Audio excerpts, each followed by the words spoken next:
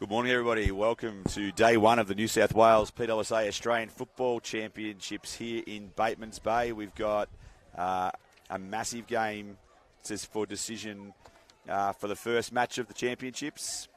South Coast up against Hunter. And alongside Travis Irvin in commentary, we've got the New South Wales boys AFL coach, Cade Stevens. Cade, good morning. Good morning, Trav. It's great to be here. Beautiful day in Batemans Bay. It's been a great week, all week weather-wise, watching the girls play for the last 2 days, and very excited to see some quality football starting in just under a couple of minutes.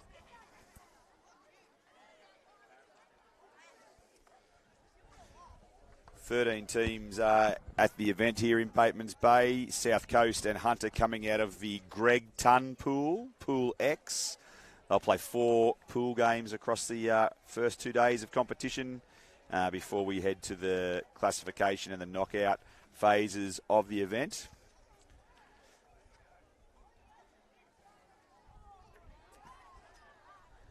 South Coast coached by Andrew Mewburn and the Hunter region coached by Dustin Spriggs. Hunter based as would make sense around the Newcastle area, and South Coast obviously stretching from Wollongong down to the Victorian border along the coastline.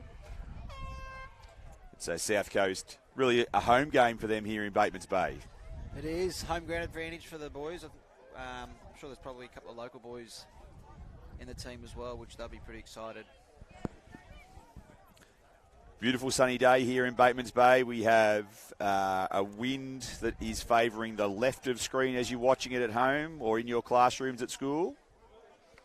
And so South Coast will kick with the aid of that breeze in the opening term.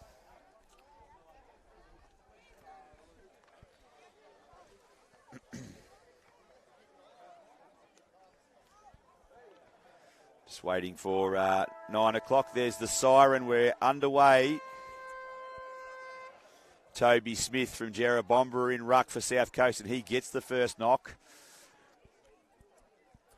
Piling in on top of the ball there for the Hunter region was Spencer Toole, and a free kick's been picked out of that play. It'll go to the South Coast.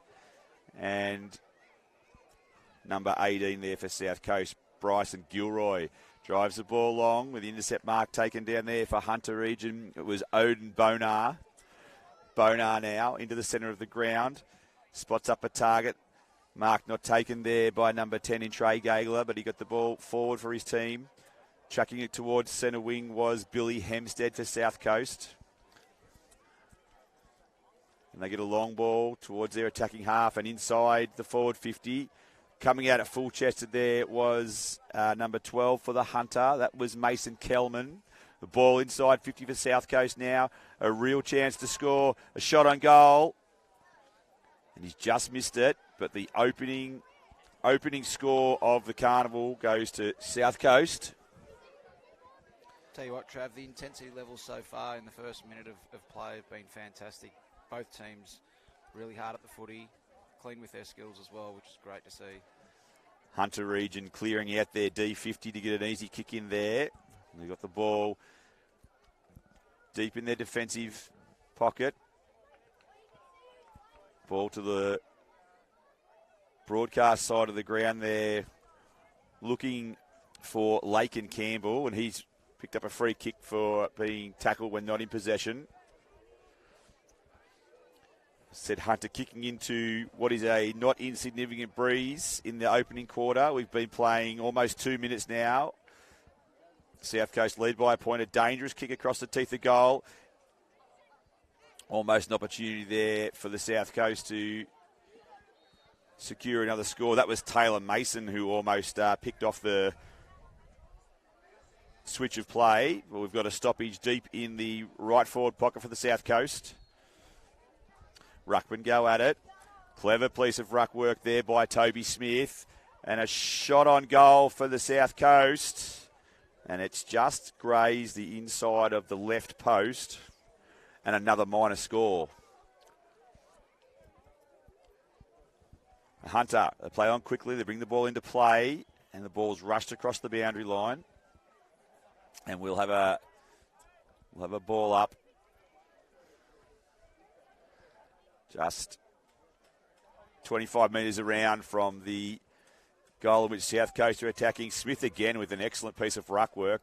That was clean. Hunter getting a number of players behind the footy there. Smith again out of the congestion. The mark on the last line of the defence again for Hunter, diffusing that scoring foray. Just read the ball a little bit better there, Trav. I think just played in front of his opponent. And Smith has had a very good opening to this game. He's won 3 or 4 taps from the stoppages, and he's now taken the intercept mark, and he'll line up for goal from about 25 metres out directly in front with the aid of the breeze. Toby Smith from South Coast, Jerrabomberra Public School, and he's got the opening goal of the championships. And it's fair to say, Cade, that on balance in the opening couple of minutes, South Coast deserved that goal. Absolutely, Trav. They've been doing all the attacking. The game spent the entire time in their forward half, and probably unlucky not to score a couple of goals early, but Smith in that case there, dominant around the ground with his ruck work, but was also able to read the play and get in a good position there for that quick kick out of the pack.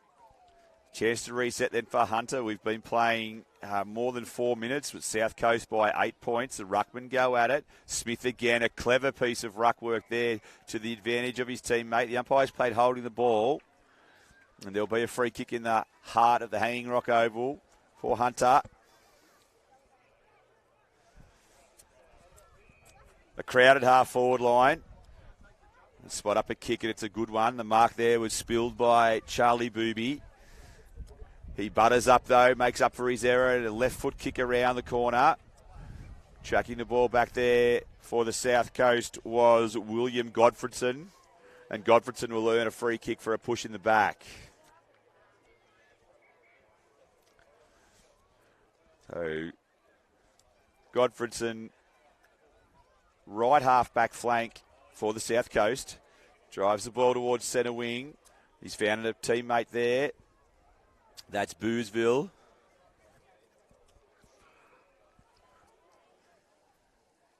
Another kick around the wing. Nice piece of play there. Mark from Ewan Chappell.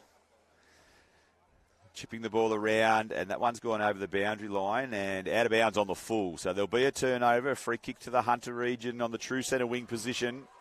Beneath the scoreboard that indicates South Coast leading by 8 points. A transfer of play is nice. He finds Map. Map now just on the defensive side of the centre wing. Sells a little bit of candy. Drives the ball towards the centre wing position. Smith was there for South Coast. Couldn't impact the ball. But the intercept mark is taken for South Coast in the half-back area of the ground. Ellis now. A long ball towards the half-forward line. The umpire's picked out a free kick. It's going to go to Smith. Positioned himself well there. He's proving a handful for Hunter at the moment. And it's Smith. Goes with the torpedo. It comes off the side of the boot. A nice intercept mark there for Hunter coming from Gagala. Kicks the ball in to a teammate. He finds Wildermuth. Wildermuth in the headgear. A drop punt kick to the outer side. Also a nice set of hands taken there on centre wing. A left foot kick towards half forward. They go at it. In there for South Coast was Ellis. He wasn't able to take the mark. Strong tackle there from the South Coast. A sling tackle and a free kick for Hunter. Good piece of umpiring that. The handball from Map out to his teammate. They're now inside the forward 50. Important ball to be won here. Hunter holding up well against the breeze in this opening quarter. And then free kick from the umpire there for holding the ball. Not a lot of time to get rid of it there, and that's Braxton Ewan Chappell who will take the relieving kick for the South Coast. Nice kick out there. Finds Boozeville. Nice skill level here at the moment. They're looking to hit their targets. Yeah, it's great to see that both ruckmen are setting themselves up for that long kick down the line, but the foot skills have been great to try and counteract that, and I think Hunter will be a little bit disappointed that they weren't able to get that ball deeper inside their forward 50 because they've been able to maintain possession for a good part of the last 4 or 5 So it's minutes. a free kick to South Coast, and it's Kieran Donnelly from Mount St Thomas Public School driving the South Coast deep into the forward line. Probably my observation would be, Cade, and I'll defer to you as a special comments, that the inside forward entries need to be probably deeper and more in the corridor. Yeah, I'm liking this chipping around through the centre of the ground, but I think once you get to the 50, 60 metres out, you want to be kicking towards the goals, don't you? If you're getting shots on goal 20, 30 metres out, you'd rather them be in front rather than in those deep pockets. Less than 3 minutes remaining in the opening term. Ruckman go at it. Smith with a decisive tap and a strong tackle there at ground level. Provides an opportunity once again for South Coast to put scoreboard pressure on. Plenty of numbers at the ball for the Hunter region. Brought down in the tackle there was Donnelly. And now Hunter relieved with a long ball. Only as far as centre half forward. Plenty of numbers at the fall of the ball for both teams, and we'll have a free kick paid for a high tackle. Gilroy kicks the ball long into the right forward pocket. A chance there for Hempstead. Kicks the ball towards goal. And it's just to the right of the major scoring area, and another behind for South Coast. They lead by 9 points. They really need to probably get another goal to reflect their dominance on the scoreboard in this opening term. Beautiful sunny day here in Batemans Bay. The kick in. Mark spilled there by O'Neill. Recovered well. He butters up and a long ball towards the half-back flank. Chance here for the South Coast. Clean hands required. It's just that with number 17 being Charlie Griggs with the ball to the dangerous position. Snap on goal. And a mark in the goal square almost completed. And then a hurried kick. And we've got a goal. Number 20. A great finish there. Just trying to pick up the player. I think it was Spencer Mason, number 20 with the headgear. Spencer Mason with the finish for South Coast. Your thoughts, Kate Stevens? Yeah, it was a great reflex kick. Picked the ball up and was able to spin around. And it was just that quick kick out of the pack. And once again, we're seeing the advantage of being able to play in front. Clean skills so far, which has been really good to see, and no signs of early nerves from both teams. Dying stages, opening terms, South Coast, the Marlins, the home team. 15 points to the good. Ruckman go at it. Smith again with a clean knock. And the takeaway for the South Coast is done beautifully by Boosville. He gets onto the left foot. His kick is smothered. Nice intercept play there by Hunter. The ball comes out towards Jet Dewar. Dewar now in the long sleeves. Long ball inside 50. Looking for his teammate, and he finds him. That's Spencer Toole. Great follow-up by Spencer Toole. Toole He with, was able to clear the ball from the and a good kick from Toole. And you're right, it was a sensational clearance from the stoppage. And a mark inside 50, and we've got Blake Wildermuth now. He goes short. Looked for his teammate there in Thomas Burns. He couldn't affect the mark. The tackle's laid. We've got no time left. And Hunter will have a free kick on the siren. Charlie Booby will have a good view of this kick. We're right behind it. Despite having a fair chunk of the football maintaining possession, this is really their first chance that they've been able to get it inside their 50 with real purpose. So it's Booby from the Junction Public School. Left foot kick towards the teeth of goal. Didn't quite have the distance, and that'll be quarter time. And at quarter time, it's South Coast. A bright opening, 2-3-15. They lead Hunter, yet to score.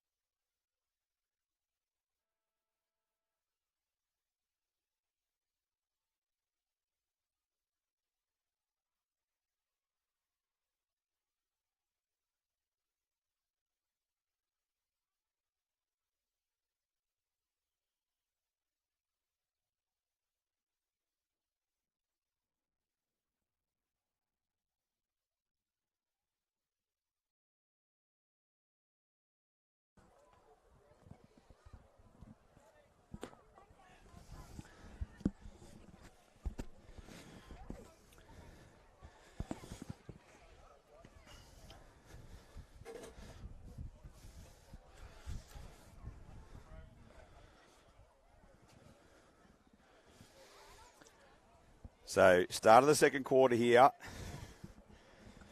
The Marlins earn a 15-point lead. Hunter's turn to kick with what is a stiffening breeze. The ruckmen go at it. No decisive tap. Free kick picked out of that there will go to Hayden Ellis. Ellis now for South Coast. Drop punt kick towards the half-forward line. Nice intercept mark. Effected there for Hunter. Good piece of play. Chance in the centre for the Hunter region. That's Lenny Geach with the ball towards half-forward. Strong tackle applied there was from Bonar.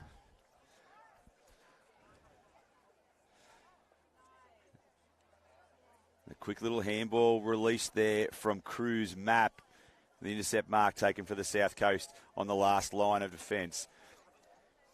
The kick goes to the outer side. The Hunter region had the numbers there in a 2-on-1. Well won by the South Coast. The disputed footy. A hurried kick goes up the chimney. Courage needed, and courage showing. What an outstanding mark that was. Eyes only for the ball. It was great to see. So the ball on the half-back line. The turnover is affected by Hunter. Here comes Damon O'Neill with the kick. He finds a target inside 50. The ball goes wide. The kick there coming from Nate Snedden, and then mark's taken in the right forward pocket, and a real chance now for Hunter to get on the scoreboard. It's been a bright opening to this second term for the boys from Newcastle. The ball right to the teeth of goals and rushed through for one behind. A pleasing start, Kate Stevens for the Hunter boys in this second quarter. Yeah, that was Hayden Ellis from South Coast back there that with that brilliant bit of play.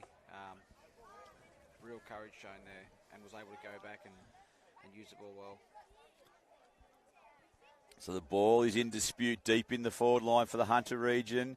A chance here for them to... a strong tackle there, dispossessing the Marlin from the Marlins. They're playing in an enterprising brand of football, South Coast. They're happy to flick the ball around by hand. A nice piece of play out there by Cooper Mapp to win the disputed footy. The ball being whipped around, and a chance for a mark inside 50 goes begging, and now South Coast are on the rebound. Quick disposal by hand. They're through the middle of the ground. A chance there for Hayden Ellis. He's unable to take the mark, and now Hunter rebound again. Mark taken there again by Cruz Map. Kicks the ball to the outer side of the ground. And that's Cooper Map there. The brothers working together in tandem. The ball's about 45 metres from goal. Kicks it long to the hot spot. No one can take the mark. South Coast are there to clear. That's a good mark taken by Spencer Toole. Toole kicks the ball to the left-hand forward pocket. A kick off the ground, kicking in danger, and there'll be a free kick paid to Hunter. That'll be number 21, Blake Wildermuth from Adamstown Public School. He's got the ball about 50 metres out. He goes with the drop punt to the teeth of goal. No one can take the mark. Plenty of players around that ball, and the relieving play for South Coast kicks the ball to the outer side of the ground. The defensive 50 area of the ground, and a free kick's been paid there to Lachlan Heyman from Shell Cove Public School. He was tackled when not in possession. He looks inboard again. It's a risky strategy, but he finds his teammate there in Axel Martin. Martin now.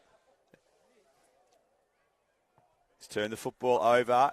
Good defensive play by the small forwards, and they've earned a free kick here, Hunter, South Coast. And they'll clear the defensive 50. The mark taken by Thomas Mander. Mander now. He disposes by hand. The ball goes long towards the centre wing. A chance here for Hayden Ellis again. He's dispossessed. Great pressure from the Hunter region. Now kicking in danger. Free kick is paid. That goes to Odin Bonar. Bonar now. Goes to the drop punt. Kicks it to within 45 metres of goal. A chance here for Hunter. The knocked off the kick with great pressure from the South Coast. The ball's tracking towards the boundary line. Still a chance for the Hunter region. The tackling has been a feature from both teams in this game so far. There's a high ball to the top of the square. No mark taken. South Coast look to clear the ball. I'm really liking this attacking style that South Coast are playing. They're deep in defence, against the wind, and they're still willing to take the game on, switch the play. Free kick paid there against Joey Bradley for a dangerous tackle. And Hunter have definitely been hustling for a shot on goal, and I think they're in a pretty good position to be able to score here. So there's a shot on goal there for Hunter. It's a point. And offline, the kick coming from Cooper Mapp. And that kick is the second score for Hunter region. They trail by 13 points on the Club Malua scoreboard. And the intercept now taken for the Hunter region on the right half forward flank. A deep ball into the pocket. The breeze blowing the ball in that direction. And we'll get a stoppage about 10 metres around from the Hunter goal. Yeah, we're starting to see some more dominance from Hunter here, and it's something that we're going to see early in the week, Trav, in the games of footy. Strategy that the coaches have got. They've got so many players that they need to rotate in certain positions. They've got also mindful of trying to manage players to be able to get all the way through to Friday. So you'll see through different stages dominance from one team, which may completely change to the next quarter. So it just looks as though Hunter might have some stronger players, some ball winners in and around the footy, which is playing into their hands at the moment. I think they'll be pretty keen to score here, though. So a quick kick out of the pack there from Axel Kelman, hit the behind post, and the resultant free kick for South Coast has been turned over, and they're stuck right at the top of the goal square. A real chance here for Hunter to try and grab an opportunistic goal. South Coast working hard to clear the ball. We've got almost 4 minutes left in the second quarter, so plenty of time here for Hunter to turn field position into scoreboard pressure.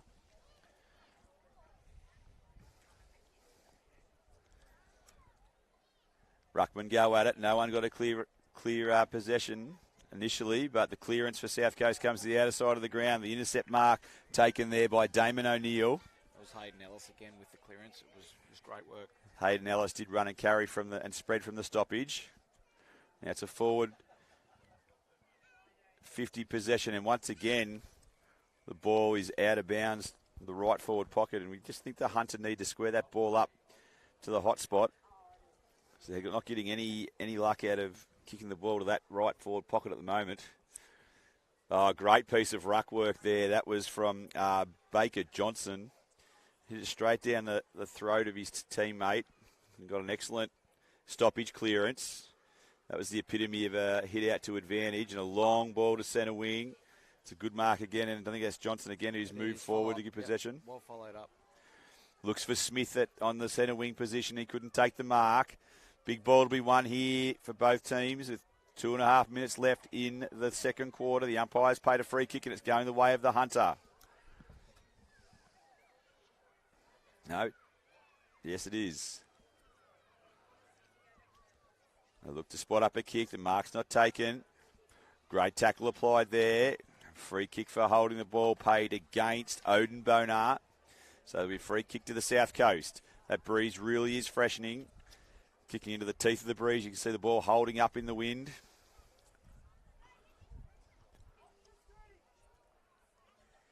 South Coast now looking for Smith, who's tracking the ball to centre wing.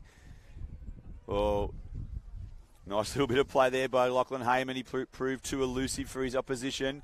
The ball comes down towards the half-forward line for South Coast.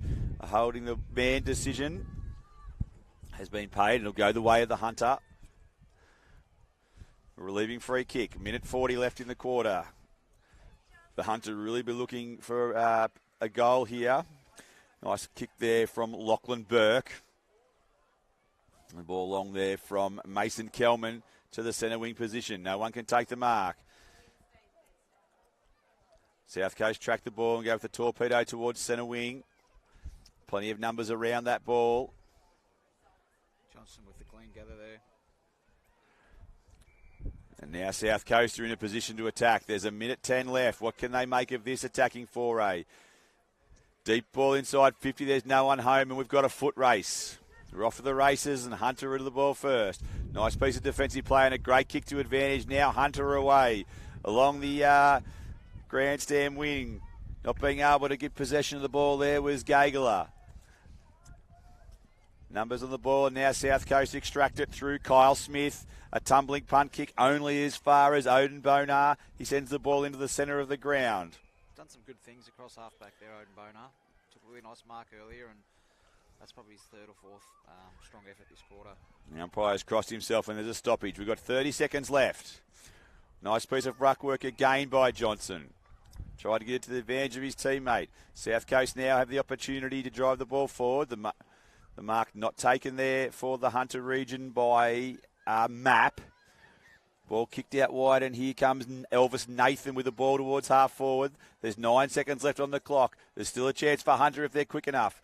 They're going to need a clean possession. That possession came nicely from Elvis Nathan. He kicked the ball long, but the intercept mark from South Coast, and that is half-time. And a great defensive effort from the South Coast throughout that second quarter sees them maintain a 13-point lead as we go to the major break.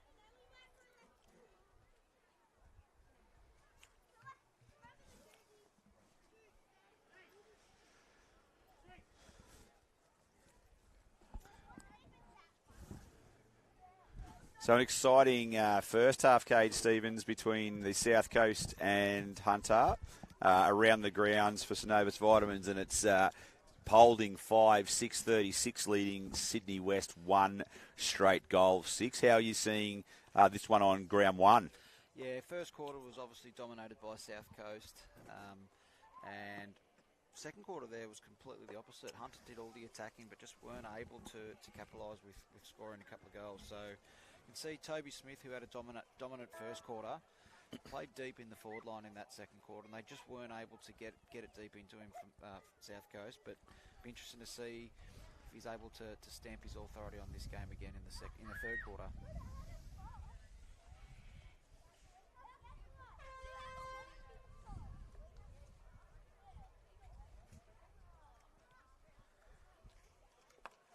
So set to go then for the third quarter. Opening game of the championships here in Batemans Bay. Umpire holds the ball aloft, and Smith back in the ruck for the South Coast against Kelman. Smith with the initial hand on the ball. Nice piece of play by Kelman to rush the ball forward, and Hunter Region now the chance to go inside, attacking 50. In the way there for the South Coast was Lachlan Heyman, but he turned the ball over, and now the Hunter Region through Nate Seddon a chance to score. Well diffused there by South Coast, and then the exit D50 kick came from Oscar Hugenboom.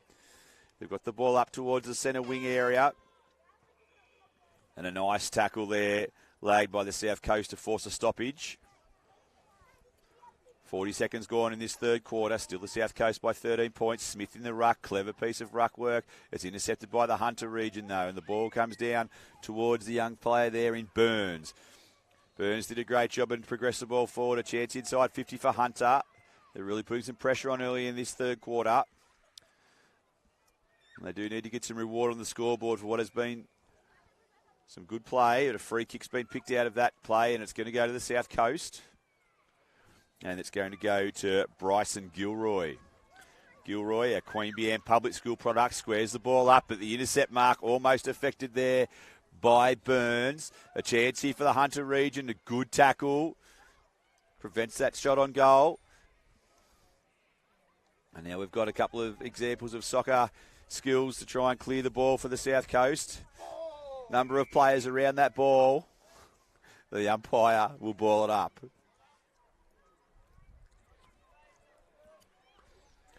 25 metres around from the goal that the Hunter are attacking. Smith with some nice ruck work again. Tracking the ball towards the boundary line there was Gagala. And he'll get a free kick. No, he's given away a free kick for kicking in danger. Gee, I'd love to be a midfielder around Toby Smith. He's won the last 3 or 4 taps, and every single time there's been purpose with his taps. It hasn't been just trying to punch it forward. It's been very dominant and being able to tap it down, but the midfielders just really need to get around him, use their voice and use that tall advantage, and first hands on the footy in the ruck. Nice intercept there by Cody Walker from Berry Public School, was able to get the ball out of the defensive 50 to South Coast. Now they're up to centre wing. Charlie Griggs from Jerrabombera kicks the ball long towards the half-forward flank. It's a foot race back towards the ball now. Clean set of hands from Harry Boozeville. This is just what the doctor ordered, and the ball went long inside 50. A chance here for that to be wrapped up by Mason Kelman again. The ball picked up in a clean set of hands. That was Kieran Donnelly, but a free kick has been paid, and it'll go the way of the South Coast through the agency of Oscar Hugenboom from Pambula. Hugenboom now, he's the best part of 50 metres out from goal. He kicks a long drop pump with the aid of a strong breeze right to the teeth of goal. Got through to the final play, which was a Hunter defender on the goal line. The ball kicks wide to the outer side. The foot races on. Burns leads for the ball. And Burns will get a free kick. In the long sleeves. In the right back pocket for Hunter. He kicks a long ball. Smith contests the mark, and he's unable to take it for South Coast. Plenty of numbers at the fall of the ball. And the umpire crosses himself, and we'll have a ball up. We've been going almost 4 minutes in the third term. South Coast still defending that 13-point lead. Smith does battle with Kelman, and Kelman probably got the better of that one. Clean set of hands there for Hunter in a hurry. Kick towards a nest of South Coast players.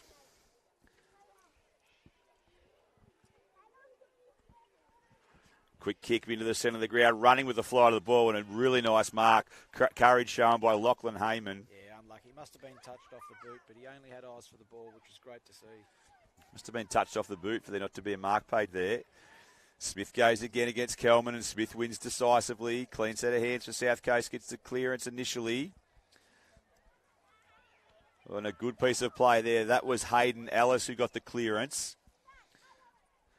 The torpedo out of the back line from the Hunter region to try and clear the danger. And now it's a foot race, and it's a really good chance for Hunter. Burns couldn't get the handle on the ball initially. He's besieged by South Coast players. Lachlan Heyman was in there, as was Smith. A chance now for Godfredson. He's dispossessed by the Hunter. The ball goes into the middle of the ground. There's Smith. Didn't go 15 metres. The umpire called play on. Important ball to be won here.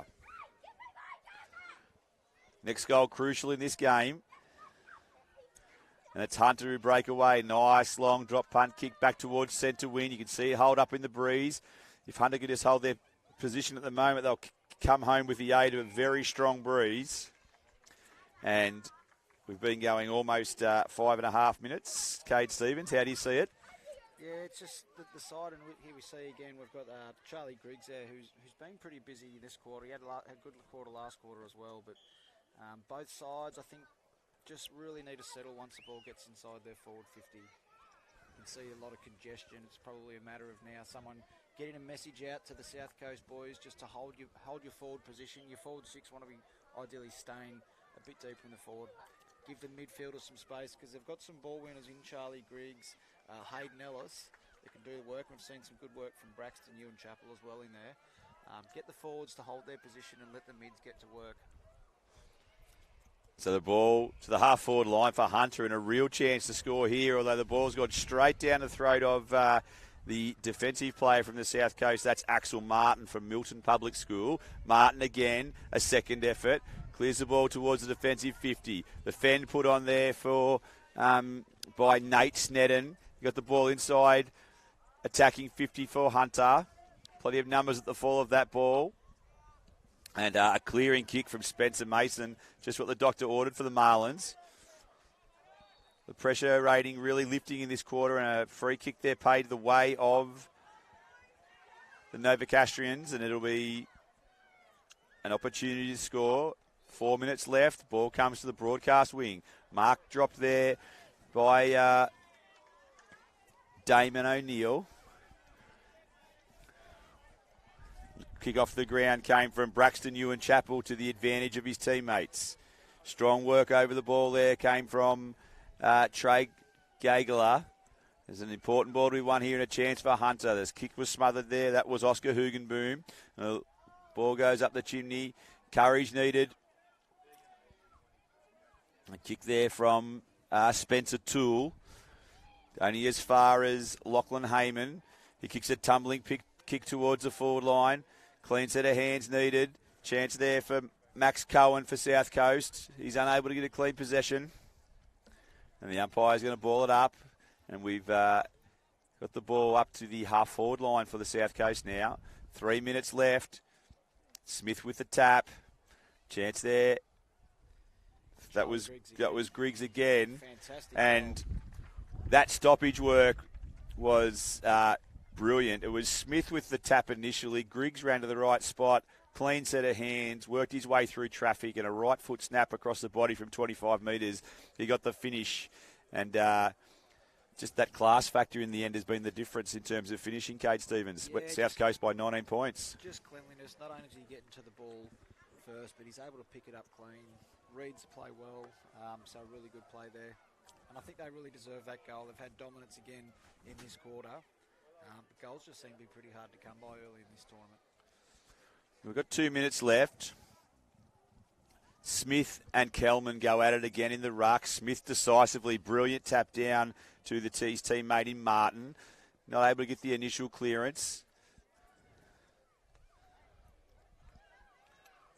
Nice link up of hands by the Hunter region on this occasion, but only as far as Heyman. Heyman hasn't he? kicks the ball out wide. It's an important possession here. Linking up by hand is Ewan Chappell. The free kick is paid, and it'll go to the Hunter region. Centre wing, 1 minute and 50 left. An important time here for Hunter. They must hold strong. In possession of the ball there is Damon O'Neill for Hunter. He goes along the wing, finds his teammate in Jet Dewar from Merriweather Heights Public School. Good decision there. Use the ball well. Dewar with a drop punt, looking for and finding Seddon. Seddon from Valentine Public School. Showed a good work rate around the ground in this one. Seddon now kicks inboard. He spots up a teammate again. He finds Odin Bonar from the Junction Public School. Bonar now. He elects to go long with a drop punt kick. Holds up in the breeze. The players converge on it. That's Seddon again. Gets a handball, which was a good one to the advantage of Dewar. Dewar got shut down in defence. Here's Griggs. Goes with a torpedo towards the middle of the ground. No one home there for South Coast, though, and a nice mark taken for Hunter in an attacking position. 57 seconds left in the quarter. The ball is driven forward by Burke. Turned over, however, and a strong tackle there by Mason Kelman saves the day for the Hunter region. They've got 45 seconds to make this work before three-quarter time. The long ball, 3-on-1. The one wins with the intercept, and that was Spencer Mason. Kicks the ball off the ground, and now we're off to the races. Important ball to be won here for the Hunter region. Attacking the ball there was Callum Ardita. He did a really good job for South Coast initially. It was an interesting handball. He got the ball to Spencer Mason. Mason's a chance on the left foot. Kicks the ball inside 50. We've got 15 seconds remaining. The relieving defensive play for Hunter is an important one. Big ball to be won here. Still time if South Coast are good enough to get a score. Tracking the ball was Braxton Ewan Chappell. He couldn't get a clean possession. Plenty of numbers around that footy. The umpires paid a free kick, and that'll go the way of Axel Martin. And on three-quarter time, I think it's Braxton Ewan Chappell there. Hunter would have been pretty happy to hear that siren there because they had a lot of the running carry and they also had the overlap. So it is Ewan Chappell. He'll be a very good kick from there. He's got good purchase on the kick. It'll fall just short, however. And at three-quarter time, it's South Coast 3-3-21. Hunter region 2 behinds.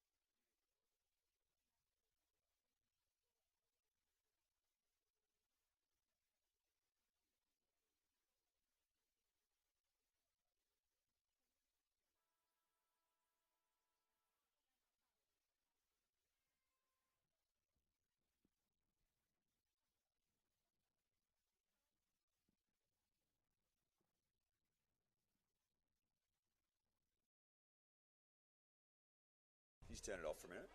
Just turn it off. It's off.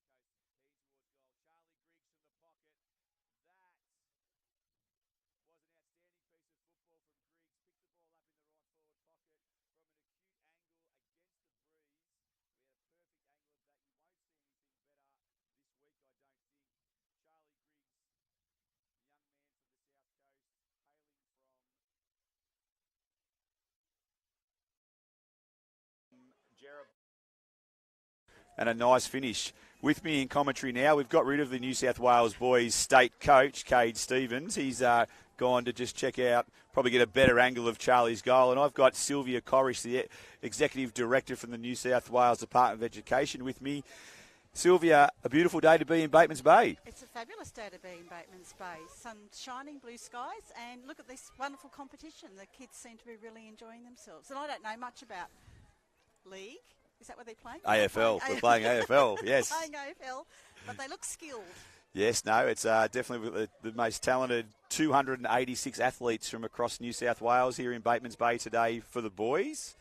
They're spending 3 days, and over the last 2 days we had 132 athletes from across New South Wales and the girls. And I hear that was an outstanding success. It's the third year in a row. Yeah, third year. The competition keeps growing. It does. So the third year that we've had the competition, last year was in Coffs Harbour, the year before in Blacktown. And, yeah, a really positive experience for our emerging female athletes in AFL. I remember seeing some of the images from last year. It was pretty muddy, wasn't it, last year? It was an incredibly muddy tournament in Coffs Harbour. A kick-on goal there from the young man from the South Coast, and it's another goal. And they've extended their lead to 31 points, the South Coast. The goal from Lachlan Heyman from Shell Cove Public School. Nice finish and unselfish play on the goal line. Yeah, Shell Cove. So these students are from right across the state, and they've competed to even get to this point, haven't they? They certainly have. So they've been through selection processes at a zone and then a district level, right. and they're representing their regions here in Batemans Bay. So the South Coast guys would stretch from as far north as Wollongong and potentially as far south as the Victorian border. The border, okay. So when I mentioned Kathy Powson to you, who's the Executive Director, that's basically her patch. Yes. So, yeah, a broad area for the South Coast who are essentially playing a home game, I guess, here in Batemans Bay. And then the Hunter region, obviously, a significant area around Newcastle. So it's a great venue. We're very lucky. Weather's beautiful, but it's a great venue as well. Yeah, no, the Eurobodella Council and the Batemans Bay Seahawks have been fantastic in their support of this event. We're very grateful for their contributions, and certainly people travelling from as far as Broken Hill and the Tweed, it's great to be able to come to such a fantastic facility. So when you're not in the commentary box, your day job is as a principal. That's correct, so yes. How do you get from being a primary school principal to here? So I guess I've been in this role for a number of years. You have an interest in this. I do love my football, yep. And I'm very lucky to have a supportive Dell who's very much conscious of all the elements of education, which is great. Big shout out to Tanya White back in the Narandra network. Excellent. And yeah, I mean, it's obviously, as you'd be aware, that sport is just one of the many arms of the Department of Education that provides so many opportunities for our kids to be the best they can be. And we know that sport for many of our students is what keeps them going, what gives them the motivation to keep trying and learning, and certainly some of all the other areas too. Certainly one of those connections that engages our kids, along with like the arts unit's also a wonderful element of the PSSA.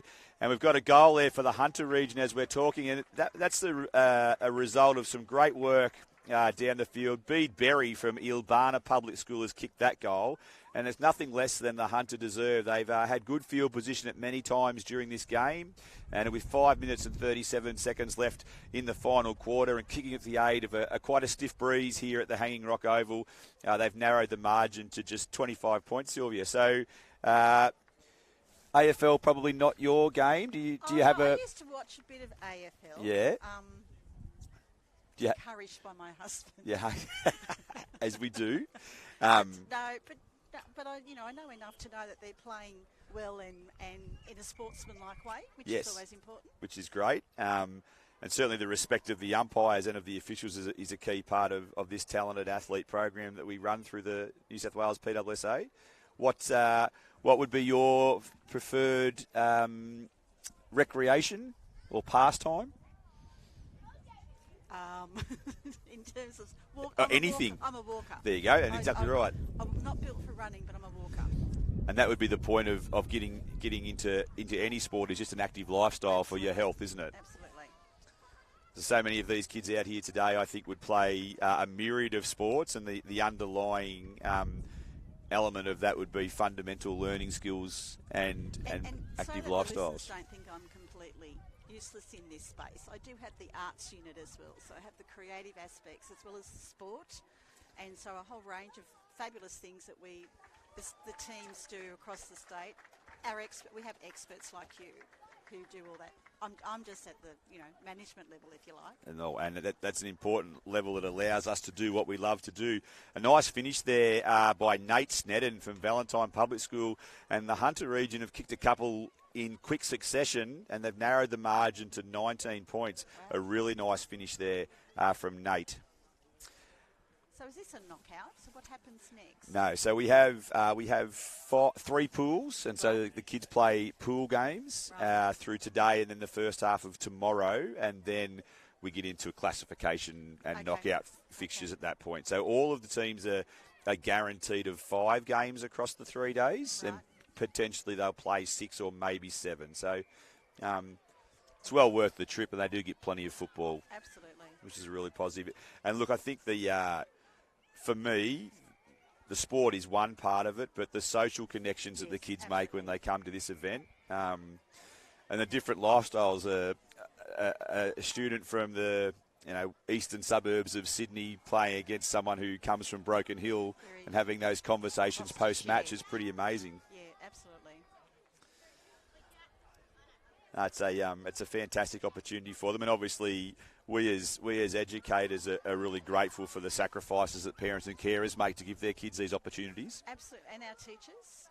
Absolutely. Our volunteers who do this on top of their day jobs, and that's always really recognised as well. But no, big commitment by parents to support their children, but I think it's worthwhile. I think the kids get a lot out of it. Oh, absolutely. And as you said, whether it's the sport, whether it's the arts, and then you've got other initiatives within the Department of Education, the Premier's Debating Challenge, the Premier's Spelling Bee, the Tournament of the Minds, all of those elements that certainly give kids those extracurricular opportunities. Absolutely. Are certainly fantastic. On top of the academic.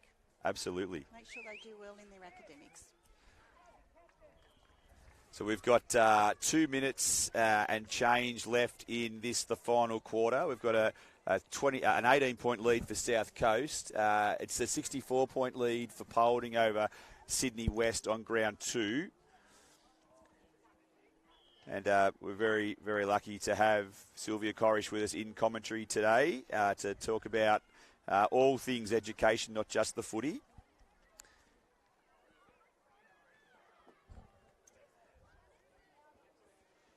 But it's great to see the kids back together again after COVID and having that opportunity. I think they certainly realised how important it was to them. Yes, I think those connections that we lost during 2020 and 2021, it's actually been great to see how quickly they've been repaired, if you like. Yep. Yep. And certainly these extracurricular activities have been a wonderful vehicle in rebuilding communities. I know we made the choice explicitly to come to Batemans Bay on the back of, I guess, the double whammy that this region endured through the bushfires and then the COVID pandemic.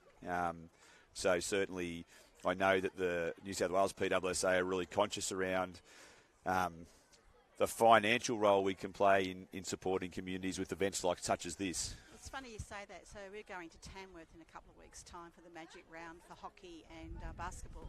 Yep. And we went last year, and the town was just blown away that we were supporting them, and we filled the whole town. Accommodation was full. Yeah, restaurants were full. I was lucky to be a parent at the at Magic Round last year at the basketball, and I actually went to Tamworth twice last year, once with the CHS and once with the PSSA as a parent. And Tamworth, it was a great venue, a great concept to have so much sport in the same place.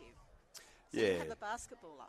I do have a couple of three basketballers in my house, and so we're lucky to see a little bit of the state sometimes. So they don't play football. They don't play footy. We play a bit of footy as well, but basketball's a sport of choice, but that's okay. I can handle that as long as they're doing something. Yeah, exactly right. So that's full time in our opening game here at our second game, and it's South Coast who've recorded an 18-point victory over a plucky Hunter region. Really good football played by both teams, and it looks like they'll have a bright carnival coming up. Our next match for decision at 10 a.m. On the School Sport Unit's YouTube channel number 1, it will be Sydney East against Western Region. And on the YouTube channel number 2, if you'd like to watch North Coast and Barrier do battle, please switch over to that channel. Thank you, Sylvia, for joining us in commentary. It's been very nice to meet you. No. And are you going to Tamworth this year? I unfortunately, no. I best go back to school and do some work. Thank you very much. Sort of work. Yes. Thank you very much for joining us. Thanks for your support. No worries. Bye-bye.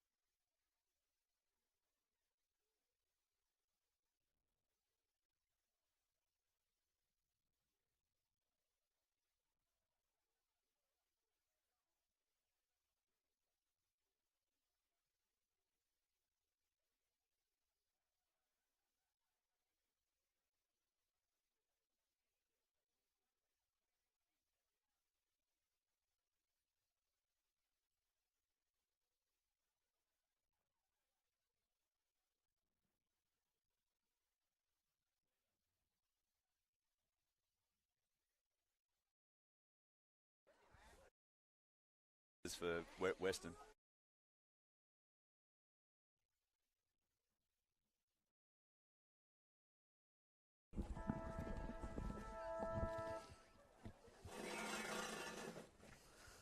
Set to go then, our second game for decision the first day of the New South Wales PSSA AFL Championships. It's Sydney East against Western Region. And a nice clearance there against what is quite a strong breeze by Western, and they're deep into their forward 50. Yeah, Kate Stevens, what are you expecting from what should be an interesting fixture? Yeah, Sydney East have had some dominant teams over the last couple of years, but just judging by that first 30 seconds, it was great to see good clearance work and good use of the footy in the stoppage early in the first quarter here by Western. So Western, a break out of the pack there. Nice little bit of play. Good defensive pressure there from Sydney East, preventing a shot on goal for the Western Rams. That was a nice little bit of play there. I think it was Rome Williams. It is tough to pick up the numbers for Western, But we'll do our best for you on commentary. Number 6 was for Sydney East, Lachlan Lever. He was caught in the tackle there. Another good piece of ruck work there from Western by Lennox Munro. Yeah, a couple of really good taps there early by Lennox. Got a real athletic build and just seems to be covering the ground quite well. Number 11 is Luke Finlay. He got it across to his teammate in Cooper Willis. He went to the outer side of the ground and will have a stoppage and a boundary throw in. We're on the left half forward flank for the Western region. We've been going almost 2 minutes now. Still no score in this one.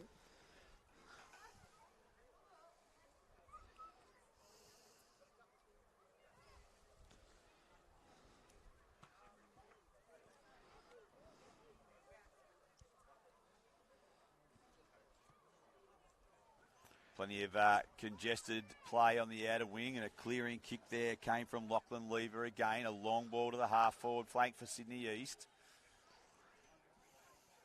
Opportunity for Western Region to gain possession there, but there's a number of players around that loose ball. The breeze really is freshening. It's probably a 3 or 4 goal advantage if you were to use it correctly to the left of screen. A chance in the forward pocket there for number 5 was Lachlan Winfield. Winfield got it inside, looking forward for his teammate in Finlay Kitching. Yeah, I think just didn't quite read the breeze there. The ball came in a little bit quicker. It was a nice lead out from full forward from the Sydney East players. I'm not too sure who it was, but I reckon that the ball picked up a little bit of pace and hit his chest a lot quicker than he was expecting, I think. Ball up inside the Sydney East attacking 50-metre line. Plenty of Western Region jumpers around that ball, and a hurried kick out only comes as far as Lever, who's been prominent early. A long ball to within about 25 metres of goal. Enormous opportunity here for Sydney East to score. Oh, a quick handball out and a shot around the corner is a goal. And a nice finish that time coming from Dexter Olsen from Ramsgate Public School. The quick handball out of the congestion, and Olsen found a little bit of space and a little bit of time, Kay Stevens, and he got full freight for his efforts. Yeah, was able to kick across the body, just knew where the goals were, and good reward for effort there because it was good passage of play from Sydney East from half-back line to get it around the wing through inside the forward 50, and they did deserve a goal there. So the Demons from the eastern suburbs of Sydney against the Rams from Western New South Wales, and a clean knock there came from Lennox Munro again, who's had 2 or 3 decisive taps in the ruck in the first part of this game. A nice piece of play there came from Jared Doyle from Ferncourt Public School. The ball now in the hands of Cooper Willis. He kicks a long ball down towards the forward 50 area for Sydney East. And we'll have a stoppage at that location, probably closer to 60 metres from goal, right half forward flank. Munro again. Fantastic work there within the ruck. His dominance is really giving Western Region first use of the ball from stoppages. Plenty of players at the fall of that ball. A hurried kick comes out of the pack. That one was from Oscar Derry. The intercept mark taken for Western Region, and they'll load up again. The ball holds up in what is a fresh breeze, as we've mentioned. A chance here for number 20, and that was Cooper Willis again. He's unable to get a kick away, and a holding the ball decision. Yeah, just pulled the kick. I think he looked up and saw that there was no one to kick to, so rather than just blazing away, he pulled on the kick there, and fell into Western's hands. Brody Wallace is in possession in the middle of the Hanging Rock Sports Oval. He goes to the centre wing. He's looking for Munro. He can't pull down the mark. A chance at the back for the Western Region to get a kick away, which they do. The ball towards the centre of the ground. The relieving mark taken by Sonny Wolf from Heathcote Public School.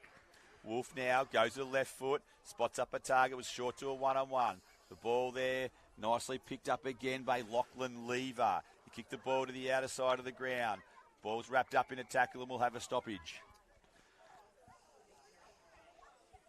We've gone more than halfway through the opening quarter, and Sydney East with a 6-point advantage.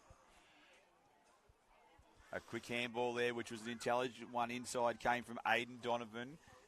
Couldn't be handled on that occasion by Derry. A number of nut players around that ball now. It's a real arm wrestle from the Western region at the moment. They're putting together a nice little performance. Although here's a chance for Sydney East again. Twice inside 50, twice with open play. A nice piece of tackling there from Western region. Was it enough to prevent a goal? It was at this stage, but a high tackle, and the free kick will go to Dexter Olsen, who was our first goal kicker, so a bit of a live wire on the forward line. And also, Cade, Jack Barnaby Holmes showed a clean set of heels there to get the ball inside 50.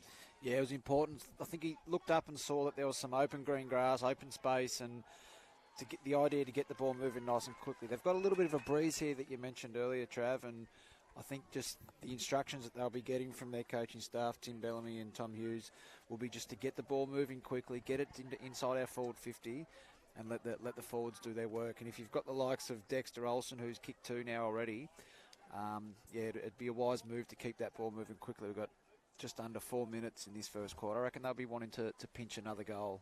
So nice piece of movement there. Results in a great finish from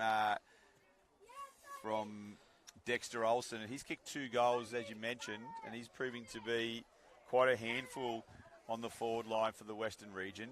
Munro goes again, gets a clean knock again, and it's going to be a clearance for Western region. Nice piece of play coming out of the centre there for the Western region, and that was Rome Williams. There's a chance for a kick and goal, possibly a push in the back, not seen by the umpire. Relieving kick there, number 14 for Sydney East. That was through the agency of Daly. Daly, a product of Maroubra Junction Public School. Plenty of numbers around that ball, and with 3 minutes left in the opening quarter, we'll have another stoppage. Munro gets the win again. The clearance came from Lever. A long ball to the centre of the ground. Chance here for the Demons, and that time we've seen the ball come through Selleck. Selleck kicked the ball up towards half forward. Chance in there for Dexter again. Dexter Olsen.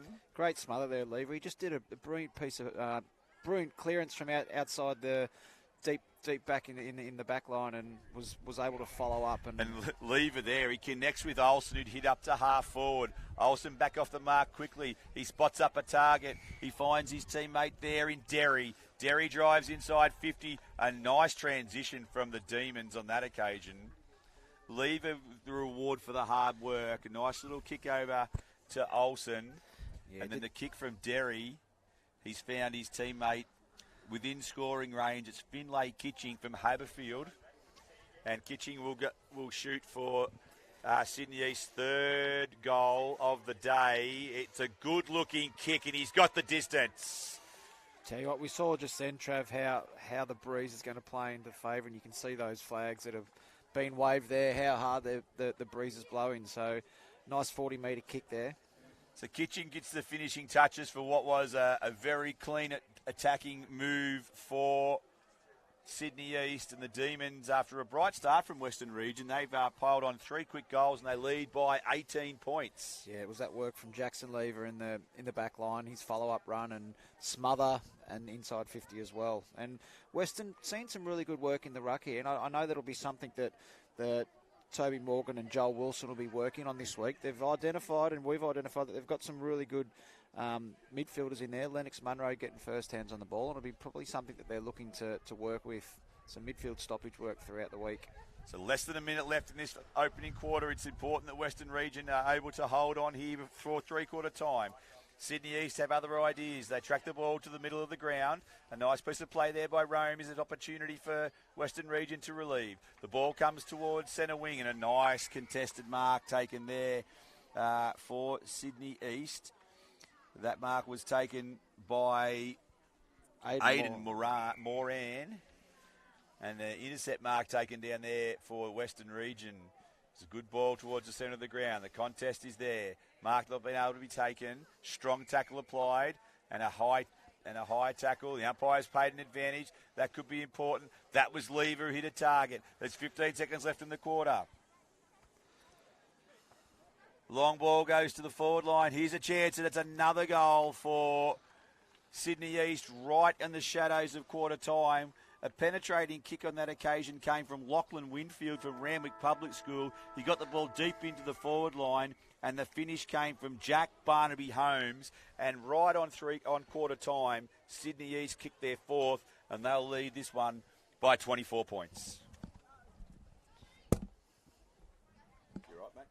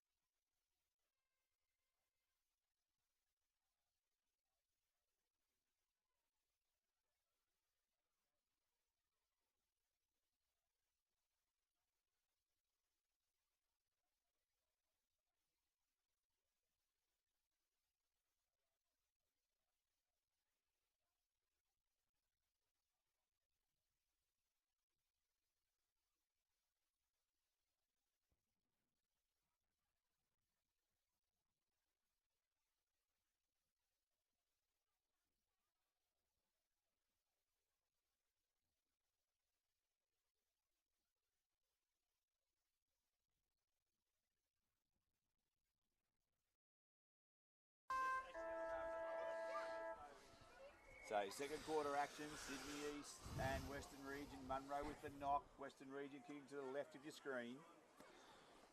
Plenty of numbers at the fall of that ball.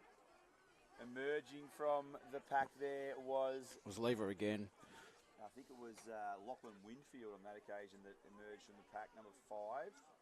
The ball goes inside towards the Western Region player. And that's Elijah Salloway.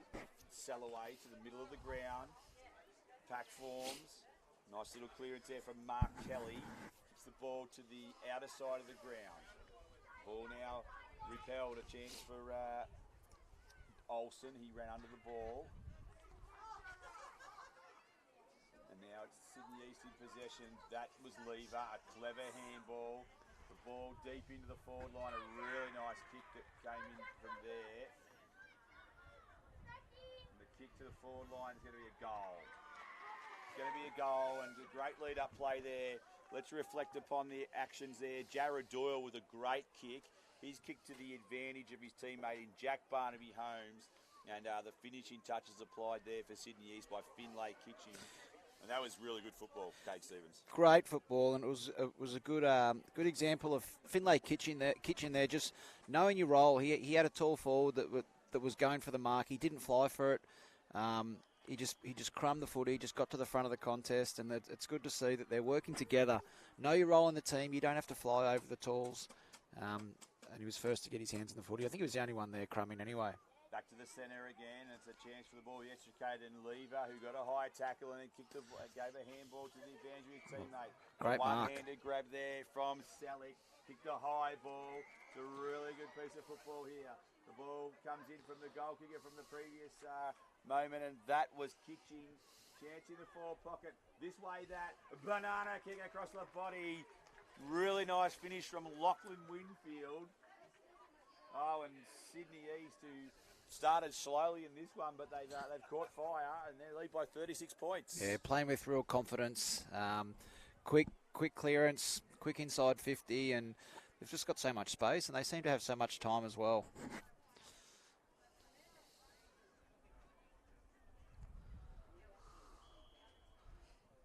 It was a great pluck mark there by Fletcher Sillick at centre half forward, and you can see they've got a real intent early to play on quickly and get the ball moving as quickly as they can.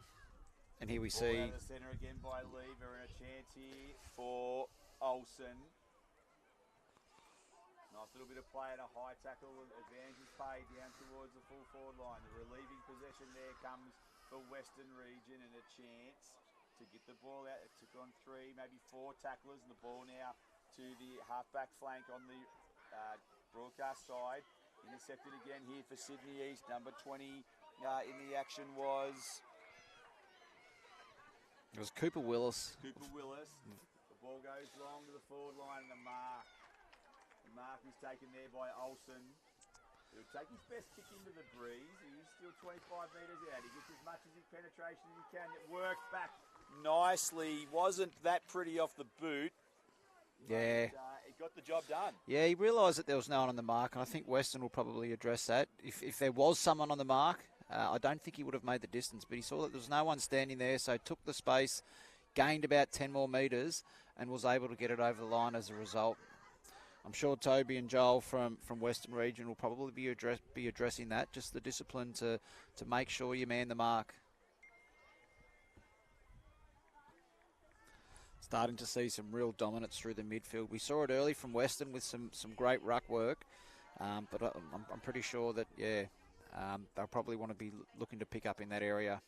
Okay, back in the centre then, and Munro got the knock, and the chance here for Easton.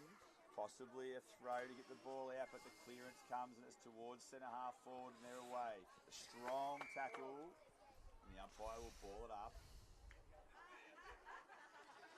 Yeah, Fletcher Selleck there again. Great tackle. He's been in front the last couple of times and been able to reap the benefits of that, but was just caught behind play there. So the stoppage, 50 metres out. Lever explodes from that stoppage. He kicks the ball inside 50. Here's a chance for Olsen. He's on the ball again, and he's got his 4. It's as easy as that. Lever with real stoppage dominance for the Demons, and Olsen swooped on the loose ball, and a nice finish. Yeah, great finish.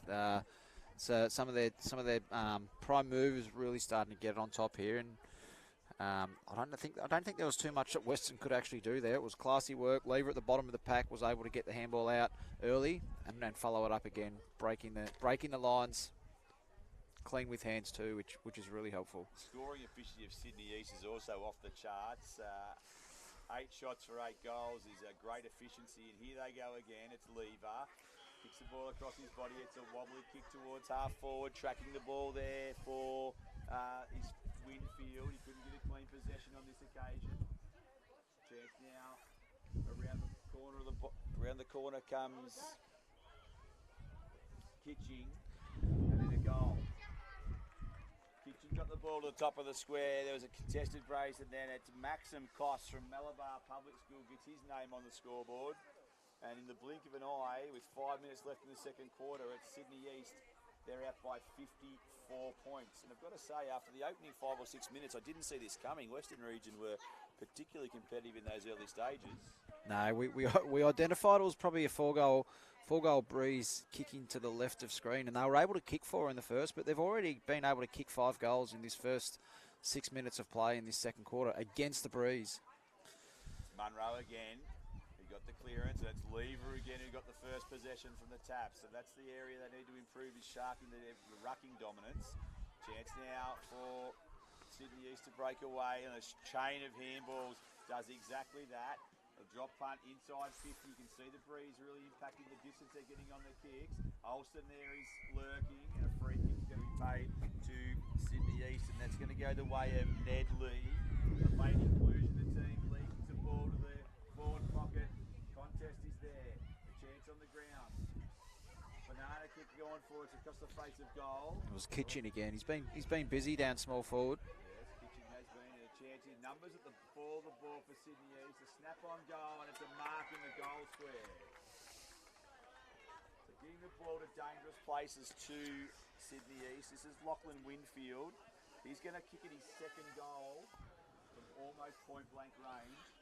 And that's a reward for getting the ball to the top of the square as opposed to the pockets, Stephen. Yeah, exactly right. And also playing in front. The ball's going to be holding up with that strong breeze. So it's just so important that you play in front of your man. Whilst they're expecting, might be thinking that it's going to go over their head, that breeze can be quite fluky and tricky. So playing in front of your opponent is really important there. Just look at that scoreboard. 10 straight goals. You don't see that often. Around the grounds for Synovus Batemans, and it's North Coast 7-3-45.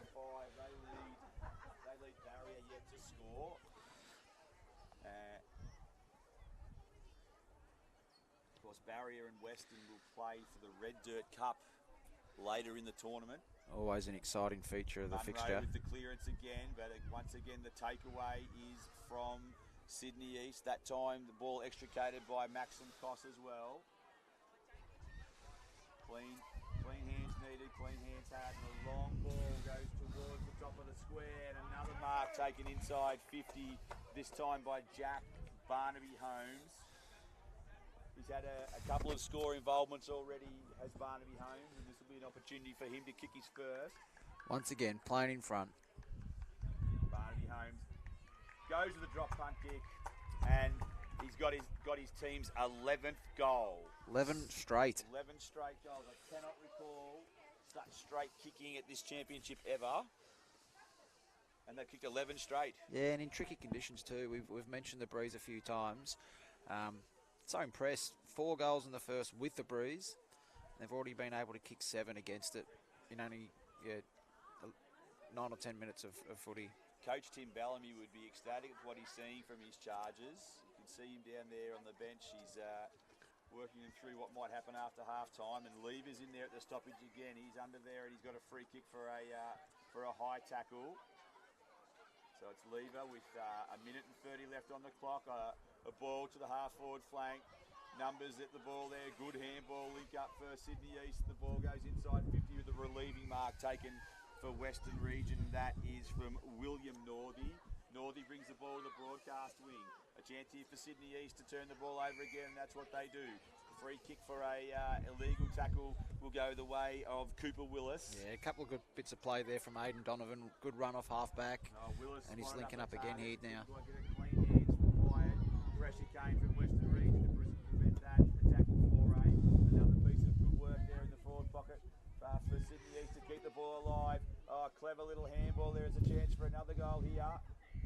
And a free kick has been pulled out of that by the umpire. It will go the way of Sydney East. We've got just under around 30 seconds left in this quarter. And the shot on goal, we'll have a good view of this one. Sonny Wolf from Heathcote Public School. No pressure, Sonny, but your team kicked 11 goals straight. You're going to have a shot from the boundary. What's he going to do? He's going to go to the drop punt. For a drop punt. He's gone with the left foot. He's worked it back on the breeze, and he's hit the post. well, 11 straight on a poster. They still have kicked very well. And he made a pretty good fist of that, did Sonny, despite the fact that he only scored a behind. And that'll be the halftime score, you feel. It's 11-1 to 67 Sydney East. And a mark taken right on halftime. So I dare say he'll go back and have a shot. But Cooper Willis will be, let's be honest, he's going to kick the ball from 45 metres and he's kicking into a 4-goal breeze. Yeah, he's going to make hard work of it. Beautiful kick off the boot, but it just doesn't have the legs. So that is half-time, and what a quarter of footy from Sydney East, Kate Stevens. 7 goals into the breeze. So dominant through the midfield, and we spoke of Lennox Munro from Western's dominance, getting his first hands on the footy in the first quarter for Western, but it was the likes of Lachlan Lever. He was just got himself in that sweeping position so often and read the play really well and was able to get 4 or 5 clearances in a row there, which really got Sydney East on the front foot. Okay, so that's half-time. We'll be back with the third quarter with the Western region with a little bit of work to do and Sydney East leading by 67.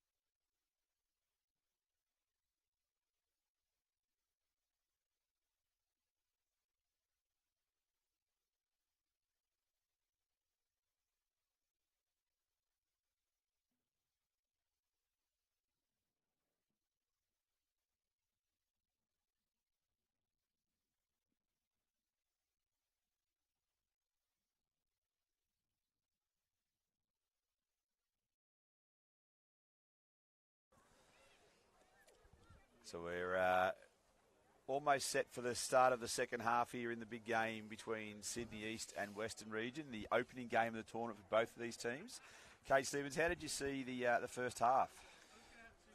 Well, we saw very early in that first quarter, Trav, Western getting their first hands on the footy, first couple of clearances, which was great to see, and it would have been real confidence builder for the Western team, but they just weren't able to capitalise on goals. And since then, it's just been all Sydney East. 4 goals in the first, but to be able to kick 7 goals against that breeze. And I'm just noticing that they've taken their prime movers off.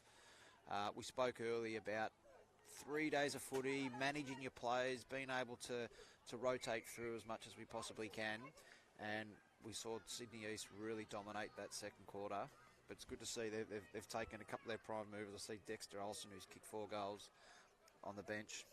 So a chance here for the Western Region to get the ball deep inside their 50-metre arc, which is a nice sign for them. Attacking opportunity. They've got plenty of numbers at the fall of this ball. Clean possession required. This one, it comes from Sydney East. A hurried kick comes towards the right half forward flank. Chance here for Western. Ball repelled there by number 10 for the Demons, and that was Jonty Chan. Ball inside 50 to chance for a mark, not paid by the umpire. Plenty of players around the fall of that ball. Not quite sure how it was disposed of. More good tackling from Western Region goes unrewarded. There are a number of players around this ball, and the umpire letting them play. And he's picked out a free kick, and it's going to go to the Western Region. No, it's going to go to Lever, actually, who's back behind the football. Lever kicks the ball out to the right half-back flank. It's turned over here by the Rams. The ball kicked back inside 50, and it's Lever who's camped underneath that. Can't take the mark. Chan. A nice little bit of play there. Was great at the back, and it was a clearing kick that came from Willis. Fletcher, Lachlan Winfield was the one who extricated the ball from the contested ball, and now there's plenty of open play for Sydney East. The ball hurried up towards the half-forward line. Nice little chain of handballs there. That one misses target. Still to the advantage of a teammate there for Sydney East. The ball has made its way to the centre half-forward area, and now it's important for Western Region to try and put some defensive pressure on. The ball to the open side of the ground. Clean hands needed, and that's exactly what they got. An interesting decision with the underground kick from Aidan Moran after his clean hands. Now the ball is within 35 metres of goal. A quick hand, a kick on goal there for Sydney East. And they've got another one. Jared Doyle with the finishing touches. And the transfer of play around the outer wing there, which involved a number of players and included Aidan Donovan. And then the clever play initially with a clean set of hands from Aidan Moran, and then the finish from Jared Doyle. And that was impressive after some good pressure from Western early in the quarter.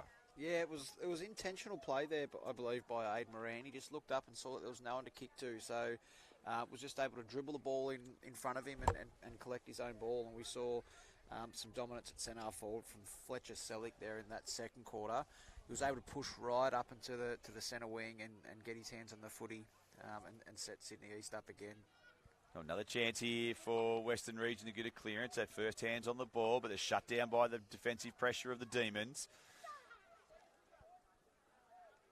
The clearing kick comes away there by Luke Finlay from Oatley Public School.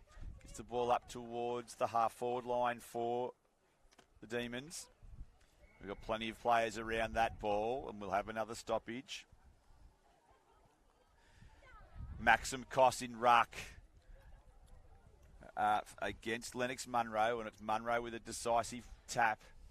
Chance here for Western to apply some tackle. Finlay got the ball to Lever, cut his way through the contest, and then a long ball that travels the best part of 80 metres, and now they're deep inside 50. A smart little handball. Another one goes out wide, laid across the body, and it's gone behind the stick for 1 point. Loving the energy from Jared Doyle. He's had his hands on this footy a few times there and was able to release quick hands. And it was Jack Barnaby Holmes who was again lively, and another score involvement for him. The ball back into play, and it's a pretty penetrating kick. Ball reaches outside 50, which is a nice play. And now we're off to the races. Western Region with possession. A clean set of heels, and then a long ball that goes towards the left half forward flank for the Rams. Intercepting play there was important. That player was Cooper Willis again from Wilkins Public School. His mark was intercepted. And now it's Western Region who are back in possession. The ball's gone out of bounds on the ball, and that man Willis, who has been impressive across half back, will take possession and look for a target. The contest there, and the ball hits the ground. Working in a phone box there for the Western Region was Jared Ackland. Chance here for the Demons to clear the ball back towards centre wing. That penetrating kick came courtesy of Luke Finlay, and now they've got a chance inside for a target for Fletcher Selleck. Selleck tracks the ball, and the umpires called it out of bounds just as Jared Doyle, as you spoke about, who's been lively, was making his way towards goal. Yeah, he just clean hands. It was a hard ball to gather, and he just grabbed it with clean hands and was able to run into an open goal, but it was just unfortunate. The ball slipped out of bounds. So the ball up in the right forward pocket. Western Region through courtesy of Munro with a long sweeping handball. And now to centre wing as a pack of players, and the mark taken there once again by Finlay. He plays on quickly. Couldn't hit the short target, and the pressure from the Western Region results in a bounce. Might be a strategy that Western might need to take there, because he saw that dominant tap from Lennox Munro, was able to clear the perimeter, because Sydney East just have far too many players that are good, and we see another example there. In really close, some of their smalls getting their first hands on the footy. And we see Doyle. Doyle again. Doyle now. He kicks a long ball to the top of the square, and a good set of hands, and the mark is taken down there by Jack Barnaby Holmes. So he'll be kicking at his third goal of the day.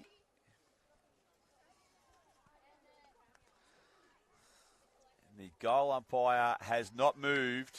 And so Barnaby Holmes gets his third, and Sydney each stretch this one out to 80 points. Having said that, it's been a pretty impressive quarter from Western Region. It's only the second goal they've conceded. And as we've spoken about, they are kicking into a very fresh breeze. And with just 3 minutes 50 left in the quarter, they've held up quite well defensively. Yeah, they have. That 7-goal quarter in the second. It's hard to bounce back from that at times, but they've been able to come out positive, staying in the contest, and I'm sure that they'll be saying they don't want to be conceding 7 goals in a quarter again, but they've done well to hang on. So working in there for Western is Mark Kelly, doing his best to try and win the disputed footy. The ball kicked forward there by number 22 for Sydney East. That was Oscar Derry. Now a long ball looking for Barnaby Holmes again. He's unable to control that one, and they track the ball towards the boundary line, and there'll be a free kick to Barnaby Holmes. It's come off the shins of a Western Region player, so it's out of bounds in the full. Barnaby Holmes, a centering kick to the top of the square, and a mark is taken, and this time it's through the agency of Aidan Moran from Lily Pilly Public School, and so Moran will go back with the aid of a breeze on an acute angle, and he'll look to put through his side's 14th major. Yeah, good unselfish play there from Jack Barnaby Holmes. He could have had a shot, gone around for a snap, but he just looked to kick it to the top of the square, and he's kicked it. And the celebrations are there for all to see, and it's Sydney East 14-86 to Western Region yet to score around the grounds on field 2. And it's the North Coast 12-3-75, and they are leading Barrier yet to score. So a couple of evenly matched teams potentially in this pool between Barrier and Western. So we're looking forward to that Red Dirt Cup clash later in the competition. It's always a favourite game for people to see. It's great that to game see. Coming up at 1 o'clock on field 1. Looking forward to that one, Trav. But it's good to see from Sydney East. They haven't gone away from playing team footy, been 14 goals up in a quick game.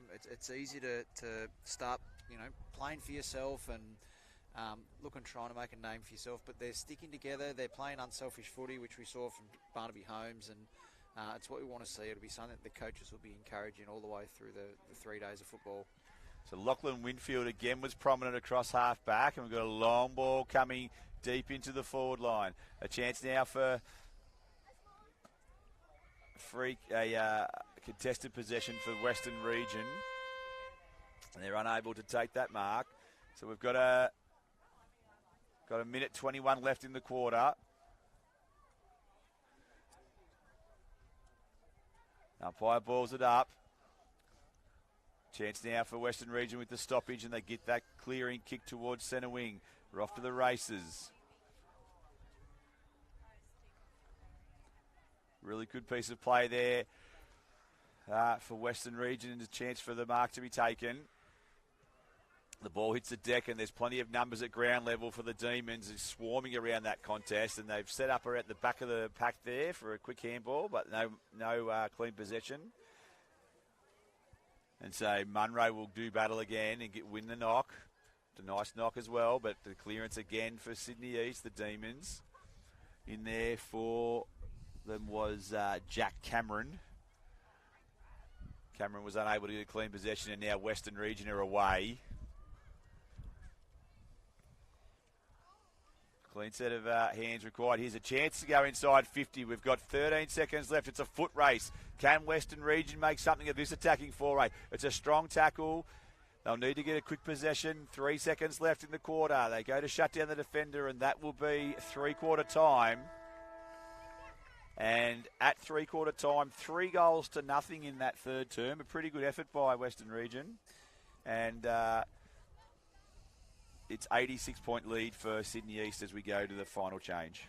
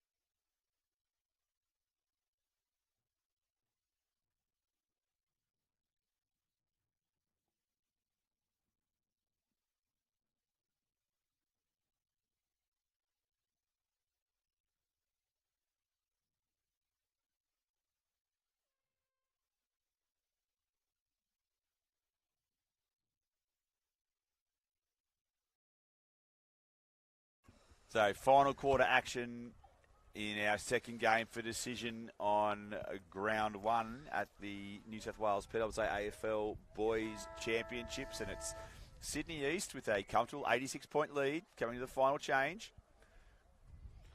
Let's see what Western Region can do with the aid of a freshening breeze. They get their first clearance, which was a nice piece of play on that occasion. A deep 50 entry. Levers there for Sydney East. Once again, a nice Lincoln chain of handballs. And then Lever goes to the outer side of the ground. Running with the flight of the ball was a nice little mark there taken for Western Region. And I think that was Angus Jordan.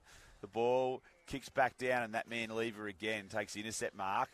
He kicks the ball to the centre wing. Oh, nice grab there. That was Max King, Mark Kelly, from Lake Jelligo Central School. Ran back with the flight of the football. Really impressive grab. Goes to the short 50-50 to a 1-on-3 contest. Probably thought better of that afterwards.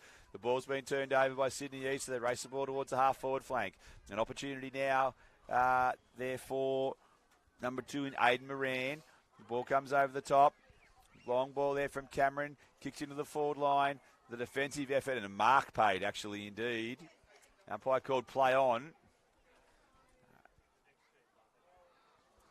And now it's Sydney East. It's a 1-on-1 in the goal square. Good effort there by the Western Region defender to shut that down, because Finlay Kitching has proved to be quite dangerous in the forward line in this game, and he did a great job. Yeah, he did, Trav. And 87 points down, Western, but they'll be still looking for some ascendancy in this last quarter. But small wins, which is what we've spoken about before. There's still plenty to take out of this game. We've got some real good ball winners in here, and we see Mark Kelly once again really starting to win some footy. Unlucky there, perhaps, but the fact that they're still getting to the fall of the ball. So Kitching, the recipient of that free kick you spoke of, and it's Mark Kelly standing the mark. So Kitching from Haberfield Public School. Had a couple of leads that he's ignored, so he's backing himself from the distance here. He's got good purchase on that kick. It's a lovely looking drop punt, and he's got the distance. That's a penetrating kick into that breeze from a small man. And the 15th goal goes on the board for the Demons. They lead this one by 93 points, and we've got 8.5 minutes to play in the final quarter. Yeah, he ignored a couple of leads there, and it's any wonder he obviously knew that he had the ability to go the distance into a slight breeze as well. So well done to back yourself and go back and kick the goal. So Sydney East playing an enterprising brand of football today, holding their field position, great ball movement, and they've got the rewards on the scoreboard so far. They'll go at it again, the ruckman. The clearance there for Western Region. The ball's intercepted by Sydney East, and that time the ball came through Jack Barnaby Holmes. Yeah, Barnaby Holmes did some really good work forward in the first half of footy, and it's good to see plays getting rotated through. So we've seen that was Kelly there. Some dominant work forward, but he's also doing it through the midfield as well.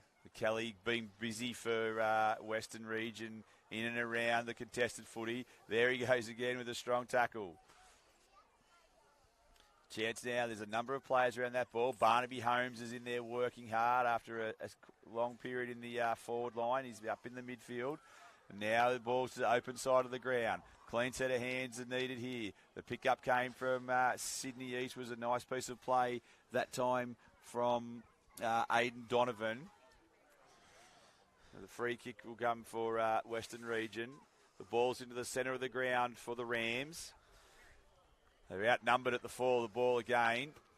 That ball looks like it's going nowhere. The umpire will cross himself, and we'll have a ball up with just under 7 minutes remaining. Western Region pressing to try and get a score on the board with the aid of a 3-goal breeze here at the Hanging Rock Oval. Long ball towards half-forward line. Sydney East are off again. Once again, attempted a chain of handballs. Intercepted there by Elijah Sellaway from Forbes Public School. His kick only went as far as the middle of the ground. On a strong tackle, a team tackle by Sydney East, and they'll be rewarded with a free kick. Seen some really good decision-making, Trav. The last couple of stoppages, rather than just kick across the body and blaze away, the willingness to give the handball to the player in a better position to be able to see up the ground and take the kick. Oh, comedy of errors there. Nice piece of play in the end for Western Region, and the relieving mark taken by Jared Ackland from West Wyalong. He kicks the ball wide. The mark taken by Lincoln Bryant from Ungary Central School. Product of the Magpies there in Ungary. Had his kick smothered. A long ball goes into the goal square. And look, that was a really good play by Aidan Moran again. Got the ball to the top of the square, and his teammate in Zach Rusniak from South Coogee was in the right spot at the right time, playing in front. And now he's got a little left foot banana kick. And the left foot banana kick goes through. He thought his way through that perfectly. Oh, fantastic. And we've seen some good things from Aidan Moran today. Good reaction time to be able to get in the right position to smother that footy. Second effort to get your hands on the footy nice and clean and kick it forward. Around the grounds for Capital Coast Steel, and it is North Coast 12-5-77. Barrier yet to score. And here on ground one, on the Club Malua scoreboard, it's Sydney East 16-3-99. That's right, 16 goals from 19 scoring shots, and one of those was a poster and 2 were rushed. So they've had a pretty fair day in front of the sticks in this one. A chance now for Western Region to get a clearance with the aid of the breeze. They work the ball forward through pure pressure. Jonty Chan there, number 10 for Sydney East from Croydon Park Public School. He's had his hands on the footy quite a few times this quarter, and here he is again. So it's a high tackle, and away he goes. Looking for a little drop punt there to the advantage of his teammate. And a good set of hands there. That was a difficult mark to effect, and it was a well mark taken by Sonny Wolf.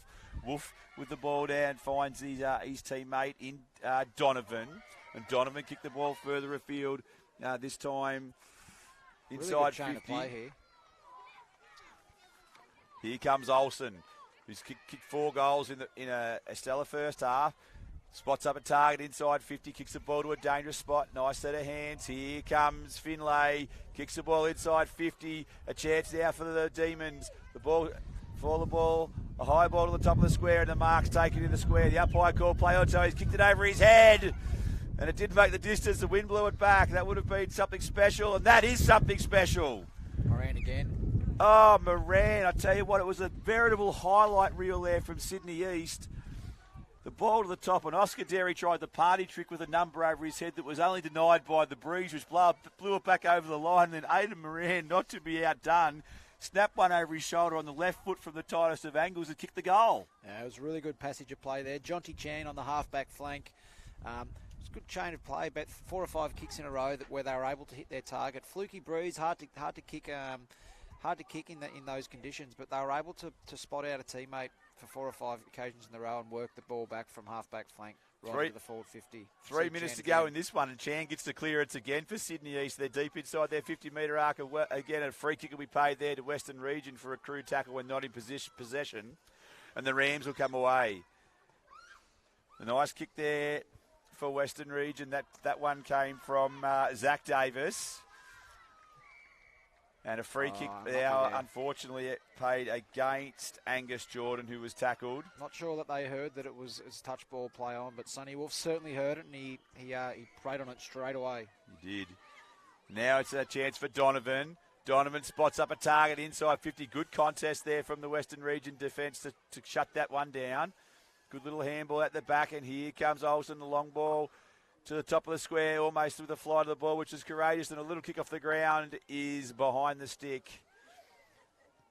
And that behind came from number 3 for Sydney East, and that was Finlay Kitching, who has been lively in the forward line.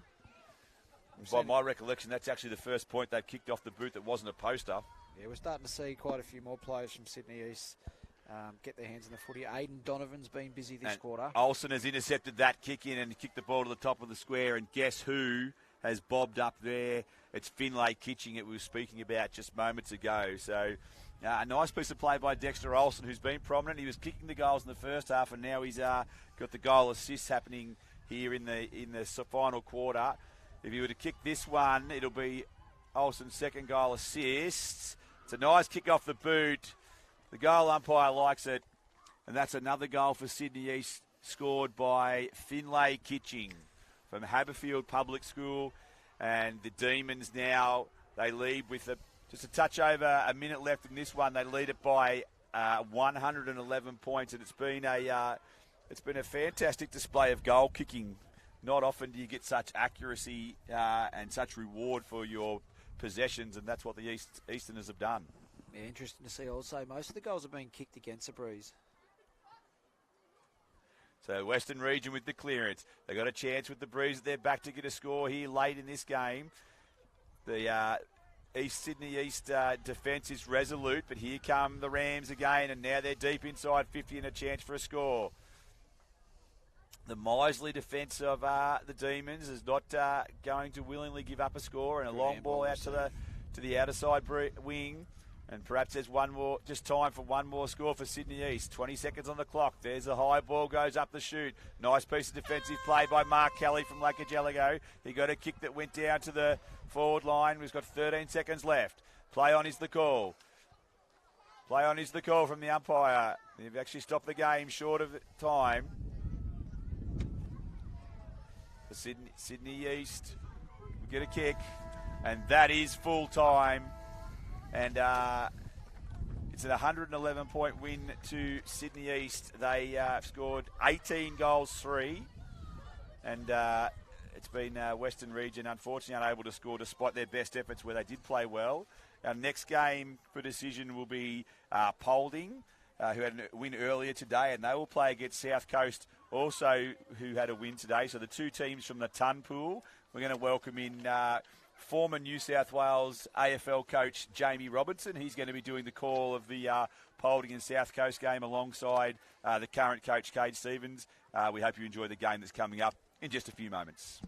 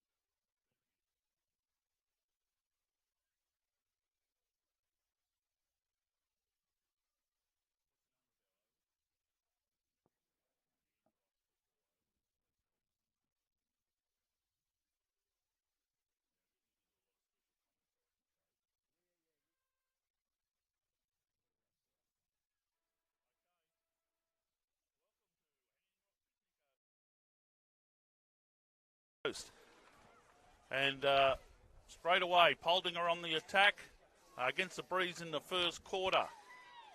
Centre clearance was even. Beautiful pick up by South Coast. Their big man, Baker Johnson. But Polding not to be denied against the breeze. Once again, it's Oscar in the back line. In the centre there. Handball beautiful over the top from South Coast. Xavier Matt looks like he's got the run of the ball. He's pulled off the ball. And Angus Henderson in but it's very scrambly at the moment. Finally, Polding push it forward.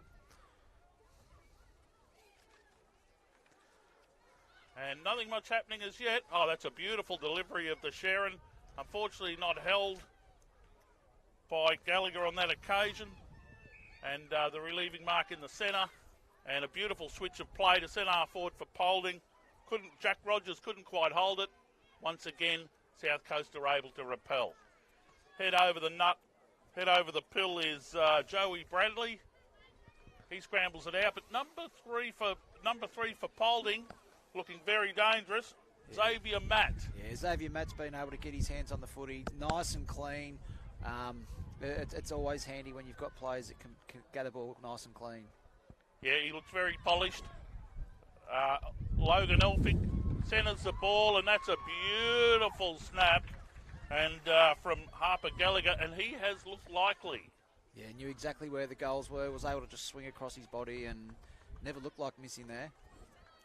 So Harper's from St Anthony's in Kingscliff. So just south of the border. Yeah, we've got, so Polding's a Catholic school system that can go as far north as the New South Wales border and can go all the way down to the Murray River, and we've got some boys from Denny here, so it's a real challenge always early in the tournament for the likes of Polding that have such a big geographical spread of players. So it already looks like they're starting to know each other really well. And once again, the big fella in the middle gets the clearance. And away goes South Coast. And one of their leading players in Charlie Griggs. Yeah, Charlie Griggs had a great first game early this morning, and he'll be looking to get his hands on the footy nice and early again today. And Harry Boseville gets it forward to Kyle Smith. Couldn't quite handle it on that occasion. Once again, it's a scrimmage, and the umpire will cross his arms and we'll have a ball up. So ruck evenly. Oh, beautiful tap on that occasion by Baker Johnson. Couldn't get the clearance, unfortunately. Once again, Polding into a tight breeze, have the better of the play, and Jacob Flynn leads forward, takes a lovely mark and delivers into space, which is exactly what they need, into the breeze. Beautiful tackle. Ari Strongman, unfortunately, couldn't break it. And South Coast, I can't quite see. Yep, it's Hayden Ellis does a wonderful tackle on that occasion. Kicks it long, but unfortunately ill-directed. And we have Polding who've got that covered at this stage. Oh, that's a magnificent mark. Yeah, Griggs and again. Once again, it's Griggs who's been a standout. And last game, and looked likely on this game as well. His kick is into space. And Mason Taylor gets a left foot, once again pushing it forward. But Polding come in numbers, and it looks like they've forced a ball up again. So they're getting numbers to the ball. Yeah, they are, and it's the Charlie Griggs and the Hayden Ellis that are picking up where they left off in that first game earlier today, and they'll be needing a few more. Looks like Polding winning the footy a little bit more early, and I'll be looking for a few more players to jump on board with them, especially with this 3 or 4 goal breeze. So we have Thomas Mander who pushes it forward. They've got the breeze, South Coast. They need to get on the board, but they've been very good in defence, the Polding unit. But on this occasion, cut off, and I believe was it Griggs again? Yeah, Griggs again. Sold a bit of candy there, Jamie. He's got some tricks.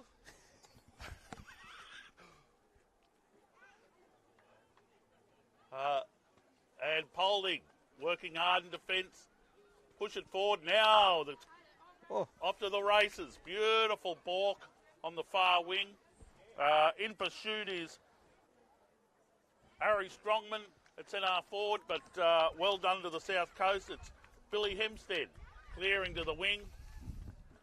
And Griggs again on the far wing is their target. He's dominated out there. Stern defence from Polding, and the umpire's given a free. Yeah, a bit hard to make out who it is on the other side of the ground there, but wasn't able to hit his target. But it's South Coast now that will go inside 50. And it's taken by Hayden Ellis. And his kick is he was looking for Logan Elphick on that occasion, couldn't quite hold on. It's a switch of play by Polding. A bit risky, but if it comes off, they've got a wide open wing. But South Coast have done pretty well to hold it up there. And with this breeze, they need to get on the scoreboard with only 5 minutes remaining. Yeah, it's Caleb Francis who had his hands on the footy there from St James Benora Point. He's had his hands on the footy a little bit early in this first 6 minutes of the first quarter here. And here he is again linking up. Nice kick. Didn't blaze away. Picked the target out really well. Just a couple of notable efforts here. We had Xavier Matt with a great clearance, who's using Harper Gallagher, who is using the ball well as well. But down back, we've got Mason Taylor from South Coast repelling another and uses it well out wide. He's looking for Spencer Mason. He's looking to handball it on. But Polding is making everything under pressure. Once again, it's Mason who gets it forward. But unfortunately, they just can't hold a few chains of possession together. And Polding have pushed to the half-forward line, and there's plenty of space. So Logan Elphick clears the ball, but it's a small target that gets it. And Hayden Ellis, once again, resolute in defence. He's been good across half-back there. Hayden Ellis did the bulk of the work in the midfield in the early game, but now I can see he's just playing across half-back. And as we said earlier, they'll be looking for some more to jump on board as we get a shot on goal here. And Oscar Hugenboom centres the ball beautifully. Are they going to get the reward? Yes, they are. And I believe it was Thomas Mander. It's very hard to see the numbers from here. It is hard. I'm not sure if it's William Godfredson, number 13. A bit hard to see. Well, you've got the younger eyes, Kate. Might be the number number 13. Go with Godfredson. Yeah, I think it's Godfredson, number 13. But it must have been touched off the boot because they're kicking it back in. So, oh dear. Unfortunate. They deserved that. They've worked hard, had enough of the ball up forward. Here's another opportunity. But it's Polding on this occasion. Ran over the ball. Joey Bradley's in there. He dishes it out. But once again, it's Polding with numbers. Perhaps didn't have it. Umpire says play it on. Matt's looking for a clearance as well. Be interesting. Just keep your eye on this young Xavier Matt. He's been pretty good at the clearance work. He's in there, but not on this occasion. And Baker Johnson pushes the ball forward. Luck of the bounce. And the Coasters have one on this occasion. Yeah, both teams coming off a strong win in their earlier game today. So we saw in the girls' games earlier on in the week, it's so important that scoreboard pressure early in the game. So I reckon South Coast will be really happy to have that goal. They're kicking with a 3 or 4 goal breeze, so they'll probably be wanting to get another one before the quarter time break. Yep, 2 minutes to go, and but that keeps them in it. And credit to their back line. It's the last 10 minutes have been pretty steady. Last 5 minutes have been pretty steady. Yeah, it has, Jamie. As we see, here we are. We've got Xavier Matt again getting his hands on the footy. Once again, clean hands. But it's Hayden Ellis who's able to mop up. And Jack Rogers pushes forward. This time they've got the open forward line. Just need clean hands. Charlie Griggs is in there. Beautiful smother by Adita. And a flying shot by Harper Gallagher, who's looked lively. And I think he's got 1-1, Harper. He kicked the other goal, so... Yeah, he did. Clean with his hands, and obviously has a real good goal sense, knows where they are. A little bit unlucky there. So good switch, well played on. Trying to use the running game, the South Coast. Didn't work, but I like the intent. Tap on. And another missed opportunity on that occasion. Yeah, it was a smart tap there. Had a look up and saw that he wasn't able to take possession of the footy, but saw that he had numbers in his favour, so just tap the ball to get the ball moving, which is what you want to do in your forward line. Right, Griggs takes the mark again. He's their go-to man. And the Polding have put on a pretty solid press on this occasion. So that's a dangerous kick into the middle. It was Baker Johnson who tried, but no.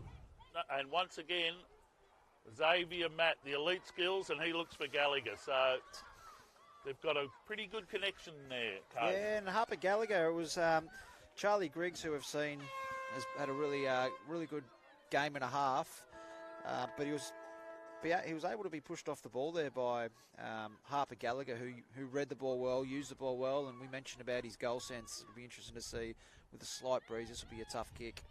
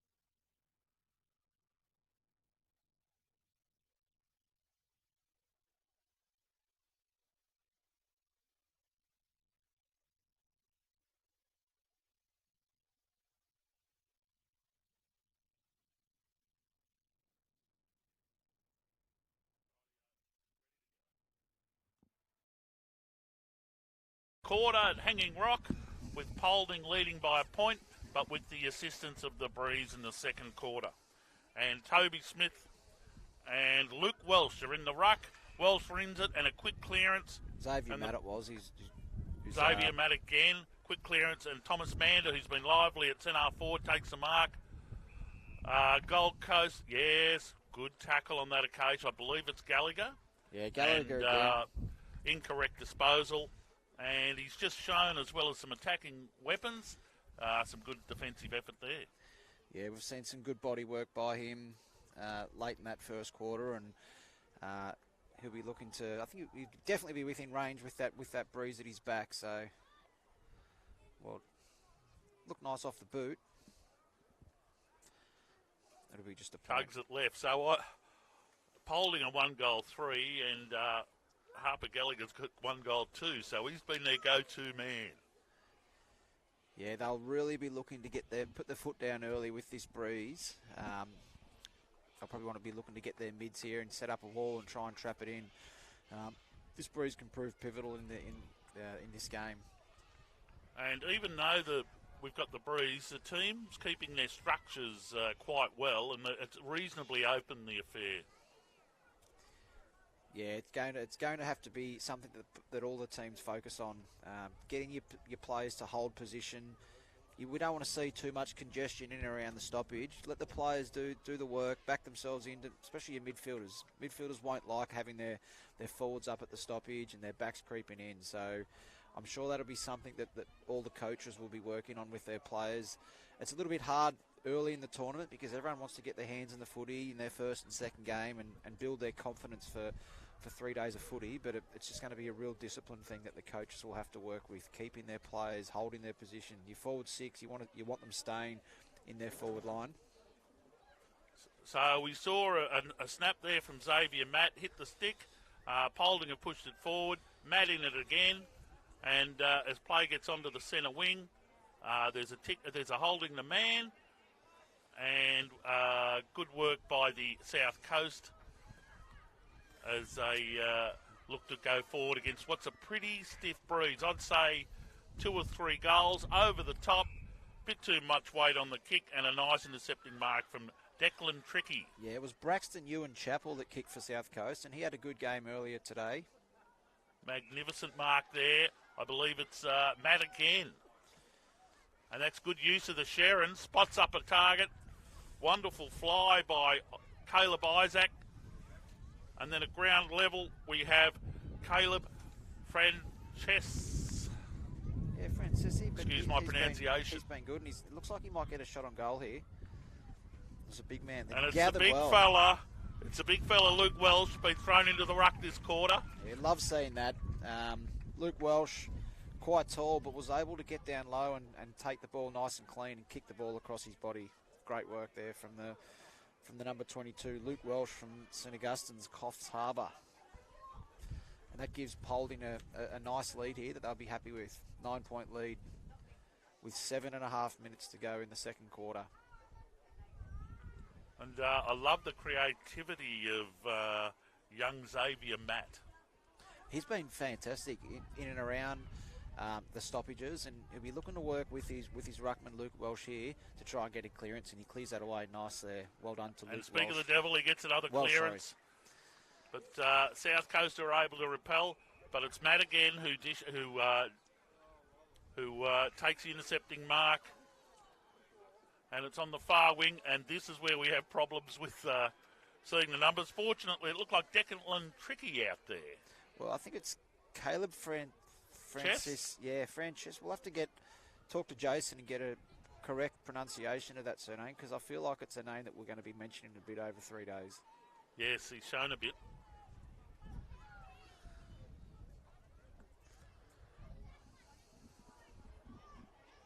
You can see a couple of the prime movers from Polding here, pointing their arms out, setting themselves up in a good position to try and trap this inside the forward 50. I think it was Xavier Matt that was leading that wall set up. It's certainly challenging into the breeze as far as penetration. So you're 10 metres further the one way and 10 metres short the other. So if you're going to do it by kicking, it's going to be difficult. So you need to try and get a running game going. But that was a wonderful smother by Xavier Hicks. On the left foot, he finds Jesse Rouvray. And that's deep into the pocket.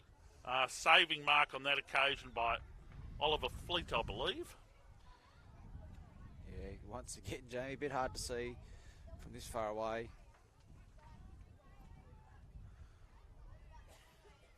Number 10 from Polding. Xavier Hicks has been busy in this quarter. And there we have Declan Tricky. Centres the ball beautifully.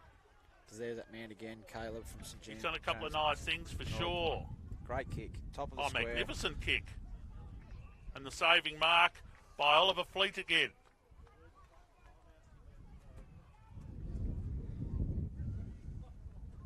Once again, the breeze, difficult to kick. He'll get any penetration, and that's off the side of the boot.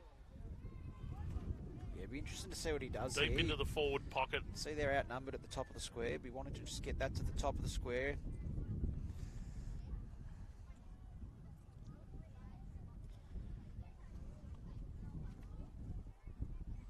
So very congested here in the forward line. Umpire's letting it go as bodies flay everywhere.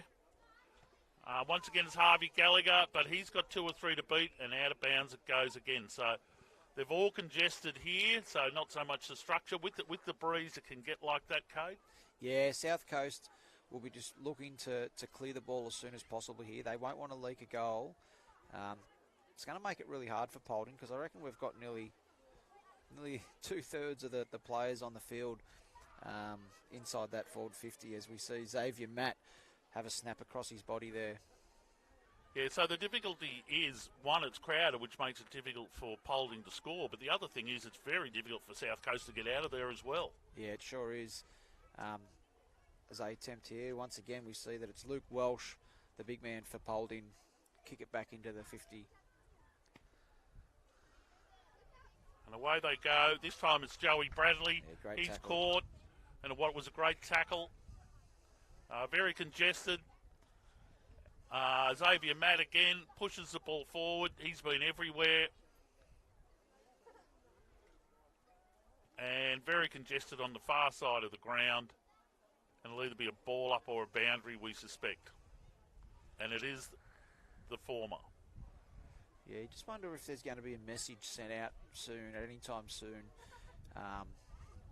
Looks as though Polding has quite a few forwards in the likes of Harper Gallagher that would be able to do the midfield work in there at stoppages deep in the 50. So I wonder whether that message is going to come out soon for the mids to come out, open up the space and let the forwards do their bits. So Toby Smith, who's been in the ruck this quarter, takes and sends a long penetrating kick, and hopefully see what the South Coasters can do from here. In the centre of the ground, scrimmages, Matt in there, nice handball release. It's a high up and under, and ball at ground level, and very congested, as we say. Good body work on that occasion by Lachlan Heyman. Oh, great gather there by Harper Gallagher. It was unselfish play there, because he would have been forgiven for having a shot, but he saw his forward coming at him, so he was keen to hit him on with the target. So, but they've got a goal out of it in the end as well. So great play there from Polding. Really clean gather from Gallagher. Logan Elphick on that occasion rucked the first quarter. Has just shown that he can be dangerous up forward when rested, and he's got more than one string to his bouquet.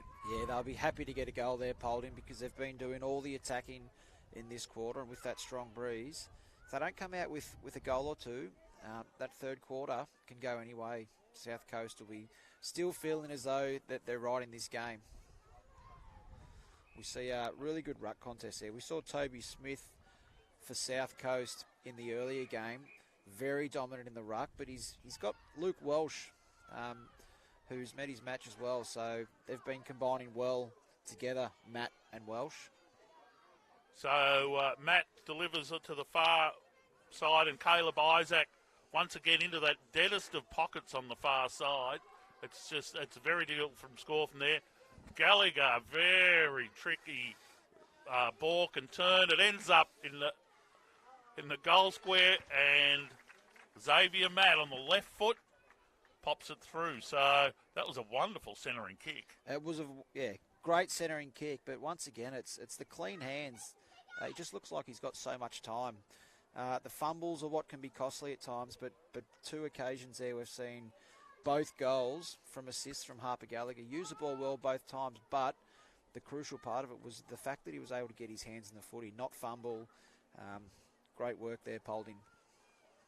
They're starting to really work as a team and play some good football here.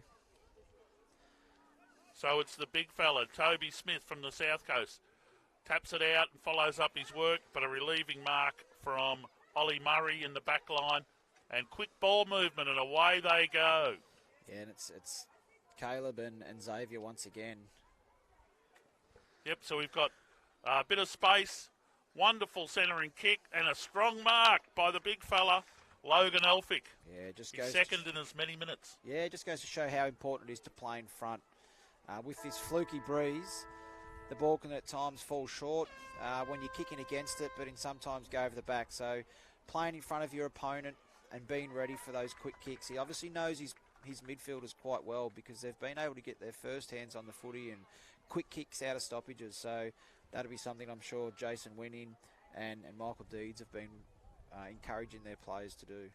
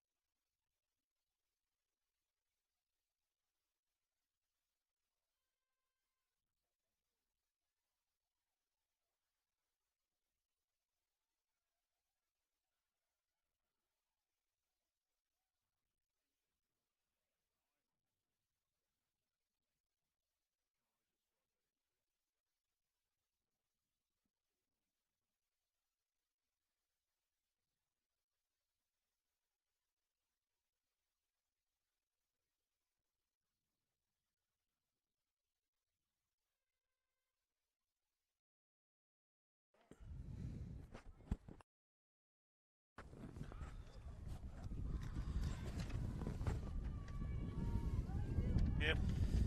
Thanks, so, mate. All right, welcome back to Hanging Rock for the third quarter. Polding v South Coast. Polding against the Breeze. Just apologies to 16 for Polding.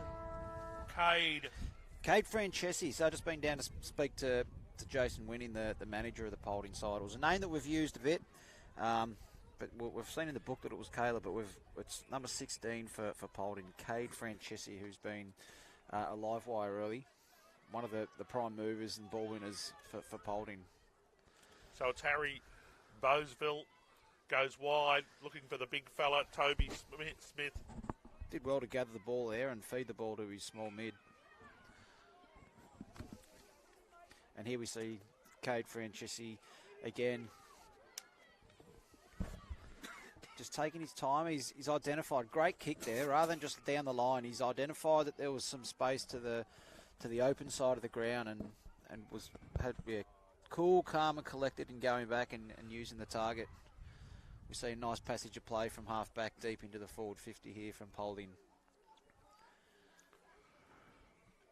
And we've got little live wire, Caden Norris, who centres the ball on the left foot and scores a minor. And I can see that South Coast look a bit taller in the back line on this quarter, trying to match Polding. So it's play on for full back. Nice work on the left as we get a beautiful pass and a nice mark by Oscar Hugenboom. So Oscar surveys his options, gives a nice balk, runs into trouble, centres the ball, and good contest by South Coast on that occasion, brings it to ground. Xavier Matt, lovely left hand, gets it back over the top, tap on, Xavier Matt into space.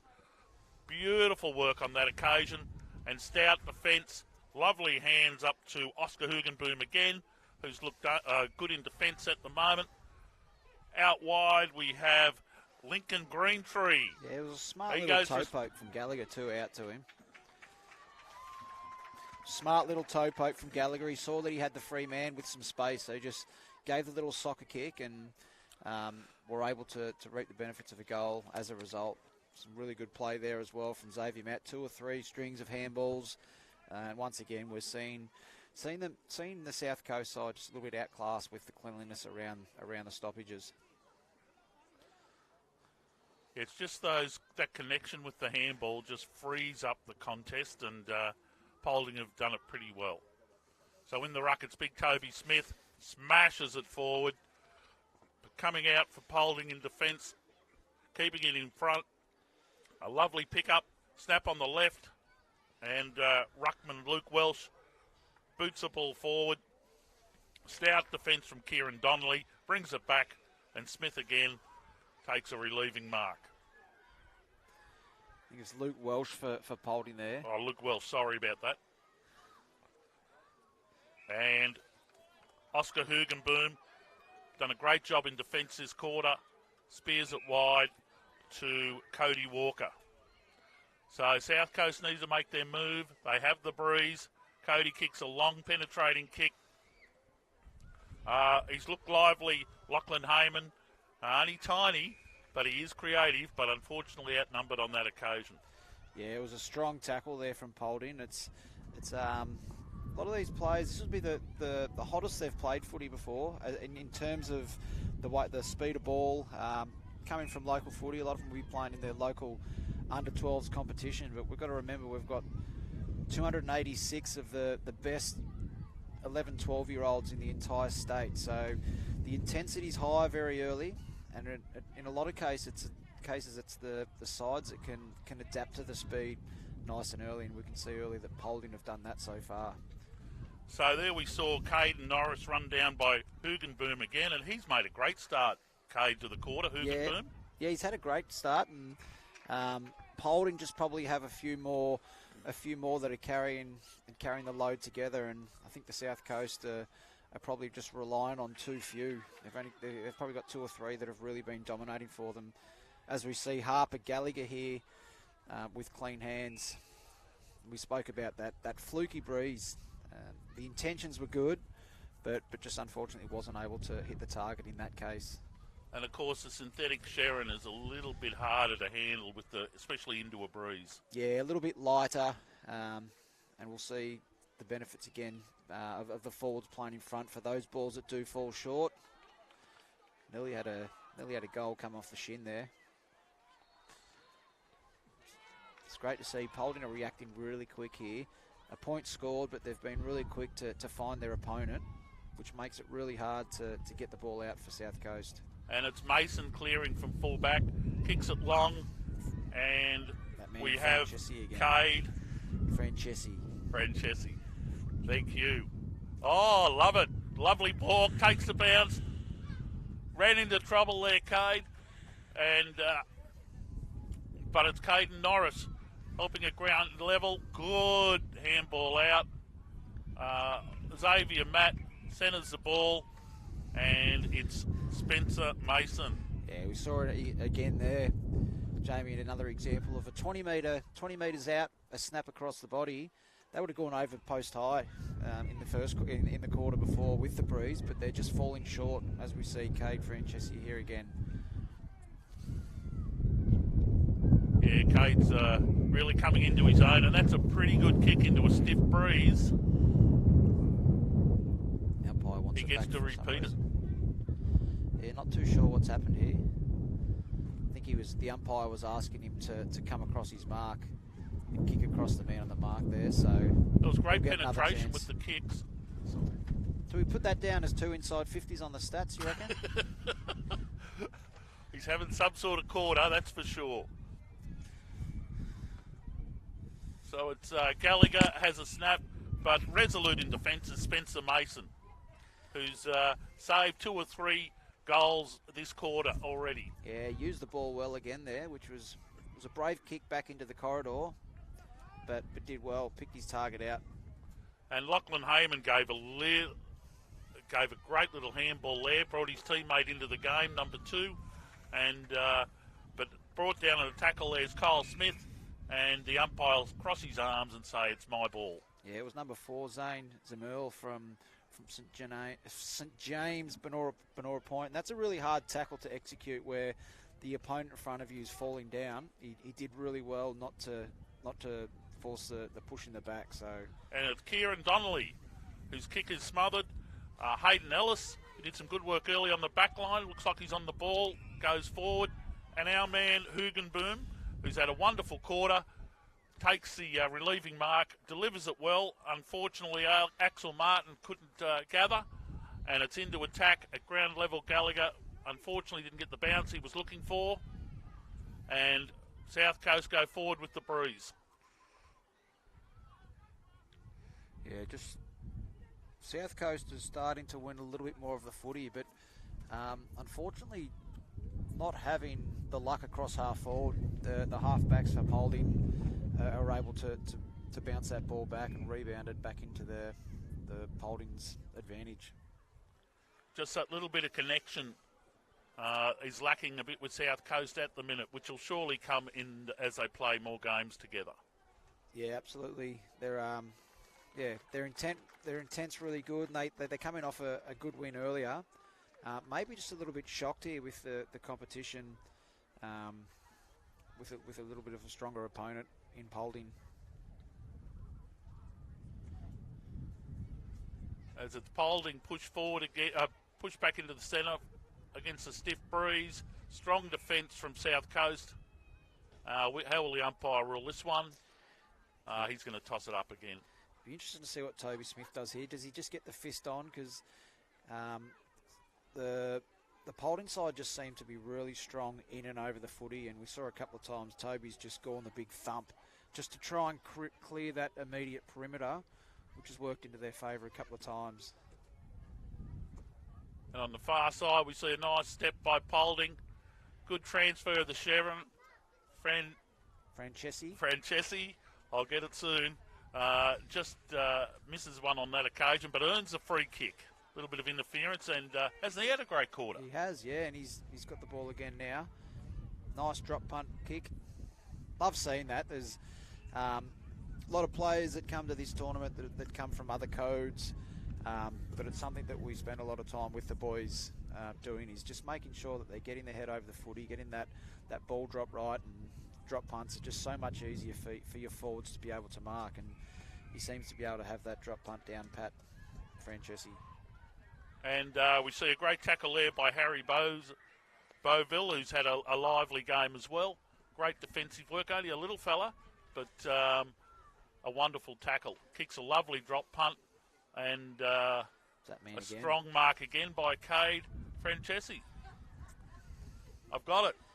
And I'm so impressed with his kicking into a strong breeze. Good defensive mark by South Coast on that occasion. Just wonder whether or pressure, good pressure from Francesi. Make sure the ball's brought to ground. We got an up and under, and the umpire sees that he was tackled a little bit high as he went to kick. So, Polding on the far side of the ground. Yeah, with only 22 seconds to play, I reckon Polding will be pretty happy just to see this quarter out, maintaining possession of the footy. We've got a court with the ball there, which will go in the favour of South Coast. I reckon they'll be looking to get the ball on nice and quick with only less than 10 seconds on the clock in this third quarter.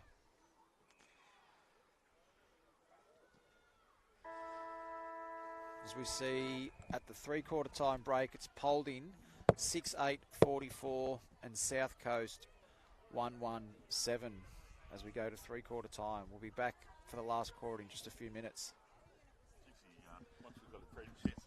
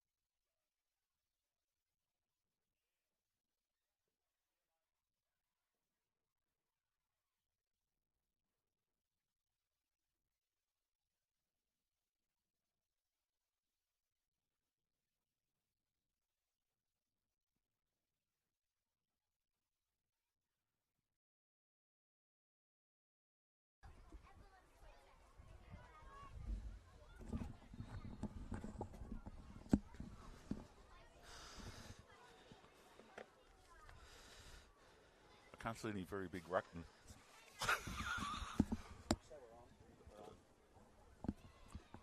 Welcome back to Hanging Rock Football Park. Polding versus South Coast. 6-8 Polding to 1-1 South Coast. And looks like we've got not the biggest ruckman on their list, but for Polding, we have Jesse Rouvray in the ruck. Yeah, we spoke earlier. Both sides have 3 games of footy today, and with 3 days of that, it's a real challenge that the coaches have rotating their players. So perhaps they've seen that they've got the job done already with the win in the last quarter, and perhaps resting a few of their players. And as I look on the bench, it looks as though we might have Xavier Matt, who's been a prime mover for Polding, on the bench, and it might even be Caleb Francesi as well, who's having a rest. I reckon I saw Caleb Cade out there. Sorry. Oh yes, you are right. Sorry, it was Cade, not Caleb. Yeah, he's out there still.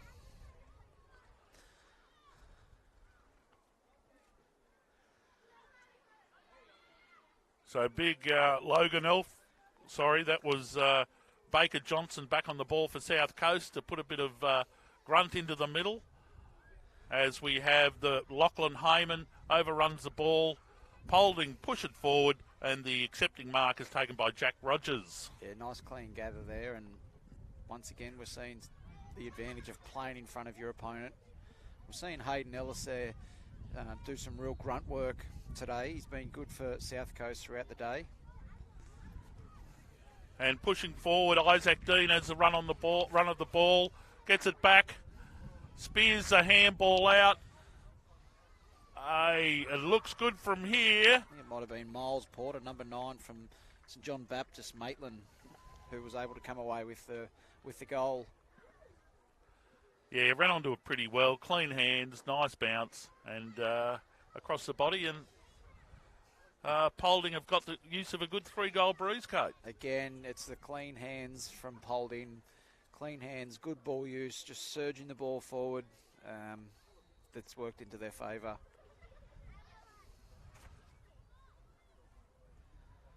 So in the ruck for South Coast, we have Baker Johnson, who has a distinct height advantage. He gets a great tap, and bursting out of the middle is South Coast. It's Charlie Griggs again, who's had a great day.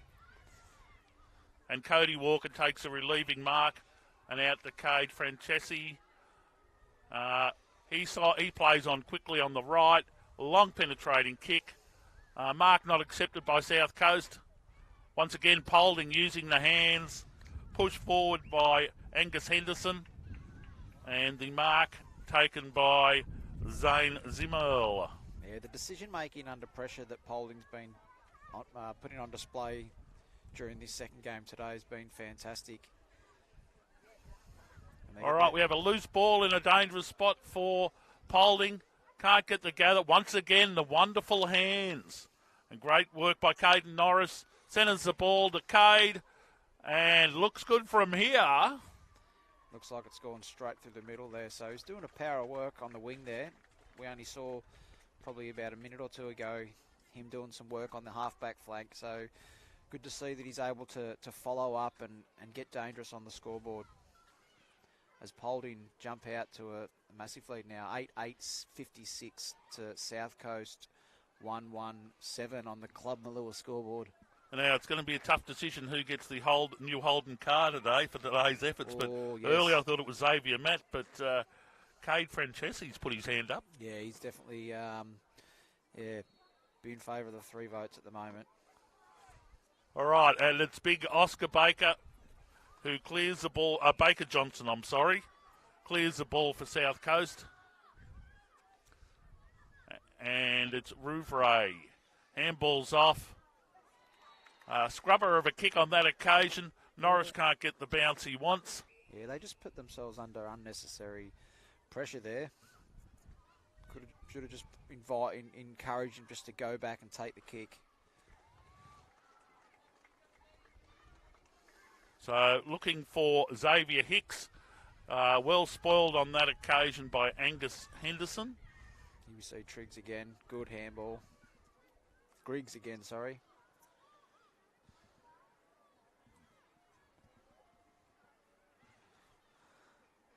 Henderson again, been solid on this occasion. Gets a free kick. So he's been pretty resolute in defence this quarter, Henderson. Yeah, he's been good, getting his hands on the footy. Able to use the ball well, composed there. Be looking to get a handball around the back again. Decided to go long down the line.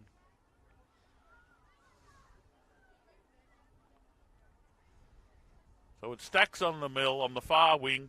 Umpire crosses his arms and calls for it again. We're now at the 5 minutes 40 to go.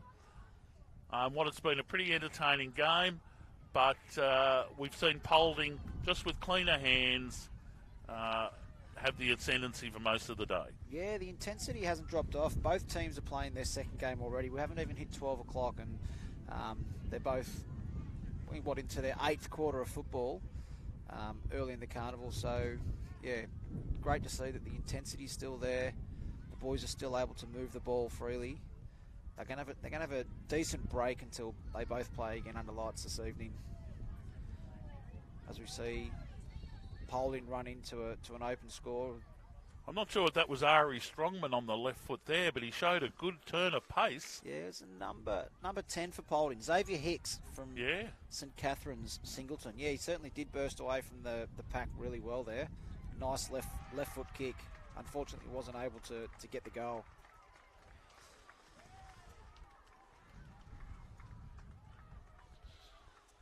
And it looks like Lachlan Heyman has got the ball clear on that occasion. Centre wing, good use of the Sharon. Fine. Kieran Donnelly it was, number 14 to South Coast, that he was able to spot out on the wing. Oh, that's a wonderful mark by Rouvray. Clean hands in front. He goes, Francesi beats the tackle. Nice Long penetration penetrating kick with the breeze. And it looks like Kalum Ardita.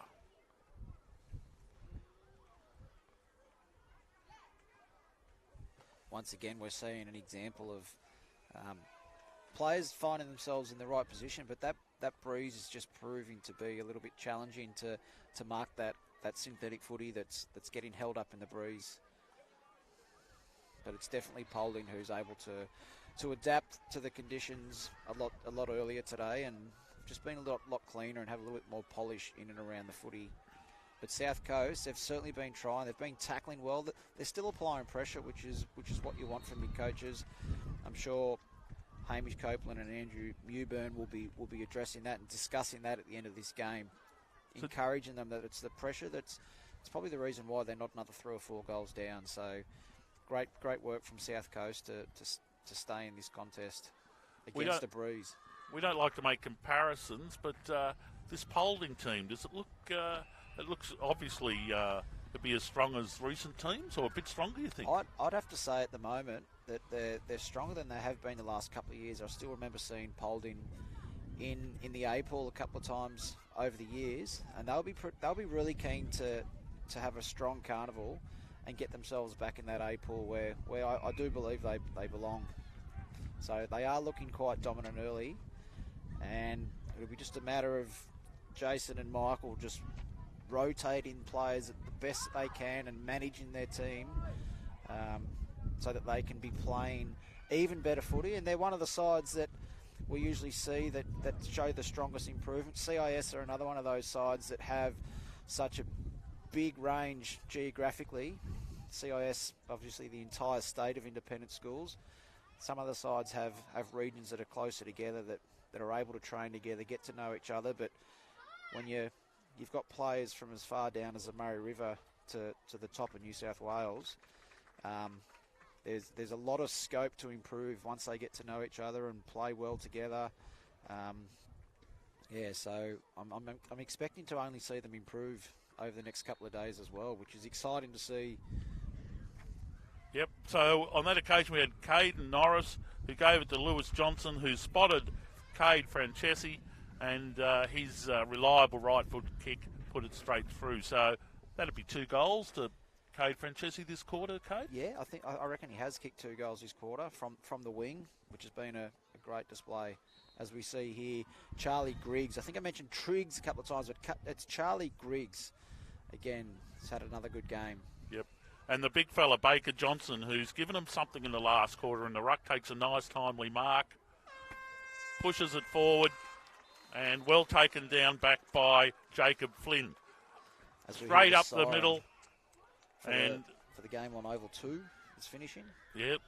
Joey Bradley looks wide, but once again, they're holding up resolutely. Jesse Rouvray.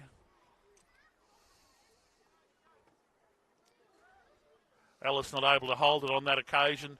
Speculative off the ground. Big Baker Johnson been good pushes the ball forward, and lovely mark in defence by Jacob Should. He goes wide to Jacob Flynn. Under pressure, great work. Maybe held on to a little bit too long. And it'll be Jacob Flynn to take the free kick from St Joseph's in Merriweather. Low drilling pass. Wonderful attempt by Isaac Dean. Can't hold on. And it's Cade Francesi again in the thick of the action. Lovely work, I believe, by Lachlan Heyman there. Caught with the ball. And that sounds full-time on what's been an entertaining game. Polding showing a bit more class. 9-9 to South Coast. 9-9-63 to the South Coast 1-1-7. Yeah, very strong win here, and we'll be back in a moment for the 12 o'clock game between CIS and McKillop as they run out in the ground.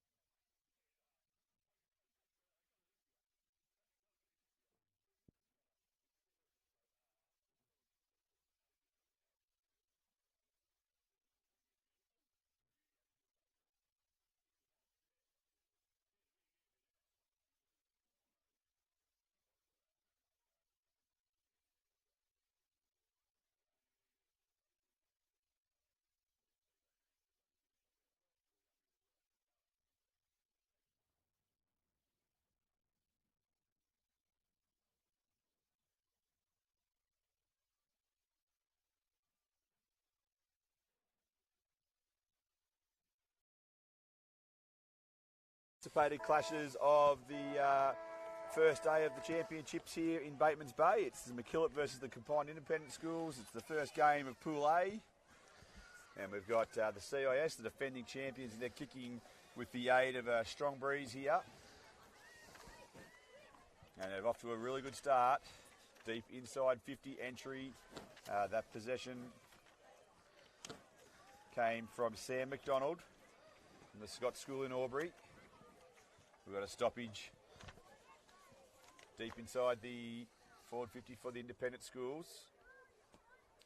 They're attacking the northern end of the Hanging Rock number 1 oval in this opening quarter.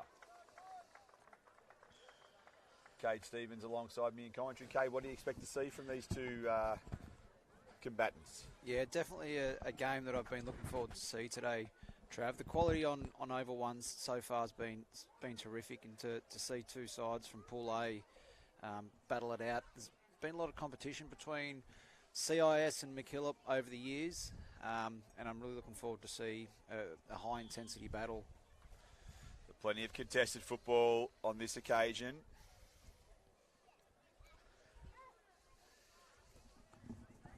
We've got a stoppage, left half forward flank. That breeze is really freshening to the left of screen as you're watching it. A lot of players around that ball. A real feeling out period at the start of this game. Yeah, a lot of congestion early in this game, and I reckon both sides will be wanting to let their midfielders do the work in close and pull their other players out of the stoppage and out of the contest. So long ball towards the centre wing. Marked on this occasion is taken by number 12 for McKillip. That was Billy Janke. Long ball for Janke. The contested footy there on centre wing. And CIS come away with the ball. It is quite scrambly based on the amount of pressure applied by both teams at the moment. A chance here for a mark which is dropped on there by the McKillop team. A quick handball there by Soste. Got the ball out and now it's Anderson. He's dispossessed. Quick kick away there from Clifford. The ball makes its way down to Inda, who hurries the ball inside 50. Now we've got some open play. A shot on goal. The pressure, the run-down tackle there was excellent from McKillop. Forced a kick from Thomas along the ground, and that probably prevented a certain goal. So that was fantastic footy. However, having said that, the ball is now in the hands of Sam McDonald. McDonald from the Scott School in Albury, and he'll be having a shot. He's passed the ball off, actually, and in the pocket there we've got... Looks like Krishna Inda from Redham. Krishna Inda. So he's just checking the breeze there. He's certainly confident he's got the distance in his boot. Very deliberate approach in the left forward pocket. We've been going just over 3 minutes, and that is a nice finish. You looked confident from the very start there, Trav, and why wouldn't you when you got a kick like that? So did really well to get back. Was it Charles Clifford? So Inda with the finish. The combined independent schools with the opening goal of this one. And really the first bit of open play we'd seen, and they've taken full toll. Yeah, it was great to see CIS. The ball was on centre wing there, and rather than just blaze away and just get the quick kick away from the stoppage, they were able to be clean and get their hands on the footy first. But not only were they able to do that, that quick handball to the running players, we saw 2 or 3 examples of that for CIS, who have just been a little bit cleaner earlier. Caleb Anderson in the centre there, and Caleb Anderson from Trinity Anglican College got the clearance. Ball back into the centre of the ground again. A quick handball there from McKillip, working into this stiff breeze. A high tackle there is applied by number 7 for McKillip. That was Levi Jewell, and the resultant free kick will be taken by Anderson. The ball goes wide. Well roved there by Sam McDonald. He kicks a tumbling punt kick towards the left forward pocket, on the left forward flank. And tracking the ball there for the CES was Emmett Parsons from the King's School, but he is unable to maintain possession, and we'll have a stoppage on the half forward flank. Ruckman go at it. Clean knock there from Owen Beck. The ball tracks its way back towards the boundary line. Plenty of blue jumpers there from McKillop to lock that one up, and we'll have another stoppage just maybe 10 metres further around, closer to the northern goal, that the CIS are attacking in this opening quarter. They lead by 6 points. Nice bit of ruck work there, and a chance for Anderson again for the CIS. The ball's been turned over, and a little mark there taken right on the boundary line this time for McKillip, and that mark was taken by Charlie Dunn. Dunn from St Joseph's in Colcan goes to the left foot, penetrating kick onto centre wing, and a contested mark there. It was a sea of white jumpers, and that time it was Jock Simons from track in Wagga Wagga. Simons goes to the driving left foot to the true centre half forward position. The mark there is taken by Inda again, our goal kicker. He kicks the ball inside 50, and a mark there taken by Emmett Parsons. Parsons lays the ball across his body, and he's kicked a goal. Nice finish there from Parsons. And on the balance of play, the independent schools are looking pretty strong with the aid of this breeze, Cabe. They look really well organised as well, because as you can see, Ari Sosti, number 22 from Scott's Prep for CIS, is doing the ruck work, but I saw Owen Beck, who's playing in the forward line for CIS, has taken all the ruck work inside the forward 50, and it's obviously a clear direction that CIS have been taking. Keep your ruckman out. Look, let your forwards do the work while the ball's inside the forward 50, rather than have that congestion. Keep the game nice and open. So some really good work there, CIS. They look really organised. Master coach Neil Brunton barking instructions from the coach's box. And we're going to have a secondary ball up in the centre of the ground. It's about the third time I think we've seen Ari Sosti get the hands. First touch of the footy and tapping down to Caleb Anderson from Trinity Anglican College. So the clearance there is a chance for Sam McDonald. He drives the ball deep inside 50. There needs to be a stoppage here, and that's not necessarily effective. A rush behind there by McKillip, and so the independent schools extend that lead to 13 points. He's been good early, Sam McDonald. Certainly kicking with the aid of a strong breeze. At this stage, they're making the most of it. The ball re-enters the play. Anderson with a strong mark there. Looks further afield, goes inboard with the right foot, kicks a lovely pass. He's found his teammate there in Clifford from St Ignatius at Riverview, and now Clifford's pointing at the goals and saying, I'm going to kick this. Yeah, it was a smart decision. He didn't bomb away, was able to see Clifford lead up at him, so he took the easy option, lowered his eyes and used the ball well there, Caleb Anderson. Charles Clifford shooting from 45 degree angle, about, what do you reckon, 35 out, Trav?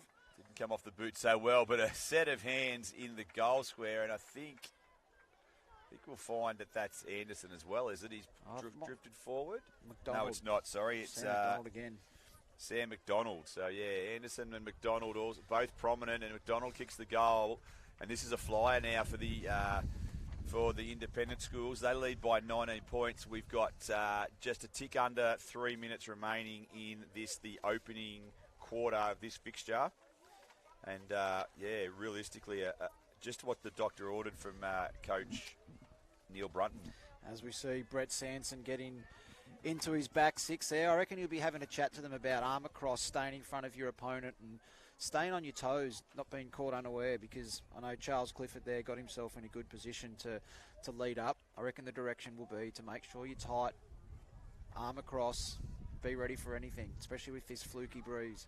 So a chance for McKillip to get a clearance, and then unable to do that. The independent schools once again getting their hands first on the ball. A nice possession there came from Leo Barnett. The ball now from McKillip, rebounded. Barnett's in there again, and a bullocking run there from Jackson Fraser. Chance there for McKillip comes, that looks like it was Ryan Schneider in there for McKillip, trying to get a clean possession. There really are a lot of numbers around that ball, which is on the right centre wing. Quick kick forward for the independent schools, and a nice mark taken there from McKillip, and that was through the agency of Abe Spencer. So Spencer now with a high giraffe kick. Doesn't get a lot of distance, but a really good mark by George Revere, who stood underneath it from St Luke's Grammar School. Yeah, he's had a couple of kicks in this passage of play, George Revere, as he goes inside 50. Revere hits a target. This time he finds Kian Ottaviano from Mount Sinai College.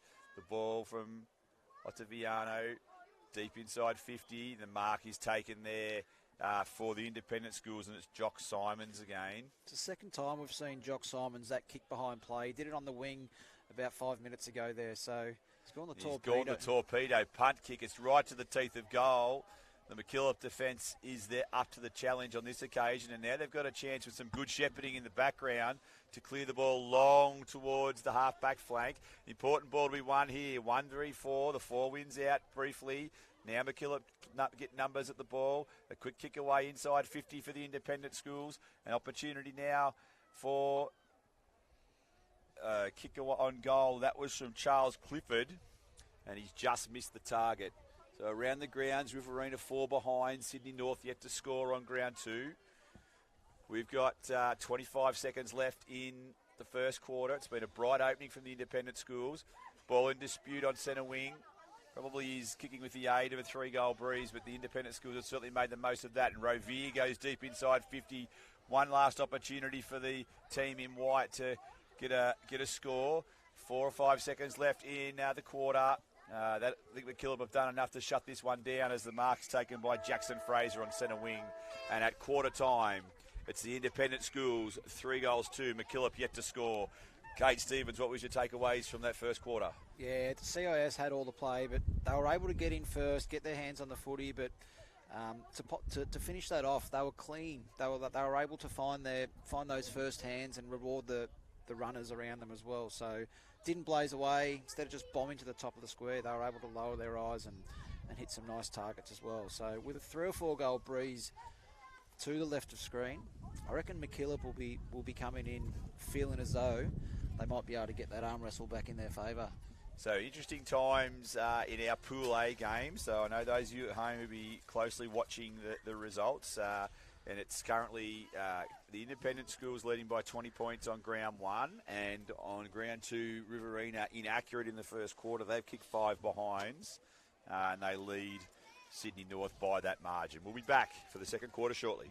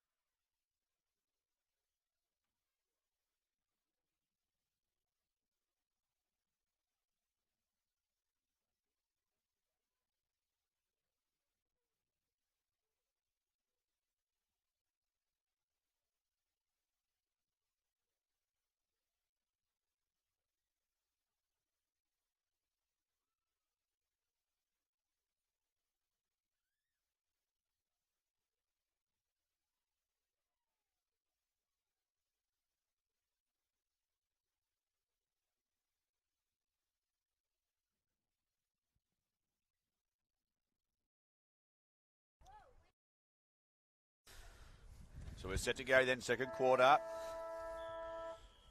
Rowland and Butler to do battle in the ruck. Actually, it's a clean takeaway there. Chance for the independent schools. The mark there taken defensively by Witherden from Corowa. St Mary's in Corowa. Witherden, nice mark taken for the for McKillip. That mark was taken by Liam Last. Last kicked the ball to centre wing position. And McKillip will be looking to get some scoreboard pressure early in this one.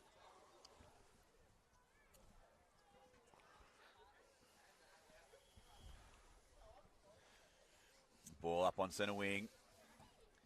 Nice piece of play there. Jarvis Clayton in there for McKillip. He's got his hand on the ball there. He's dispossessed. The ball goes down towards the centre of the ground. Strong tackle applied there for the CIS by Kian Ottaviano from Mount Sinai College. We'll have a ball up on the centre wing. Ruckman go at it. Playing in the ruck there for McKillip is Oliver Matthews from Corowa. The independent schools now 4 from that stoppage. Here comes Last. Releases the handball Got a little bit too much heat on it. Now they're under pressure. Numbers at the ball for the independent schools. Good tackle there applied by Last, who's had a bit of an influence in the opening stages of this quarter. Seen some really good work from number 2 from CIS, Jackson Fraser. He's had his hands in the footy, and we see him again here last couple of times and able to be clean. Clayton once now again. gets the ball away from the stoppage. Kicks the ball to the advantage of his teammate. Good defensive pressure there from McKillop. Here we see Clayton Fraser in there again. The ball's been dropped. Ball forward by Samuel Jackson for the independent schools. The clearance now. The ball to the outer side of the ground is from Jewel. Jewel finds his teammate out there, which was Roland. Roland kicks a long ball to the wing. Good set of hands there by Oscar Halliday. Handball over the top. Rovier with the ball now for the independent schools. He kicks the ball down, but only as far as Jewel, who kicks the ball to centre wing. A one-on-one contest needs to be won out there, and the ball's over the boundary line, and the umpire has peeled a free kick, and it will go to the independent schools. It's twice we've seen Levi Jewel rebound from half back there. Number 7 for McKillop from St Anne's North Albury. Some great work there. Rovier with the possession. Kicked the ball only as far as his McKillop opponent. The ball now up to the right half forward flank for McKillop. Clean set of hands required. No one can offer that. A quick handball and McKillop are away. A chain of handballs and the ball inside the 50-metre arc, and a really good mark there taken right on the top of the 50-metre line. Good passage of play there. We haven't seen that too much from McKillop yet. The kick's broken down at the moment. That's an intercept there from Jackson Fraser. His ball's to the advantage of McGettigan. He turns the ball over. 23 for McKillop on that occasion was Witherden, who's been busy in this quarter. The ball comes out wide towards Clifford. Clifford under pressure gets a disposal long down the field. A good contest there by Krishna Inda, the goal kicker from the opening term. The ball coming back the other way for McKillop was a really strong piece of play that time from Gotti. Yeah, we saw Gotti in the first quarter a couple of times rebounded from half back as well. He's got a nice left foot, and they'll be looking to use that penetrating kick with this breeze here. The umpire's found a free kick there from McKillop. It's going to go to Hodnett. He kicks the ball long inside 50. Real big chance here for McKillop now. The kick on the right foot, laid across the body, was a clever piece of play. What way will it bounce? Ball down deep in the forward line. Here's a chance for McKillop. Good defence from the CIS, and it's been rushed through for a behind. That kick from McKillop was Oscar Halliday. And actually, Halliday's going to take a free kick. So he initially kicked the ball deep inside 50, followed up, and he's been rewarded after what appeared to be a throw as the CS attempted to force a behind. And so Halliday from St Mark's in Drummoyne will line up to try and kick McKillop's first goal of the competition. The kick looks pretty good. The goal umpire acknowledges, and Halliday kicks McKillop's first, and they cut the lead to 14 points. Yeah, they'll be happy with that. It's the first real time that we've seen the ball go deep into McKillop's forward 50, and once again it was that work from Jack Gotti, that nice left foot penetrating kick. They'll be looking to really make the most of this breeze here. Some really great work from Oliver Matthews in the ruck as well. Not super tall, but he's just got a really good athletic jump. So McKillop will be looking to try and get some clearances here and make the most of the breeze. So Matthews and Butler to do battle again in the centre of the ground. It's no clean takeaway, but the possession was, and then the kick and the clearance from Noah Trelaw was a good one from St Joseph's in Goulburn. Free kick has been picked out by the umpire, and it'll be a defensive free kick, and it'll go the way of the independent school through the agency of Freddie Fearon from Waverley College. Fearon's turned the ball over on this occasion. Plenty of McKillop numbers in at the base of that pack. And the umpire will cross himself, and that's a good result for McKillop to get a stoppage there just on the 50-metre arc. Starting to see McKillop get their hands on the footy. Charlie Thomas, that was there with the clean gather and the quick hands. As we said, just starting to get their hands on the footy, maintaining possession a little bit more, and as we go deep inside the 50 again here. A good kick there, and it's what sort of a bounce will they get? It's a chance for McKillop. They're going to get another goal here. They have. Ryland Schneider, St Joseph's Colcan. Really good piece of play there. Ryland Schneider finishing off what was some great work. The ruck work initially came from Oliver Roberts, and then the kick from Henry Rowland deep into the forward line allowed Ryland Schneider with some nimble footwork And McKillip have got themselves right back in this game with 5 minutes left in the second quarter. Yeah, that breeze has really showed then how important it was and how much of an impact it's going to play on the game. That was a 45-metre kick to get it to the top of the square, and it's just bounced in Schneider's favour, and he read the ball really well and was able to kick a goal. Around the grounds, the Riverina 2-5-17, Sydney North yet to score. Back in the centre of the ground here on the number 1 oval, and another clearance there from McKillip from Noah Treloar. A deep ball inside 50. An opportunity here again for Schneider, who pressurises, and that pressure has resulted in a turnover. Another chance for McKillip. It's a good-looking kick and another goal. How things quickly turn around. That time it was Oliver Roberts who gratefully accepted the turnover after the pressure from Schneider. That's all on the back of an excellent clearance from the young man in Treloar, and all of a sudden the margin is just 1 point. Yeah, Treloar, Thomas, number 22, Oliver Matthews getting his first hands on the footy in the ruck work. They're really working well together, these midfielders with McKillop. We've also got Jarvis Clayton in there as well. So they're really starting to gel, find their feet, and they'll be taking a lot of confidence out of the first 7 or so minutes of this quarter. So Roberts again in the ruck for McKillop. Nice piece of effort there by CIS, though, to repel that clearance. Strong tackle. And I'd have to correct myself. The ruck work was actually done there by Oliver Matthews.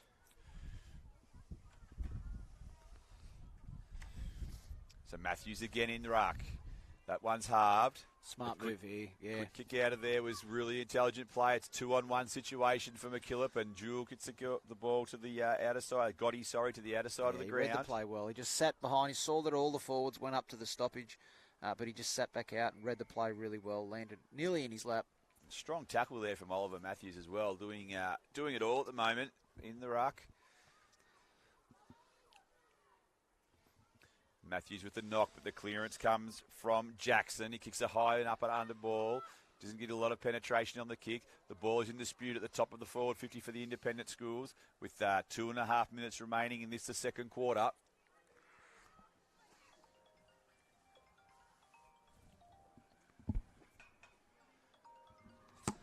Ball up at a free kick from that stoppage. It's going to go the way of the independent schools. What can they make of this late in the second quarter, kicking into the teeth of a stiff breeze? Long ball out there to the forward pocket. And then a quick ball movement could be important, and a really important intervention there for McKillop. Kick goes deep into the forward line, and there's Gotti again, who has been a rock in the defensive half.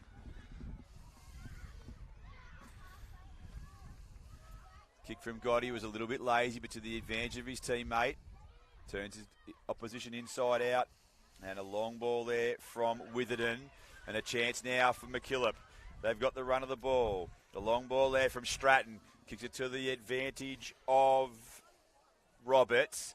Roberts is unable to gain possession. Some strong tackling from McKillop there, though, looking to try and get a stoppage. Roberts comes again, kicks the ball up and down on the spot. McKillop have the numbers. It's 3-on-none. What can they make of this? A quick kick around the corner, but the intercept from the CIS. A long ball towards the centre wing. A fickle bounce. A strong tackle was laid there, and a throw paid. So the free kick will be going to Krishna Inda, who's been prominent in a couple of roles throughout today. Inda now. The McKillop coaching team, despite that free kick there, they'll be pretty happy seeing that attack on the footy from Tom Stratton. Had 2 or 3 consecutive kicks there, but they're starting to, as we mentioned before, starting to get their hands on the footy first, which is really important. So 50 seconds left in this quarter. The ball up, centre wing. Strong bit of work in there for McKillop, and a free kick genuinely earned there by Noah Treloar, who's had a really good quarter. Treloar with a driving ball towards centre half forward. See the message. Chance there for Schneider. Steps the ball across his body. Still 25 seconds at time for a score for McKillop. They could be in front by half-time with some luck here, but the defence of CIS holds firm. Treloar drops what he might have taken. A hurry kick goes deep inside 50, and now the CIS defence are really under pressure. They need numbers at the fall of the ball. It's just 7 seconds left in this quarter. Plenty of numbers around the ball. And at half-time, we have got a 1-point ball game. The independent schools 3-2-20. McKillop 3-1-19. And around the grounds, Riverina lead by 35 points over Sydney North. Cade Stevens, what did you make of that? Well, it was a really good response from McKillip. 3 goals down coming into that quarter, but they've responded really well. They've had some real important ball winners in that quarter there. Jack Gotti, Noah Trelaw was really good inside in the midfield. Oliver Matthews rucking extremely well. It was Charlie Thomas as well, but some good forward work by the small forward, Ryland Schneider, who was really dangerous inside that forward 50. So I'm really looking forward to this second half, Trav. We'll be back at the end of the halftime break, and the margin is 1 point. We'll see you then.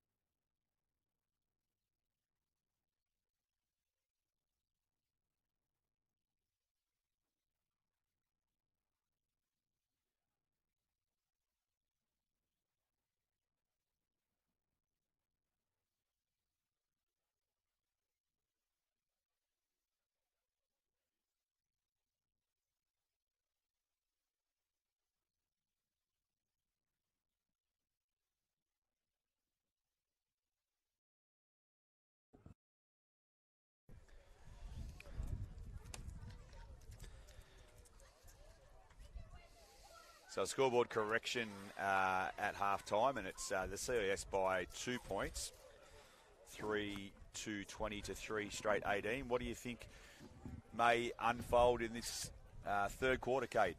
Yeah, just watching where the CIS players are positioning themselves for this third quarter, because they had clear dominance in that first quarter through the likes of McDonald, Anderson,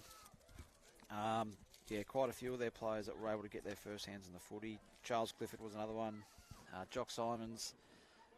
So it could go any way. I'm thinking that Neil would have had a good chat to his CIS crew, and I'm thinking that he might be putting his A team in the middle there to try and get the advantage of the breeze in this quarter. Just to go then.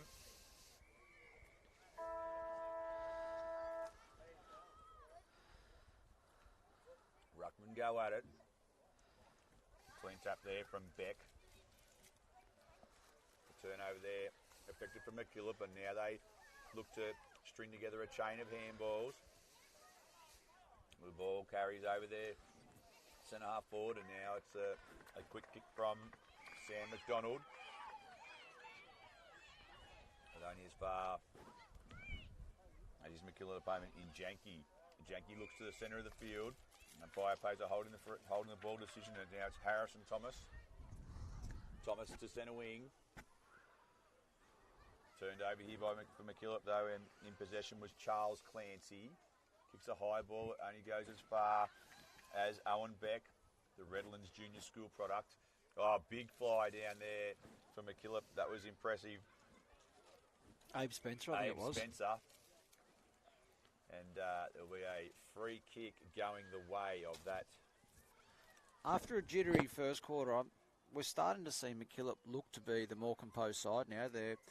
They're winning the footy, and they're able to get support with runners around them as well, getting link-up handballs. We weren't seeing that early, but they've just really settled, and they're able to start getting the game on their terms. So have a stoppage, right half forward flank. Chance here for McKillip, interesting handball, manufactured. Another one moves forward. They've been able to inch the ball maybe 20 metres around the boundary line, and now they've earned a free kick. You know, it's been paid to McKillip. Umpire pointed the wrong way, so it's to CIS. A long ball inside 50 on the back of the breeze. A relieving mark there taken for McKillip by Abe Spencer. He's able to hit a target as well, and McKillip, I agree, they're a little bit more methodical with their ball use at the moment. Oliver Roberts has hit the ball up there. He goes to the centre of the ground. It's a dangerous kick, but it could come off for the Blues, and it does. Nice piece of play there. An attack on the footy is important. Clean hands required. Oh, good little bit of play there by number 14 from McKillip. Gave their team a chance. Here comes Jarvis Clayton inside 50 all by himself. Can't win the footy. Loose ball get now available for a 3-on-1 contest, probably 4-on-1. And the one looks like they're going to win. Boundary line could be his friend as well. Chance for McKillip again. The ball hurried inside 50 by Oliver Matthews. A chance there now for McKillip with a up-country kick there. Number 15 for McKillip. Couldn't get the ball deep enough. Trelaw was there for McKillip, and then the clearing kick comes from Soste. He got lots of penetration on that kick. Bit of composure on the ball though. There's Schneider. Kick comes wide. Number 22 there. Charlie Thomas has been good this quarter. Kick towards the top of the square. Chance for Trelaw again is there for McKillip. He's besieged by white jumpers, and he'll earn a stoppage for his team. That was a good kick that came in there from Charlie Thomas from Holy Spirit in Lamington. And that was an example of the support and run. Rather than just blazing away, he knew that he had support and his teammate behind him, and was clean, able to get the hands out as well. Matthews in the ruck there for McKillip. Number 2 for the CIS was Jackson Fraser. Good attack on the footy. Handball, good composure under pressure there for McKillip, and that's sure they haven't turned the footy over. They earn a stoppage on centre wing. We've been going for almost 4 minutes in this quarter, still no score. This is going to be a pivotal stanza in this game with the CIS using the use of the breeze. Yeah, I reckon McKillop would be pretty happy. We see Brett Sanson out there sending messages out to his players. I reckon McKillop will be really happy to see stoppage after stoppage here to try and get through this third quarter without conceding any score, because they're going to have that strong breeze in the last quarter. They're going to get a deep inside 50 stoppage here, courtesy of a penetrating kick there from Henry Rowland. And so now they've got a stoppage. Inside 50. Players are lurking. Jarvis Clayton's around that contest for McKillop. Holding the ball, decisions paid for not trying to release the footy. And it's going to be a free kick to McKillop. Max Israel from St Aidan's in Maroubra Junction. I'd say it would take his very best kick into this breeze. He's got a couple of players short. He's ignored those options, and now he's wound up on the kick.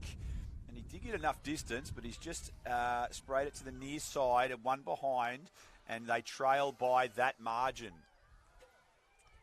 So it's McKillop 3-1-19. Independent Schools 3-2-20. The long ball kick out there by Charles Clifford. Once again, they're under pressure. The disputed ball there won by Leo Barnett. His ball goes to the outer side, and tracking the ball there is Oliver Cranberg. Cranberg picks the ball up and kicks the ball towards centre wing. Back the other way comes the McKillop players, at only as far as the player out there, which I think was Emmett Parsons. He was dispossessed, but his teammate was able to get the ball long, and a nice mark from Schneider just on the defensive side of centre wing. He bites off the 45 kick. Lux of Fortune, almost. Attack on the football there was a really good piece of play by Hamish McGettigan. And now the combined independent schools, their first inside 50 entry, and it's a deep one. It's a foot race. Well done there by the McKillop defender to initially stop the score, but he might have been more judicial to try and rush it behind, which they've eventually scored through the agency of Jackson Fraser, and they extend the lead, independent schools, to 2 points. Yeah, CIS will be wanting to have more of that. Stoppage after stoppage is only going to work into McKillop's favour, so with this breeze they'll be wanting to get as much space as they possibly can, getting their forwards to hold their position and make the most. What have we got? About 4.5 minutes left. They'll be really wanting to get some score. Strong tackle there on Micah Klemke, and a free kick has been earned by McKillop. The ball to the outer side of the ground, and a really nice mark there taken by Max Israel. Israel now runs, gets some distance, and then a penetrating kick towards centre wing. Over the back is a nice bit of play again for McKillop. Here's a chance for the Blues. They're running inside. A very clever player. Heads up play there not to blaze away. Now they've got numbers inside 50. They just need to be able to pick up the ball, run, carry, the shot on goal, and it's just to the right. And a missed shot on goal there from Leo Davis. Some smart play by Charlie Thomas. Firstly, he took the ball clean, but he didn't blaze away. He found his teammate. Unfortunately, weren't able to score the goal. The margin is 1 point, and McKillop have really turned this around after quarter time. They've certainly put all sorts of pressure on the independent schools. We've got 3.5 minutes left. Jarvis Clayton now traps the ball cleverly, drives the ball towards the forward pocket. The turnover is affected for the independent schools, and a nice piece of positioning. That was clever from Jackson Fraser. Fraser now goes to the middle of the ground. The ball's in dispute. It's an important ball to be won. It's done just that by number 12, and that was Billy Janke. He kicks the ball in towards half forward. The chance there now for number 19 was Roland. Roland got the ball deep into the forward line. The CIS defender in Soste was besieged by blue jumpers, and we've got a ball up just 20 metres out from the goal in which the CIS are defending at the moment. Kicking with the aid of a 3-goal breeze. They lead by a point. We've got 2 3/4 minutes left, and a free kick has been earned in the centre of the ground. That'll be taken by Freddie Fearon. Fearon goes wide. A nice piece of play there by number 19, fends off, and then was actually caught in the tackle, and that was great defence there by McKillop. Number 21 for the Blues, that was Tom Stratton. And Stratton, he kicks a long ball towards the left half forward flank for McKillop. Plenty of players at the fall of that ball. An important ball to be won. It's extricated by the independent schools. Spoiled on further, but here comes Schneider. He kicks the ball right to centre half forward. It goes further than that. It's an inside 50 entry for the Blues. A nice piece of play there, and a shepherd was offered. Number 11 for McKillop. Kicks the ball out of bounds on the full, and that was Max Israel, who's been lively in this quarter. He has been, but it was really good shepherd there from Oliver Matthews. He ran about 30 metres. And it's good mark, almost a turnover, sorry, Cade. And that was a critical mark taken in the back pocket. Yeah, Oliver Matthews was saying he ran about 30 metres to go and support his teammate and get that block on. That mark was Jude Doherty in the back pocket. He was under all sorts of physical pressure from Charles Clancy in a really clean set of hands. So they've got a stoppage in the left forward pocket. We've got a minute and 20 left on the clock. The independent schools would really value a goal at this late stage. They've got a free kick. They've got to go the length of the field. They've got 70 seconds to do it. The ball goes into the corridor. A turnover again. Roland, who's been prominent. Good set of hands from Roland. He moves the ball in quickly. He's got numbers everywhere at the fall of the ball. Soste tries to get it for the independent schools. A hurried kick from that player. Charging in, pushing the back potentially. Yes, he played for it and he earned the free kick. Janke, who's been prominent as well from St Anne's and North Albury, sells a little bit of candy, takes the ball within 45 metres, kicks the ball inboard. Chance here for the independent schools to release the footy. A quick handball just got away. Number 8 there is Sam McDonald for CIS. Strong play from the McKillip player. That was Schneider again, and we'll have a stoppage. 20 seconds left, an important 20 seconds in the context of this game. Schneider, a rover, cast to the role of Ruckman. Clayton got possession of the ball a couple of times in a clever little handball. It was turned over there by the independent schools, and that was a nice piece of play there by Micah Klemke. And with 5 seconds to go in this game, it's three-quarter time. Three-quarter time, and it's McKillip, 3-3-21. 3-2-20 trailing the CS 3-3-21.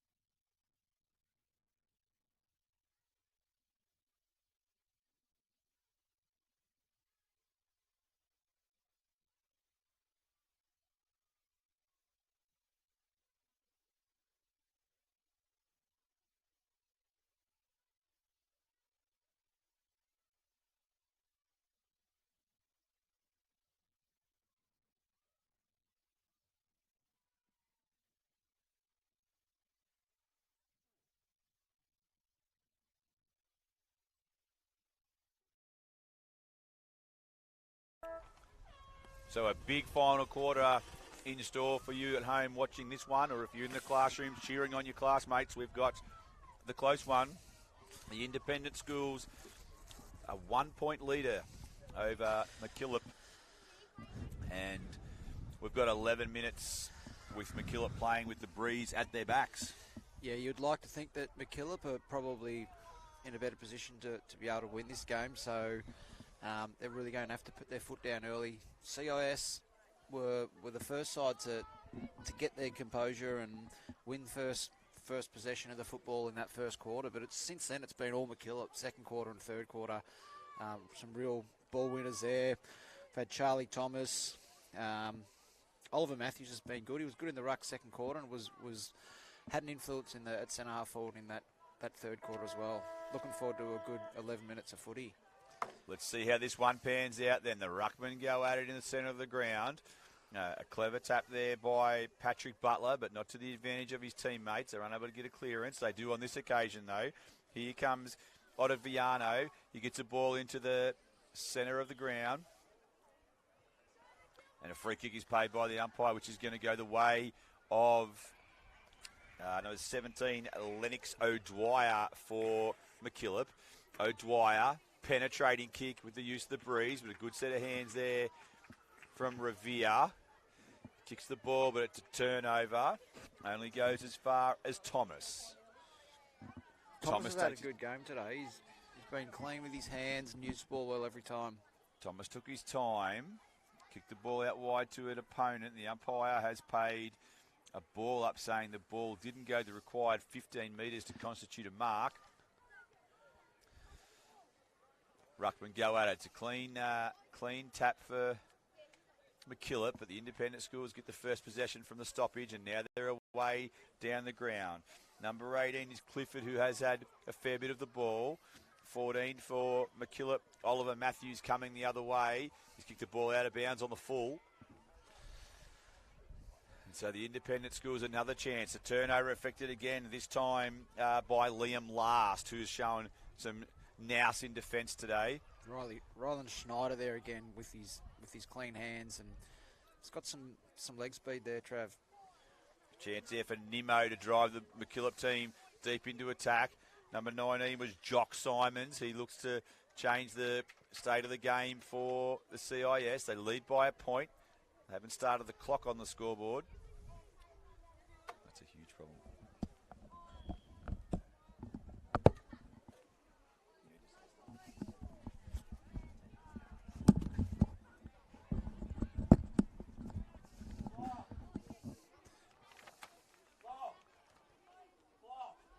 As we see Sam McDonald there starting to get his hands on the footy again. CIS are really going to need some of their prime movers and ball winners that we saw in the first quarter. Caleb Anderson's been put back into the midfield there as well. So I reckon with the likes of Ari Sosti as well, they'll be really looking to get their hands on the footy and gain possession early in this last. So a throw paid there by the umpire, and it's the independent schools who are in possession. Patrick Butler it is, I think, in the ruck. Sorry. Inside out kick, and the turnover is affected. Lennox O'Dwyer.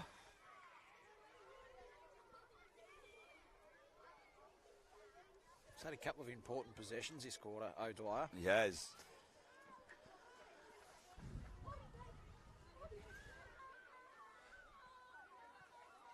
Chance here for the independent schools. So we've seen a dry up of goals at the moment. Chance for McKillip.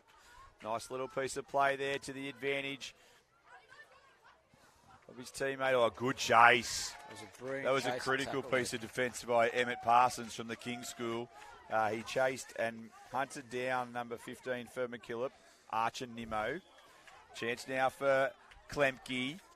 Goes with his left boot. He kicks the ball long into the middle of the ground. Jarvis Clayton couldn't take the mark. The rebound from McKillip is on, though.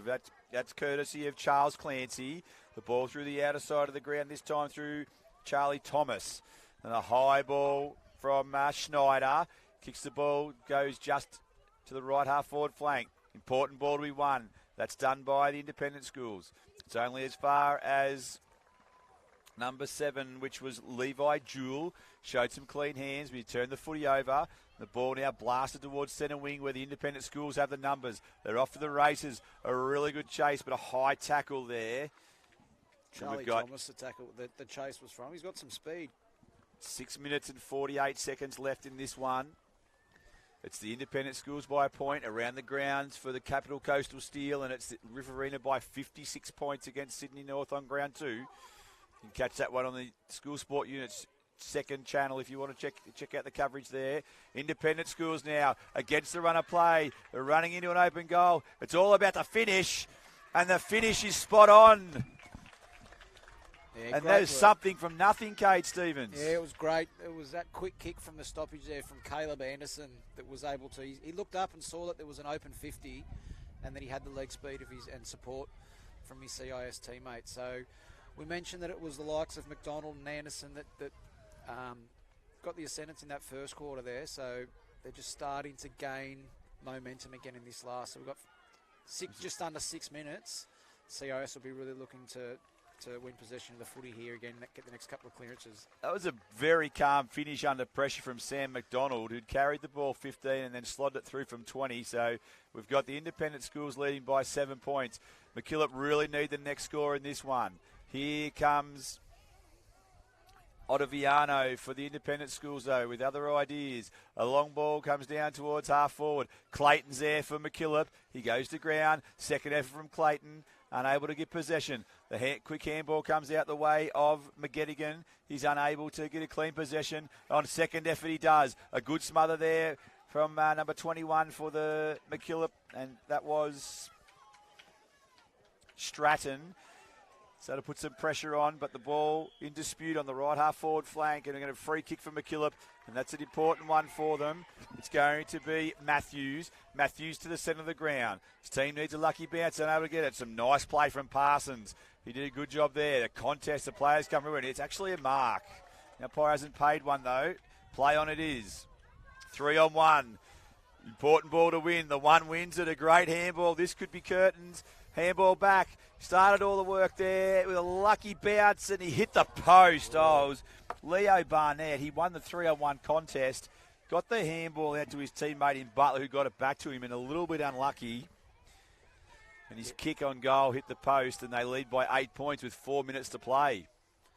The long ball. Yeah, right decision there from Oliver Matthews. Rather than go to the flank, he has to go straight down the middle. If they're any chance of winning this, they've got to utilise that bruise and get that ball straight to the teeth, straight away as soon as they can. They've got a stoppage with 4 minutes to play. The independent schools lead by 4 points, and McKillop have the breeze at their back. It's anyone's game still. The next goal absolutely critical in this one. A sling tackle has been paid, and the independent schools will have a kick. They're about 75 metres from home. CIS have really ramped it up in this last quarter. Didn't see this intensity. It's sort of looked a little bit flat in that second and third quarter. Here's a chance for them in the right forward pocket. It's a 3-on-1 battle, but we've seen already that the threes are potentially won. A snap on goal is across the face, and it's out of bounds. That kick coming from Leo Barnett. And so we've got 3 minutes and change left on the clock. It's an important stoppage. That one goes straight at the shoot. The umpire won't pay a mark. And he's paid a high tackle. And a free kick. To slow down, get back, take your time, back yourself in to kick the goal. Only 3 minutes left. They're going to need, if he kicks this, they're going to need 3 goals to win it, McKillop.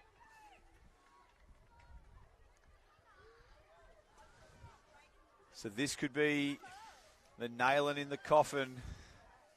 It's a tumbling punt kick. It's across the face of goal and out of bounds on the full. Yeah, that breeze, it's despite some really good passages of play, it's actually playing a lot more havoc on the game. A nice huge torpedo. That's what we like to see in the modern game. Mullets and torpedoes. That's what we're after, and that was fantastic. Good piece of play. McKillop has still a chance here. 2 minutes on the clock. That torpedo, by the way, was delivered by number 21 for McKillop.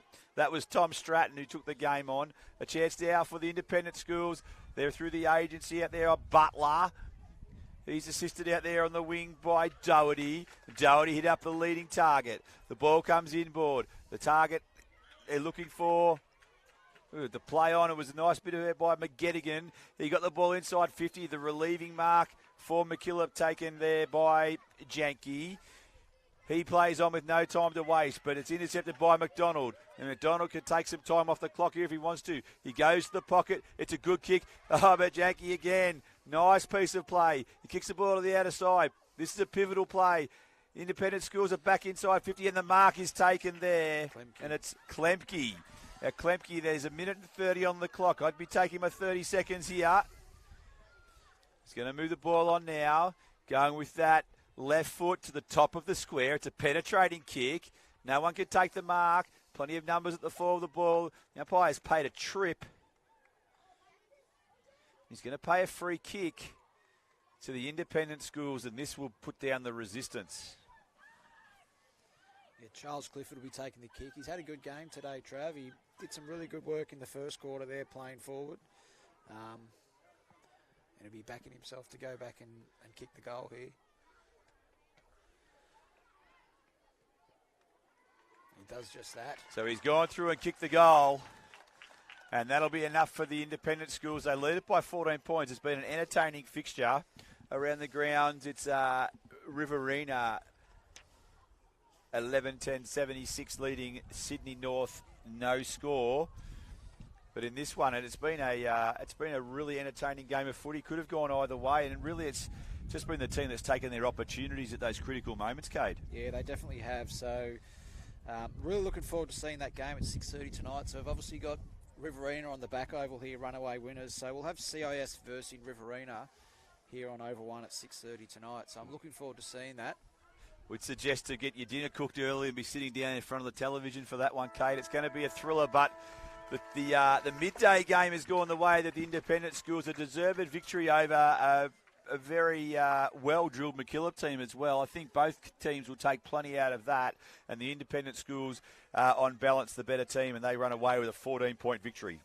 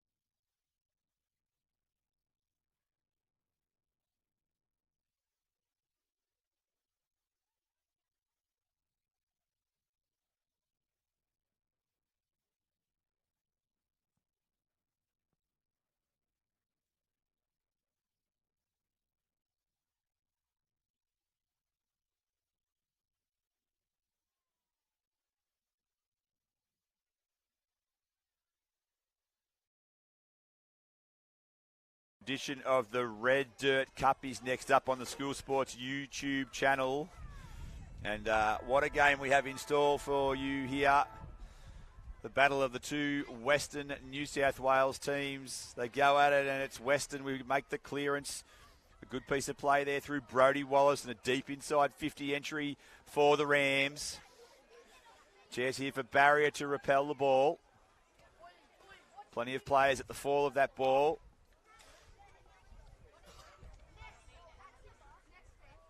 And the umpire let the play go.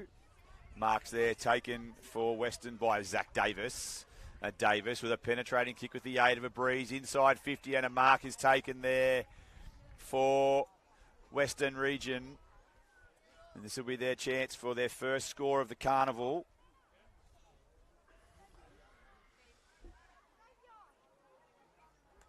We've been going just about a minute. It's a drop punt. It's on its way. It's near side, and it's one behind.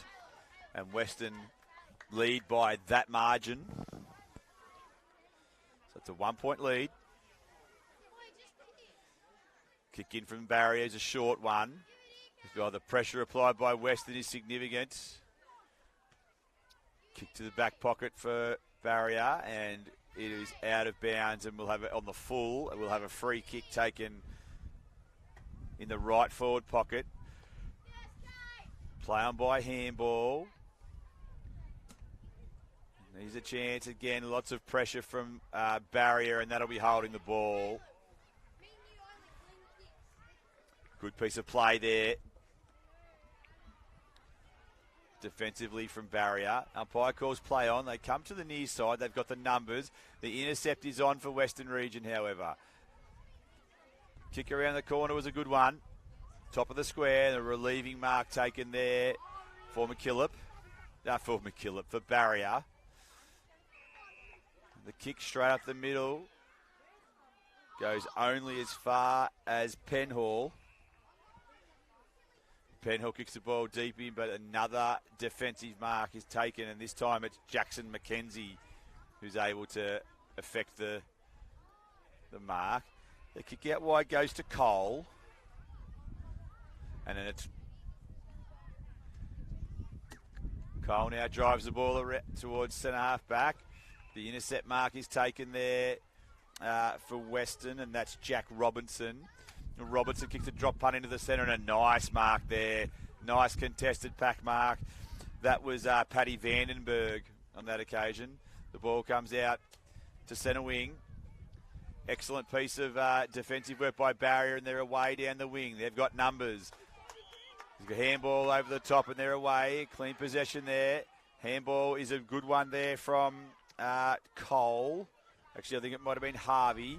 The ball's now deep into the half of the ground for Barrier. That play there from Rossiter was good enough to repel the Barrier attack. It's a contest from Munro, and then taken away from that contest is Hunter. Hunter with a long ball towards the centre wing region. He follows up with another effort. A good little piece of play there by Elijah Penhall again. And now it's a long kick there from Rossiter. Kicks the ball inside 50. It's off to the races. It's a foot race indeed.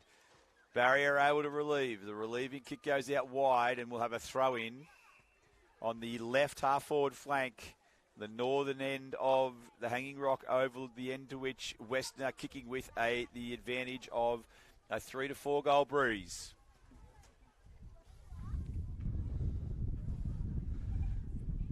Throw up, and it's Munro who gets a clean touch.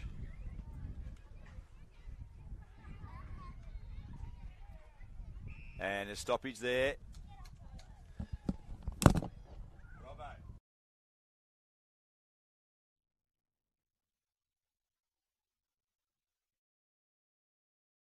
Now in commentary with me, I've got special comments from Jamie Robertson, the former New South Wales PSSA boys coach. Thanks, Trav. It's a pressurised start in this one, Jamie, and Western Region really need to use the breeze to their advantage. Yeah, full credit to Barrier. They've defended gallantly, and young Vandenberg is an interesting one early, did some nice work. Has been working very well in the defensive half. It's a quick chance here for Rossiter. He took that one away. It's a long ball, just the wrong side of the uprights. And it's through for a behind. That's Western's second score. Been going 5.5 minutes. Nice kick to the outer side of the ground. The mark taken there by Cole. Cole in the left back pocket takes the ball inboard. A dangerous kick which has been intercepted. Rossiter was tripped. No free kick paid there. And now it's Barrier's turn. There was a chance there for Gibson. A quick bounce there. Nice little handball open up the play to the top of the square. The chance for a mark. Oh, courage shown by both players in that contest.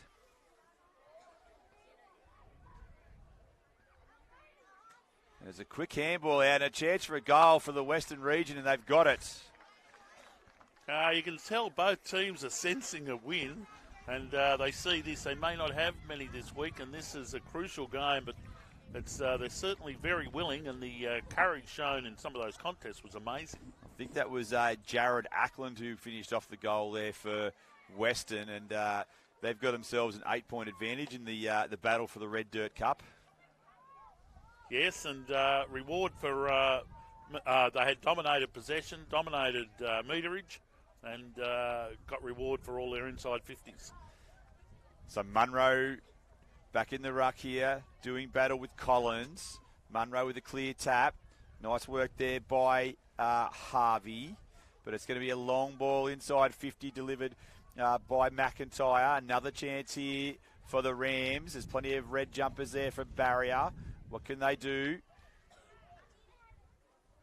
He's got to hold up in the face of this onslaught whilst kicking into the breeze in this opening term. They've got 4 minutes left to weather. That'll help. Now they've got numbers. Can they make the most of it? A chance there for Milne. Milne kicked the ball to the outer side of the ground. But it's intercepted this time by Northey. Northey's kick went to the right forward pocket. Another turnover is affected, but there we have the reliable Salloway from Forbes. Kicks a drop punt inside 50. Another contest with players. Big chance here for Western to kick their second goal. It's a drop punt, and it's just to the wrong side of the uprights. And they really do need to make the most of their field position on the scoreboard, Jamie. Oh, complete domination. Barrier just hanging on by the skin of their teeth, struggling to get it over halfway. And once again, you can see it very play inside the 50 and very difficult to get out, especially with this breeze, which seems to be picking up as the afternoon goes on. So another behind there to Western Region. It's their fourth of the afternoon. They lead this one by 10 points. The kick from Barrier to a dangerous location. They really do need to soak up some time around the boundary line kicking into this breeze. There's still just under 3 minutes left in the opening term. So many players around that ball. You could throw a blanket over probably 26 players at the moment in and around that. The umpire's picked out a free kick. He's going to award one to Barrier. And it'll be a free kick. And I think Barrier would see only one goal kicked against them as a win this quarter, Trav. Yeah, I agree. Certainly Western Region have had plenty of the footy, just haven't been so efficient. And here come Barrier. Oh, clever little kick. He's with great vision, and away go the Reds. A good chance there for a nice kick down towards number 10 for Barrier. That was Tatum Khan. He was unable to take possession. This is an important ball to be won. At least half, and a stoppage would be of great value to Barrier, and they've earned that. So with 1 minute and 56 seconds to go on the clock, we've got a ball up at the true centre-half forward position for Barrier. Nayland in the ruck. He gets beaten by Munro. Chance for Western Region, and a little step there from number 15 was Jordan. Jordan kicked the ball long down towards a contest, and it's Nayland there again for Barrier. He's unable to make an impact on the contest, and the ball tracks towards the right forward pocket boundary line. A clever kick off the ground gains more meterage for Western. Players go to ground, and a quick snap kick out of the pack. There's a one-on-one contest in the goal square. Could be critical late in this quarter. A really good tackle there from Barrier. Prevents the opportunity for a goal. And the umpire pays a free kick for a throw. A game-saving tackle perhaps, but vital with only a minute to go. Critical play there, and Barrier again, who have started to move the ball a little more freely in the later stage of this first quarter. A nice drop punt down the wing there, and the mark taken on the wing by Cole. Cole goes to the driving kick towards the middle of the ground. The mark there taken for Western Region. And that's number 15 in Jordan. Jordan kicks a drop punt to a dangerous position. A pack of players and no one can pull down the mark. Quickly running away there. Goes to the banana kick, which has gone out of bounds on the full. And that was Hudson Turnowich. And so the free kick with 17 seconds remaining for Barrier. They're in the left forward pocket, sorry. It's a long kick. No mark taken. Right in the shadows of quarter time. Looking for the siren. There's a shot on goal. And no score. What did you make of that, Jamie Robinson? Oh, I'd say Barrier very happy that they defended so stoutly. Now it's just a matter of taking advantage of the wind, and they'll be looking to do that and hopefully create more space than what Western were able to do. So at quarter time, it's Western 1-3-9. They lead Barrier, yet to score.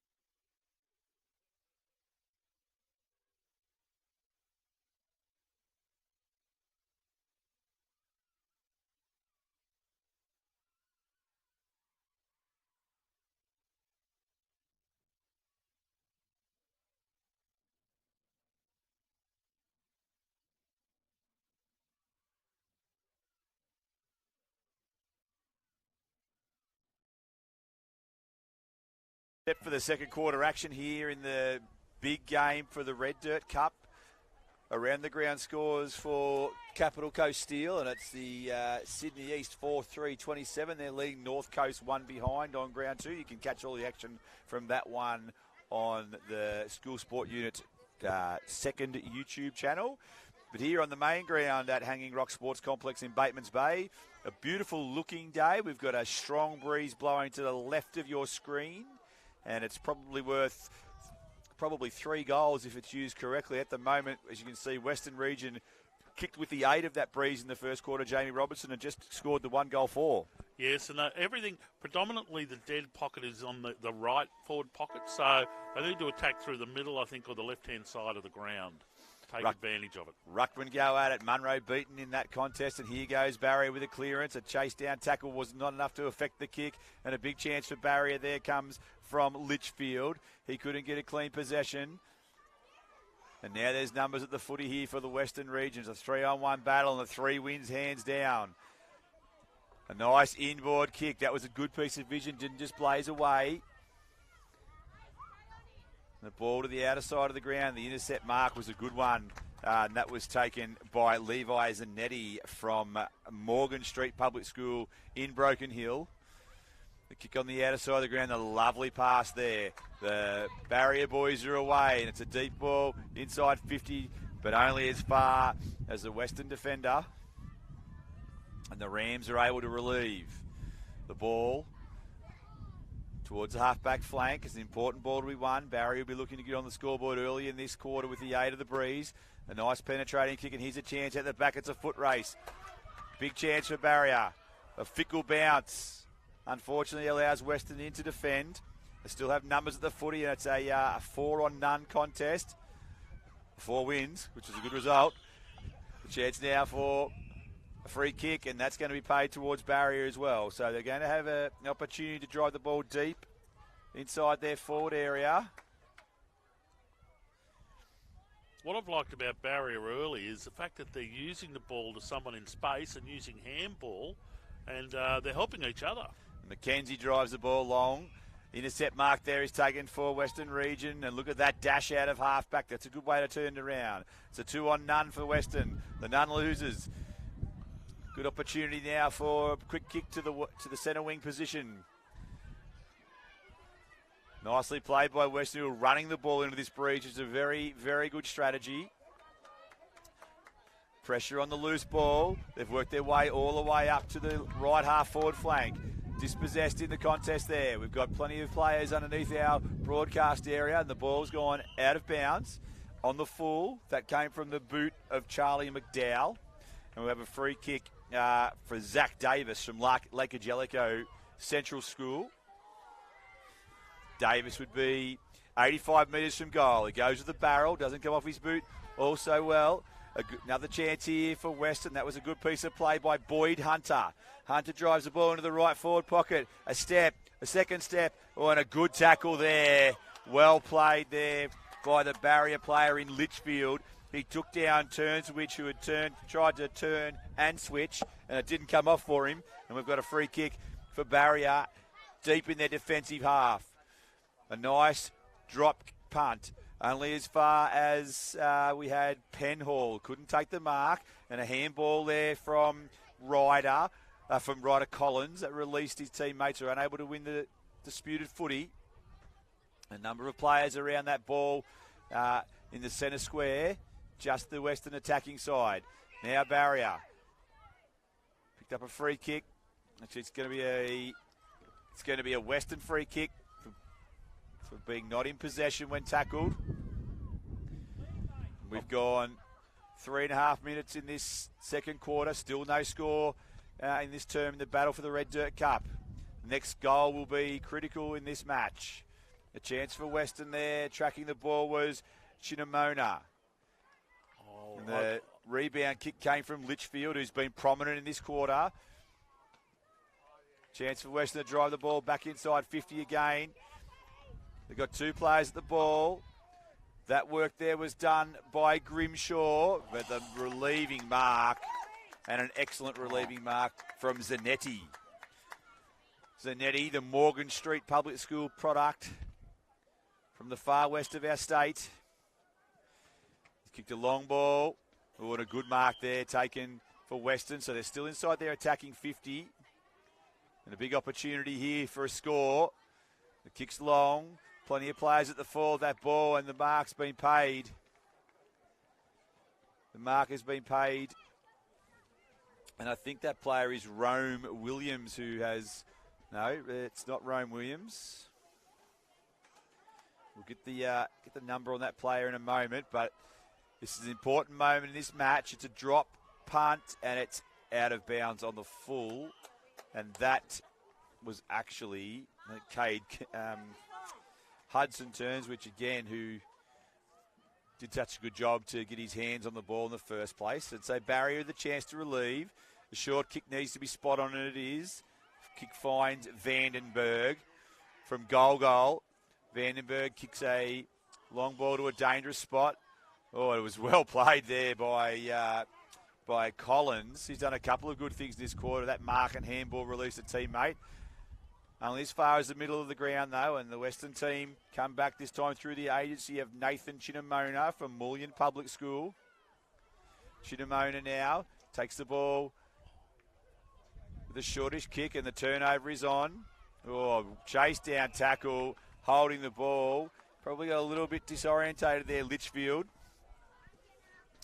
And he has been solid, Litchfield, all the way from Palinua Public School, just short of Pooncarie, Trev. He's travelled a fair way for football this weekend as the young man, or this week. And here's a young fella from Lake Ageligo, Mark Kelly, who has been prominent during the opening 2 games. Got an important hand in there for barrier, prevented a mark inside 50. Here comes Ryder Collins, who's done some good things, and now we're away. Barrier off to the races. A nice kick to advantage. Can they get the mark there? That play was completed by Zanetti from Barrier. Important ball to be won. It's a 3-on-2. A handball loose possession, and then it's Kelly from Lake Ageligo. He kicks the ball only as far as that man again in Litchfield, as you said, Jamie, has been a rock in defence. A long ball from Litchfield. It was a barrel and it went to the far side of the ground. Jackson McKenzie with the ball. And a 25-metre penalty. That will certainly aid the cause of the men in red. Kicking with the aid of the breeze, and the breeze certainly freshening here at Hanging Rock in Batemans Bay. A long ball from McKenzie inside 50. Now it's over the back and a chance. It's kicked off the ground. It's rubbling towards goal. And it is a goal. Oh, nice play there by Barrier. End-to-end football. Yeah, they got him on the slingshot, Trav. Wonderful quick movement of the ball. I think Western will rue their inaccuracy, but just dynamic the way they got him on the slingshot there.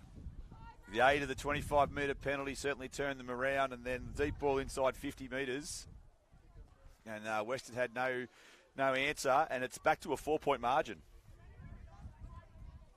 Yeah, I'm very impressed with Barry's efficiency with the ball, but Western seem to be winning the contested contest at ground level. Barrier need to keep the ball on the outside, I think, and there'll be a good chance in this game. They go again. Munro again with the hand of the ball. Kelly from Lake Ageligo with a big barrel that goes deep inside the 50-metre arc. They're within 25 metres of goal now. An important contest. Can they get the answer straight away? Oh, Western, they certainly can. Or has it gone behind the stick? It's missed. Thought that was a goal for all money. Zach Davis from Lake Ageligo. So the two boys from Lake Ageligo there combining. It was Kelly out of the stoppage, and then Davis in the forward 50, and just couldn't quite finish off the good work, but an enterprising piece of play. And here's another opportunity for Western. It's going to get a lucky bounce, so that's gone through for a goal. Yes, unfortunately the barrier fella was supplied by the sun. Yes, it was unfortunate, sometimes very difficult to read the flight of the ball with the breeze. And I think that was Brodie Wallace who was able to kick that goal for Western, and that's the quick reply. So we've got 1 minute 51 left in the second quarter. And Western have got the reply into the breeze that they so desperately wanted. They lead by 11 points. Munro again was in there. There's Kelly, who's been dispossessed, and he'll give away a free kick. Good tackle in there from the pressure from Barrier. It's Chad Nayland who'll drive his team forward. He's had a bounce. Took some time, pressure from Kelly, but he's able to get the ball into the 50-metre area. Here's a chance for Barrier. However, coming the other way to deny them is the Western Region defence. The ball goes out to centre wing, out of side. Important ball to be won. 1 minute and 10 seconds left on the clock. A lot of players around that ball. Here's a chance again for Nayland. It's stolen there by Western Region. A torpedo kick goes up towards half back, and the mark there was taken by Nayland again. The high ball. Number of players around this contest. Strong tackle, and the ball spills out. Gives Barrier an opportunity late in the quarter. The turnover is affected, and it's Western driving the ball towards a nice mark, running with the flight of the ball. I think that player there was Lincoln Bryant from Ungary Central School. Bryant kicks the ball out further towards Davis. going to get a free kick. He plays on quickly with a handball. There's 25 seconds to go. This could be a pivotal moment in the game. A ball inside, 50 and a chance for a mark in the goal square, and they've got it. And I think that's Brody Wallace again, isn't it?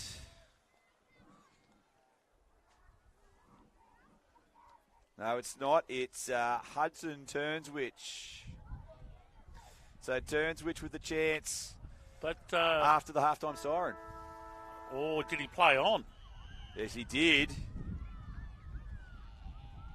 Hold on, what's happening here? Yes, he's played on and no score. And the goal by Barrier seemed to spur Western on in the last 2 or 3 minutes of that quarter, and they really dominated the ground ball, and their physicality's worrying Barrier a bit at the moment, but Barrier still are right in this match. So a good second quarter there from Barrier, kept them in the contest, but it's Western that lead by 11 points. We'll be back with the third quarter shortly. Sorry. That's good. I reckon the bird might have shattered his eye from the sanctuary. That's why he lost it. He couldn't see it, could he? He's like, where is it? It was behind him. I know. Poor bugger. Oh.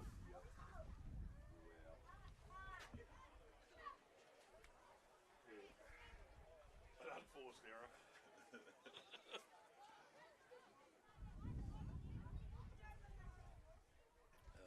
This will be, these will be the wooden spoon player, wouldn't it? Close. Oh, Western, you got Western. Oh, sorry. Southwest. No, that's one again. Okay. Yeah, so it probably is. Maybe Hunter. Yeah, true, they weren't much. I think they're beaten by Hunter, though, so I think you're right. They've got about 4 blokes. They've got half a dozen that can play, Barry, but it's how do you join half a dozen and get it up the other end? There you go. And like I think Western the same, they've got about 5 or 6. Yeah, that's what Robbo's trying not to laugh. His special comments.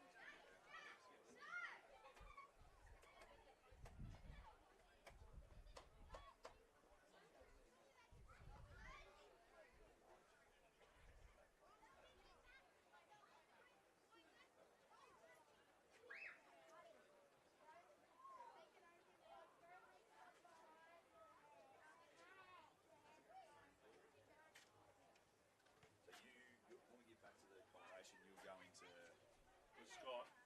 And Anthony Sealy and James's room. I've just got to remember, what was the number? Do you I've remember? got the key somewhere there, so that'll be all right. Oh, you've got it in your car or something? I think so, yeah. Trying to remember that, but yeah, I do. So will you be here pretty much till 7:30 or 8 o'clock? Yeah, but I'll give you the key out of my car. And then we'll be right.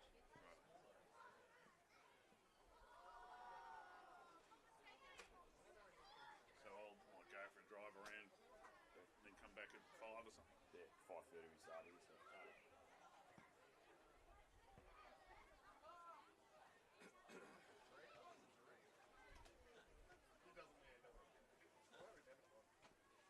Paula, it's Travis Erb from the New South Wales PSSA. How are you? Yeah, going well. Is Kurt available this afternoon?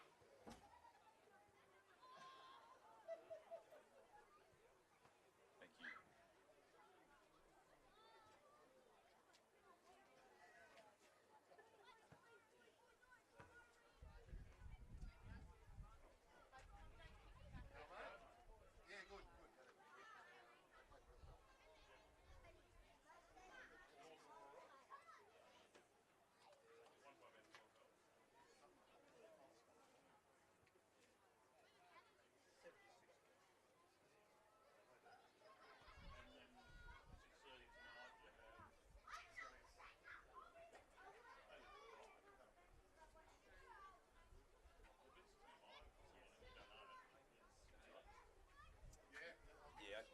to just double check a couple of things with you. I think you can probably pass it on, and you might have to call me back. So one is, we had some staff check out this morning from room 95, and they, Kate and so I've got the key in my pocket. So just let you know I've got the key. And then we were going to get the room made up or remade, which was the one that Anthony Seeley and James Burgess were in. I'd spoken to Kurt about that. So if you could just check that room has been remade for me, please.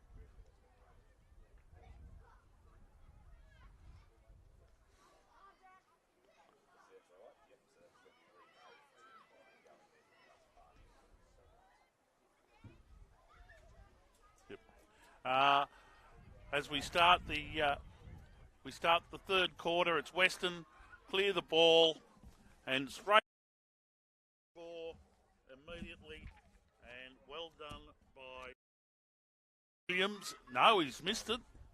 Unfortunately, just to the right of the stick. So it's Barry against a strong breeze.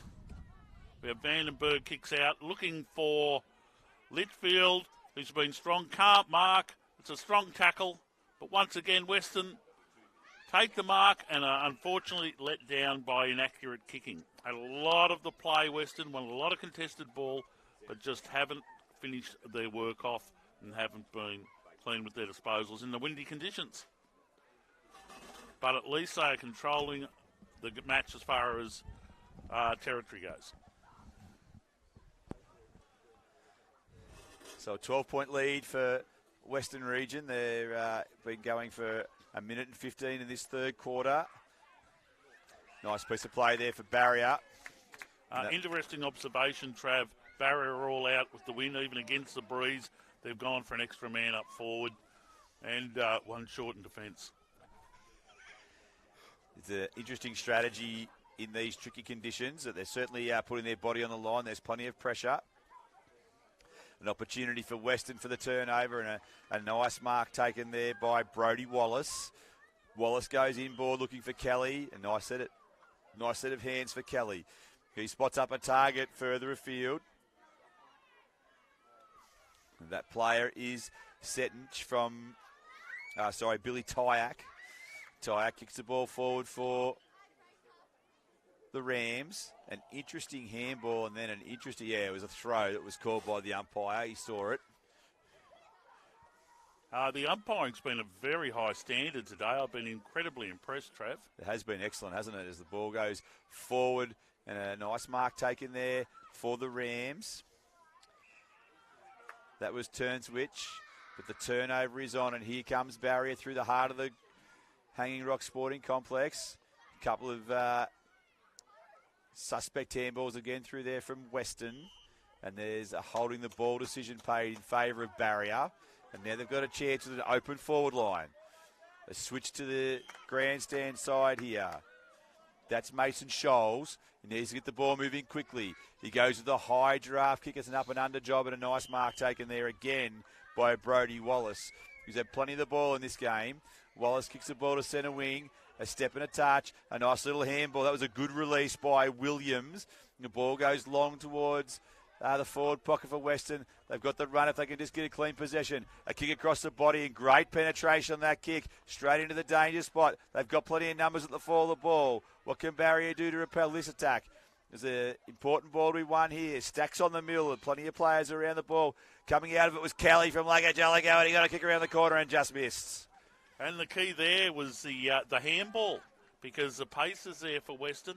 They've just got to share it, get the handball, and then they cover the meterage, and it opens everything up. He's been lively, Mark Kelly, both on the ball in the forward line. Here come Barrier, though, around the broadcast side. Kicking into a strong breeze. They trail by 13 points.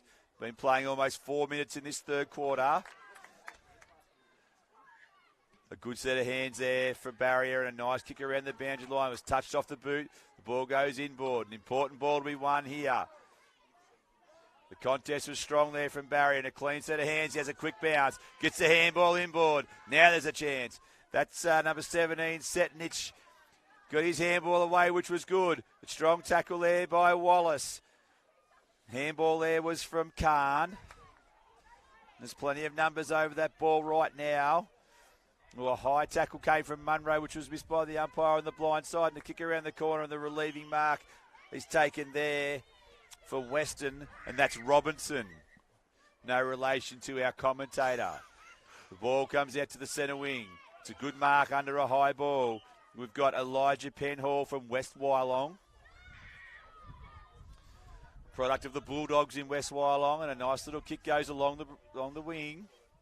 Chance here for Barrier. Oh, and a strong tackle there, but unable to prevent the release of the football. We'll go over the boundary line, and we'll have a throw-in. And that throw-in will be affected, or a ball up on the true centre wing position with a tick under 6 minutes left in this third quarter. Breeze freshening, the Western region leading by 13 points. Chance here with the long ball for Western. That came from Angus Jordan. He kicked the ball deep into the forward pocket. Oh, clever piece of footwork there on that occasion by Shinamona. Kicked the ball up to himself. Almost Gaelic football style, but holding the ball. There'll be a free kick for Barrier. They've opened up the play here, trying to switch it. It's successful. The ball goes to the outer side of the ground, as our special commentator Jamie Robertson said. That's the dead pocket. No free kick paid there where it might have been the push in the back. Play on here is called. A chance for Barrier. They've turned the ball over. Western region there. Nice little piece of play by Tyak. He's got the ball back inside forward 54, the Rams. And once again, it's a good defence there from Charlie Litchfield from Barrier. He's able to defuse another dangerous situation. Plenty of numbers around the ball on centre wing. Now the ball goes inside 50 for the Rams again. They really have had a glut of possession in their forward half and are yet to take full toll on the scoreboard. This could be their opportunity. 2-on-1 opportunity here in the goal square in the forward pocket. But no score able to be secured. But once again, they have numbers at the fall of the ball. And there's going to be a free kick paid on this occasion, and that will go to Western region. Travers, as gallant as Barrier have been in their defence, the leg speed of Western is certainly a concern. This is Rossiter from Ungary. He's hit plenty of leg speed, as you said. He's gone with a long ball. And I think that could be curtains. Yeah, the contested game and the leg speed, it's just taken its toll. And it looks like Western are getting stronger and stronger as the game goes on. The Red Dirt Cup looks like it's headed for Western region. They lead this one by 19 points. 3.5 minutes left in the third quarter around the ground. Sydney East 8-5, 53. And the North Coast 2 behinds. Munro's been enormous for the Western region in the ruck. He's used his height advantage to full effect. There's another contest. Clever ruck work, looking to get it to his other midfielders. There's Kelly from Lake Jellico, as we've mentioned numerous times. He's had plenty of the ball today. Wallace with a quick bit of footwork, but the tackle there from the barrier was unlucky not to be rewarded. Good determined play there. A kick around the corner. Oh, nice blind turn. That was classy there by the barrier player, and a kick into the forward half of the ground. Chance there for Western Games, Cruz Kendall.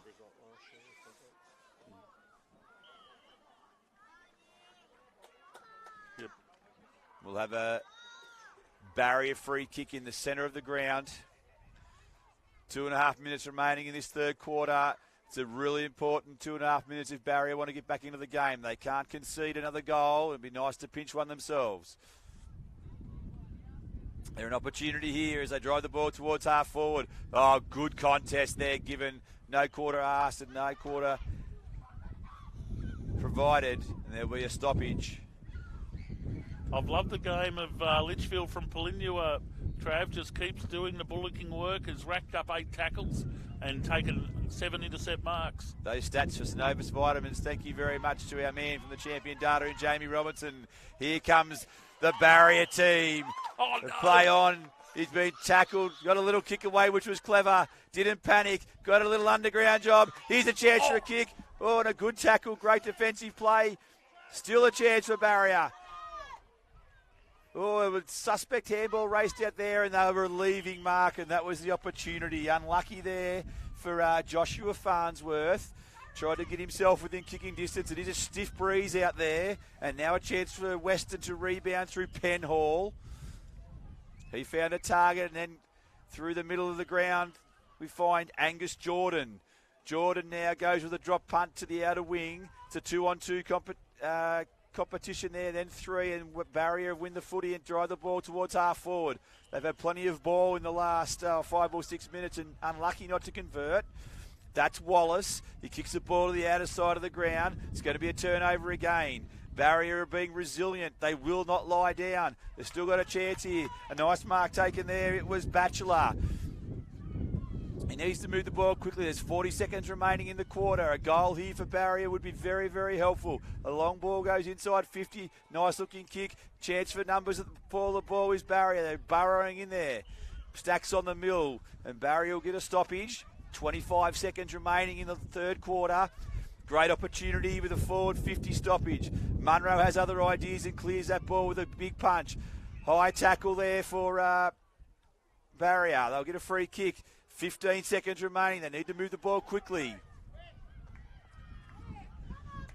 Crowd are aware of it. The players not so much. 5 seconds. 4. They're going to run out of time here, unfortunately. It's a long ball going towards side 50, and that'll be three-quarter time. Frenetic final couple of minutes there, Jamie Robinson. Oh, the spirit of Barrier to try and claw back that goal and give themselves a chance was amazing. Unfortunately, there was probably a lack of torque there when there was a play on from about 12 metres out. But, look, it was good footy the last 2 or 3 minutes, and Barrier gave it everything. And who knows, if they can play with that same intensity in the last quarter, perhaps there is a chance, Trev. They will come home with the aid of a very strong breeze. So at three-quarter time, it's Western Region leading by 19 points.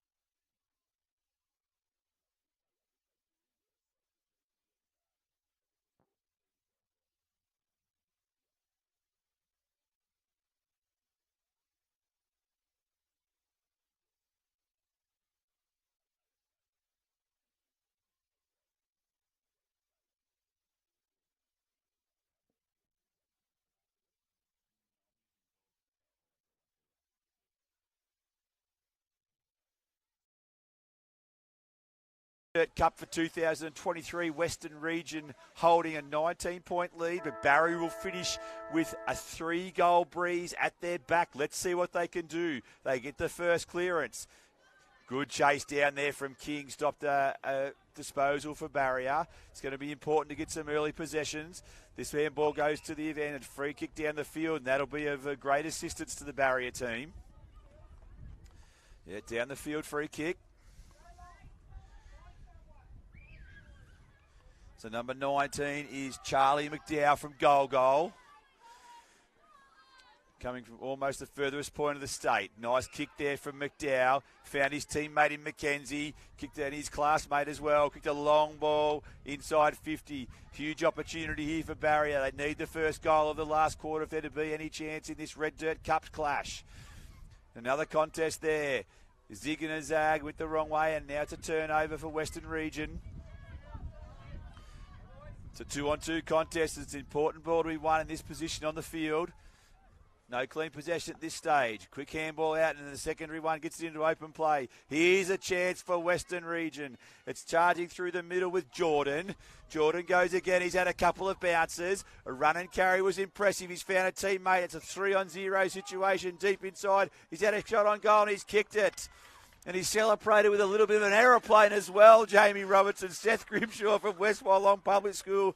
He was a late inclusion in this team, and has he made the most of it? My word, Barrier rolled the dice again and loaded the midfield, but unfortunately there was 2 or 3 loose ones. Men and Western have taken advantage of that. Nice example of holding your position in general play, wasn't it? The boys kept their place there, and Grimshaw has reaped the rewards of a little left foot torpedo from 15 metres out. Very confident. Didn't need to run in or handball it to a teammate. So on the back of the Grimshaw aeroplane, Western go 25 points in front. The clearance this time comes from Barrier and a long ball towards centre-half forwards. Important possession, this one. Barrier keep trying. They've been resilient all day. They've been given away a free kick here, though, and the tackling pressure of Western reaps dividends. This time it's Munro, the big ruckman. Kicks a drop punt, goes to the outer side of the ground. Contest there, and the turnover almost affected by Western Region, and now they're into the open space again. The Rams, a chance to go inside 50. Where's our man Grimshaw? He's not there, but it's a nice mark taken. Grimshaw's played on and called for it. Actually, there he is. It's a high tackle. So luck's a fortune for Turnswich. He's played on again, and this time it's another goal. Very unselfish handball there. Gave it off to the lovely left footer.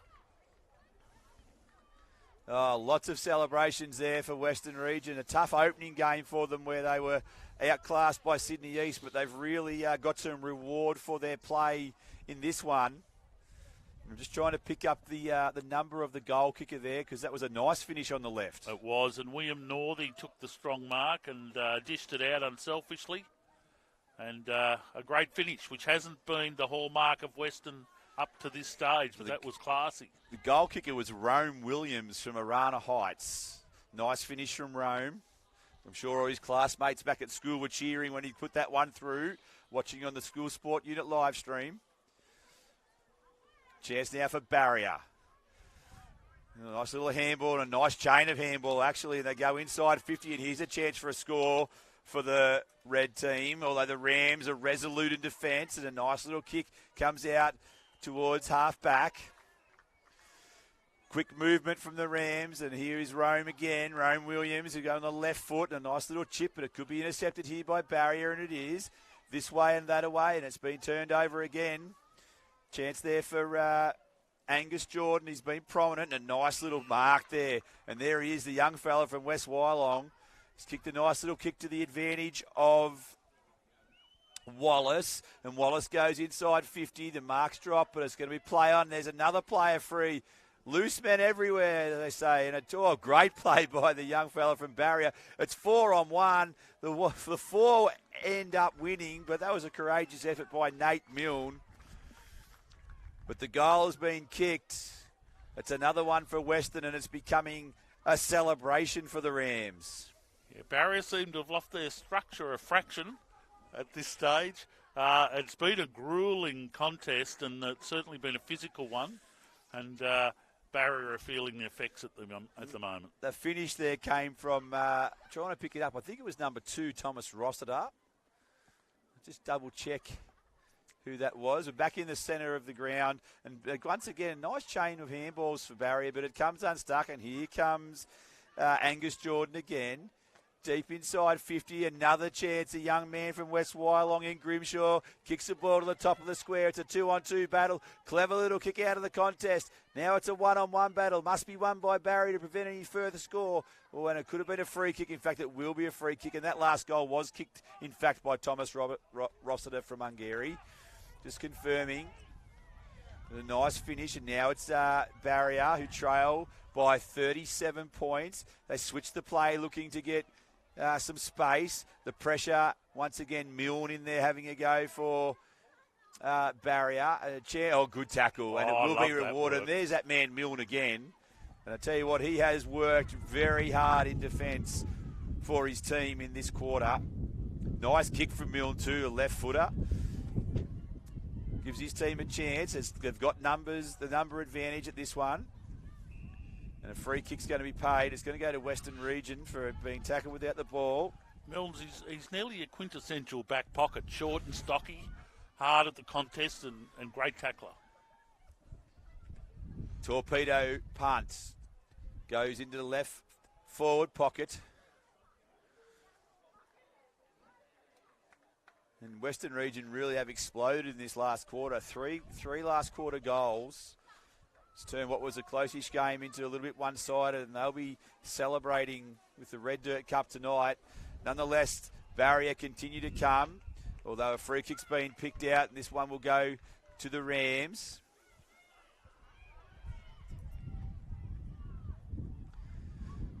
It's a long kick inside 50. Plenty of players at the full of this one. Grimshaw's there again from West Wyalong, the young Rams player. Here's a chance for Rossiter. He goes with the right boot inside 50. Another chance for a goal. He's gone with the Bunana. And he's just missed. Jared Ackland, also from West Wyalong. I think they've been doing party tricks at Bulldogs training at West Wyalong. Yeah, the Hungary, West Wyalong, Lake Angelico, a great complement of talent from that region. You actually go to Hungary, you can see the big football nowadays on the stick. A long ball inside 50 and a long chance for Barrier. 3-on-0 and the 0-1. And a chance now for Western Region. Deep inside their forward 50.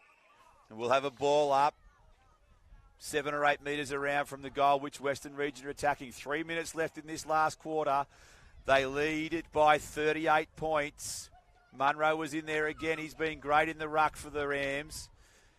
Hurried kick forward was smothered. Well done by the kick off the ground for Western Region. Didn't go too far. Now a defensive-related kick for Barrier. And they've got some space if they can just get a clean possession. They've got plenty of room to move.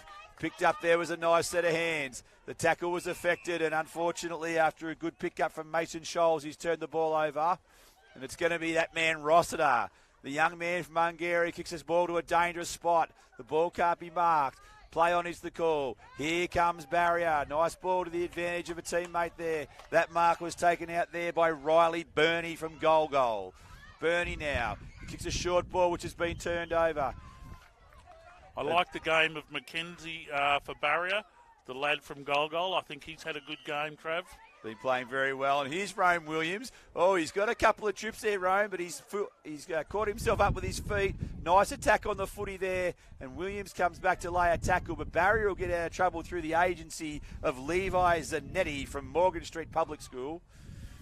The contest there. Nice piece of play around the corner. That was Aidan Setnich. And now Barrier are inside 50. Handball play. Got another one out. Great opportunity. Setnich again, who's besieged by Western Region defenders, and we'll have a ball up at the true centre-half forward position for the goal. Barriers attacking. We've got 1 minute and 40 left on the clock, and here's a great scoring opportunity for the Reds. The Rams now, though, through Western Region. A nice little defensive kick, but the intercept mark has been taken. That player there is Chad Nayland. Nayland now goes with a long ball inside 50, but the mark has been taken in defence for Western. You can see what Barry is trying to share the ball around and use each other, but the pressure gauge from Western sky high and has been all day. How about the barrel there from Lucas Batchelor? He's gone with a torpedo. Got a nice contested mark, and here's a chance for Barrier. Got themselves in good scoring position. Couple of nice plays, and we've got, it looks like Mason Scholes has a chance to kick on goal, and a mark in the right forward pocket. A defensive mark taken by Western Region. They waste no time. They're through the corridor. And the problem for them with this kick, we've got a 4-on-1. And eventually the 4 wins out. Here's another chance for Barrier. Oh, good opportunity in front. Unlucky not to be paid the mark there. Long ball from the Rams, and there's plenty of space here for Barrier to pick up the ball. Rossiter is in there again for the Western Region. Here comes Rome Marshall. Look at him loping through the centre of the Hanging Rock Sports Complex. Another opportunity here for Western Region. A good tackle laid there, though, which was excellent defensive play from Graydon Gammon from Golgol Public School. But it's not enough, and it's Western Region who will hold the Red Dirt Cup for 2023. Jamie Robinson. Yes, they retain it, and look, they were relentless, Western, and you can see the connection and the confidence growing. They're hard at it, their leg speed's very good, and the more they share it, the better results they're going to get. So that's full time in the Red Dirt Cup. It's Western Region successful by 38 points.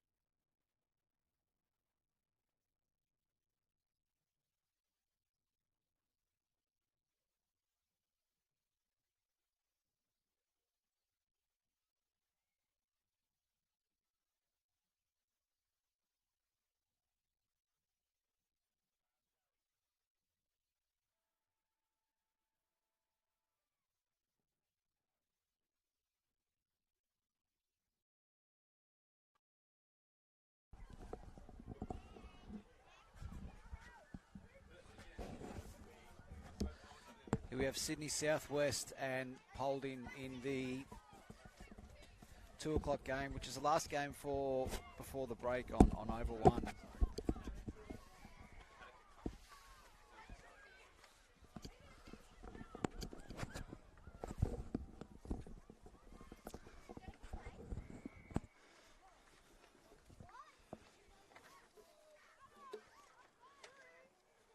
So the match here between Sydney Southwest and Polding.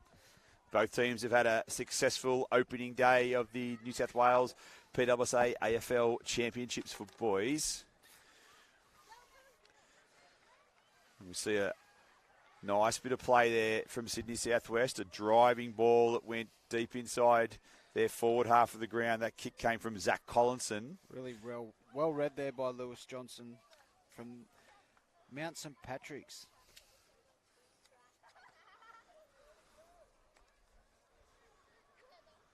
So a chance here for Polding, kicking into the teeth of a very, very strong breeze.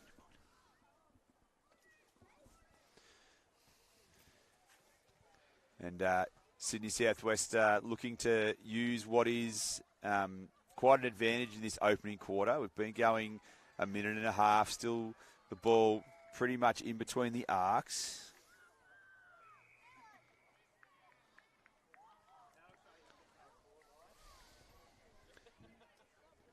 So a 25-metre penalty here for Polding from the resultant free kick, and they'll be looking to drive this ball deep. They've got some options open for them. A nice lead at the ball, well done, and that play was from Cade Franceschi from St James and Benora Point. And it was kicked to him from Xavier, Matt. Xavier and Caleb were two key contributors in their early game this morning.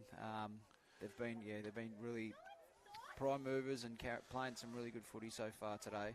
And Franceschi's got the goal, and Polding off to the best possible start into the teeth of the breeze, and that's a nice start.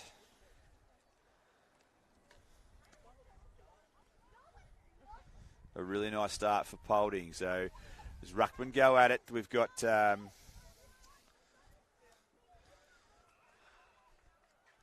nice little tap there from the Sydney Southwest Ruckman. Goes unrewarded, and a free kick. Now that Ruckman there for Sydney Southwest is Aiden. No, it's not Aiden Donovan. That's the wrong team. Try again. Sydney Southwest, the Ruckman was DJ Mateo. Ball now for Polding. They're in the forward half of the ground again. A nice hit-up lead. This time it's diffused by the defence of the Sydney Southwest. Strong tackle laid there for Sydney Southwest. That was by number 15, Flynn Salter from Mawara Public School. The ruck work again, scouted by Polding. Chance there for Sydney Southwest. Got a high tackle, and the free kick is going to go to Maddox Callaway from Robert Townsend Public School. Callaway goes to the outer side of the ground, but it's picked off by Polding, and a chance with numbers inside. Nice little gather by number 7 for Polding. A kick to the top of the square, and the mark is taken. Really good piece of play there by Angus Henderson from Deniliquin, from St Michael's in Deniliquin. It was a good 50-50 contest early by Harper Gallagher there as well. So the set shot opportunity for Polding, it's going to be full freight, and it's Jesse Rouvray from St Mary's in Manly who's got that on the board, and a nice combination, the boy from Deniliquin and the boy from Manly. You wouldn't hear that very often, Kate Stevens. No, we spoke about that earlier with the Polding, the challenges that they have with the large geographic spread that they have for their team, and we love seeing they've started so well early in this carnival, but they're one of the sides that we always look to for a big improvement, being so far spread apart. So kicking with the aid of a strong breeze, Sydney Southwest trailing by 2 goals early in this one. We've been going almost 5 minutes in the first quarter, and another free kick's been picked out from the stoppage, and this time it's going to go the way of Polding, and a nice little kick to the lead, and a really good mark taken there for Polding. So Xavier Matt and Cade Franceschi again. Oh, a bit of a hang there. Almost came down with the mark was Logan Elphick from St Mick's in Deniliquin as well. Nice little fly from Logan. Shame he didn't hold that mark, but a really good contest. He's going to get he's going to do the ruck work now after they've forced a stoppage. So he's won that. And then later, really good tackle. The kick was actually made by Mateo. A smothered there. From Elphick again, and now it's a chance for Polding. And nice little piece of play there, and just weight of numbers for Polding in the end. And Xavier Hicks from St Cashmanton Singleton kicked the left foot goal and finished it off with a little aeroplane too. Yeah, it was great work there by Logan Elphick. You mentioned his high fly, but went into the ruck work, and then his second efforts, his third efforts, all contributed to that goal there. So well done to Polding. So it's a bright start for Polding. Some great selfless acts there. They lead it by 3 goals. It's a really nice piece of some really nice pieces of play here from the Maroons. The green team really need to try, and we've got a free kick again, and another free kick going the way of the Maroons. Quick to turn the ball over. Here's a chance for Sydney Southwest. Nice piece of play there coming through Flynn Salter. But the relieving mark has been taken by Polding. The long kick to the centre of the Hanging Rock Oval. Chance there again for Sydney Southwest. Salter with a long kick inside 50 and was dealt with after he kicked it. He'll get a free kick, or the team will get a free kick down the field. And so this is the chance for Sydney Southwest to get on the scoreboard. Possession of the footy at the moment with Cooper Whitman. And Whitman goes long to the pocket looking for a mark. Great defence there from Polding. The ball picked up there by Caden Norris. He's got the ball out to centre wing and it's gone further afield. Looking there for Cooper Roughhead, who's tracking the ball. Roughhead, ball inside 50. Great transition. Might have dropped what he should have taken there and probably got legged in the end. And the umpire's going to play holding the ball against Jacob Flynn. Yeah, could have gone either way there. It was he had plenty of time to get rid of it. He was tackled low. He could have handballed it out, but tricky one, that one. So a free kick going the way of Alexander Ahosevi. He's turned the ball over. Just the pressure from Polding at the moment, and a high tackle, a free kick going the way of Sydney Southwest in their new strip this season, the green with the white V. It's a very aggressive tackle there from Caden Norris. He's done a couple of really good things this quarter. He's really stepped it up for his team. Mateo couldn't get hold of the ball, but that sleight of hand by Polding proving advantageous. Declan Tricky got the ball out, but Mateo has intercepted it for the green team, and the umpire is going to ball it up. Really composed play there by Declan Tricky. Didn't blaze away, didn't bomb. Used his left foot well.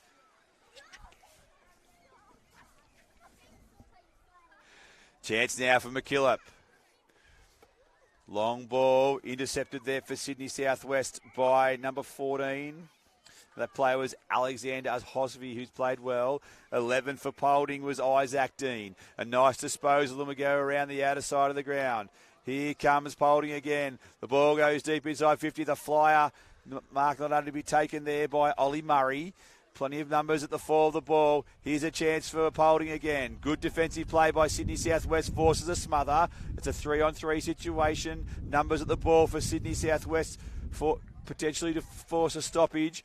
And it was good defensive play initially there by number 12 for Sydney Southwest. That was Maddox Callaway again, and they've earned the free kick. Really nice little handball there for Polding, and he'll get a free kick as a result. That player was Isaac Dean again, who's done a couple of clever things from St James in Katara South. That's something that the better sides have done so far today is use the hands. Use the hands to clear away from stoppages and congestion. 2 or 3 link-up handballs, and then get the ball in the hands of the player that's got their eyes at goal, and they're able to run in front and take that space. So there's a chance here for Polding. It's a long ball to the top of the square. Plenty of numbers there, green jumpers, but the only one who's able to take it is Luke Welsh from St Augustine's in Coffs Harbour. And so Welsh will go back and take a look at a potential 4th goal for Polding. We've got 40 seconds left in. He's going to get a 25-metre penalty. Sydney Southwest player was too close to the man on the mark. He's kicked the goal. decided not to take the entire 25-metre penalty, and it's a 4-0-0 first quarter for Polding. They're in great shape on ground one. It's 117 Sydney North and 117 McKillip at quarter time. For those of you who are interested in what's happening on the New South Wales School Sport Channel, YouTube channel number 2. So another point each, and scores will be level over there. But we've got the live game here, and it's Polding as we approach quarter time, and they are 4 straight 24, and Sydney Southwest are yet to score.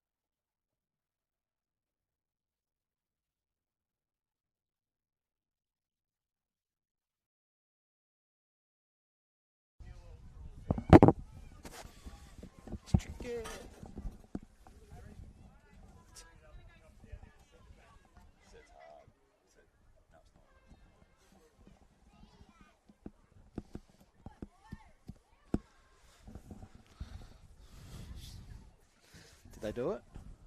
Did they do it?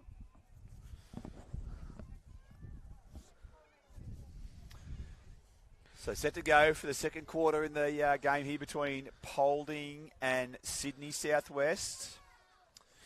Both clubs, both teams coming out of the Greg Tunn pool. Pool X here at the Championships. The ruck clearance again by Mateo, but the clearance that came out of the centre of the ground was a magnificent piece of play by Logan Elphick. The long ball into the right forward pocket. Plenty of numbers at the ball there for Sydney Southwest, and first the ball. Oh, nice finish. The turnover affected in the blink of an eye. The finish was from Jacob Shute from St Ambrose in Pottsville. And that was after some really good defensive efforts from Maddox Callaway, again, who has been a real trier in defence for Sydney Southwest so far through this game. But the finish was clinical. Yeah, hard to stop that. They've been seeing plenty of traffic, so the Sydney Southwest are going to see a fair bit of footy this quarter, I'd imagine. Really good start to Polding in the first quarter, kicking against the breeze, and they're continuing on early in this second. So strong breeze, cool conditions here this afternoon in Batemans Bay, and it's Polding by 30 points. The Rucks go at it again. A nice little clearance there again for the Maroons. A chance for Sydney Southwest to turn things around into the breeze. It's a one-on-one contest, which was done nicely there for Sydney Southwest. That time was Cooper Tesorio from Wattle Grove. And a free kick for the Green Machine. It's a long ball. No one can take the mark. Players fly for the ball. Good chance here for Sydney Southwest now. They've got a breakaway. Number 17 there for Sydney Southwest moves nicely. He has a bounce. He drives towards goal.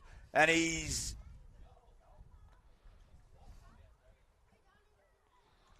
waiting for the decision. He's kicked a goal.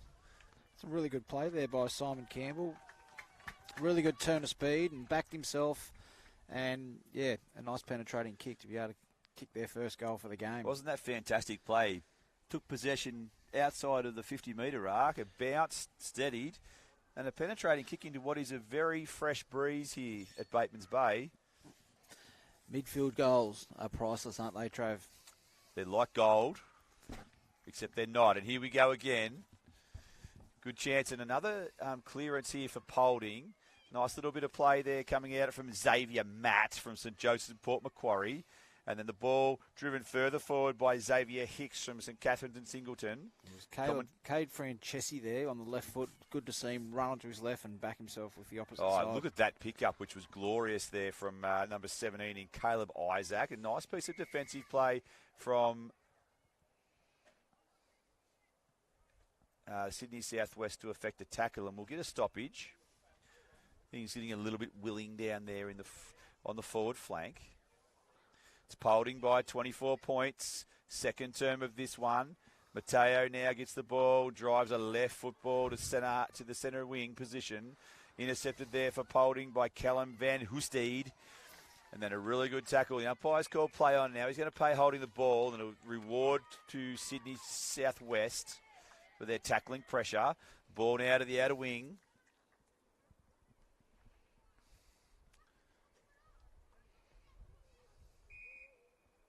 And the umpire has crossed himself. He's going to ball it up. We're on centre wing. We've gone 4.5 minutes in the second quarter. Good to see. As we see scan the ground, we can see the Polding forwards, and we have spoken about this over the last couple of days with the girls' footy as well. Just the forwards for Polding holding their position, and as a result, we see a lot of space in at the stoppages to be able to get clearances like that. So a quick clearance there from the stoppage. That was Isaac Dean. The ball's been sent back towards the centre wing, though, by Sydney Southwest. A nice little piece of play there under pressure came from Charlie Ball from Camden Public School, and he's going to be rewarded with a free kick for a high tackle. The ball has played on, took advantage, clever play there, and then the umpire who called play on has called him back, so that was unfortunate. But Ball will take that free kick. The umpire's explaining the situation there. A nice little kick. Goes to the centre of the ground. Mateo. He's besieged by a couple of maroon jumpers. Go get a quick kick away. Nice play there by Logan Elphick again.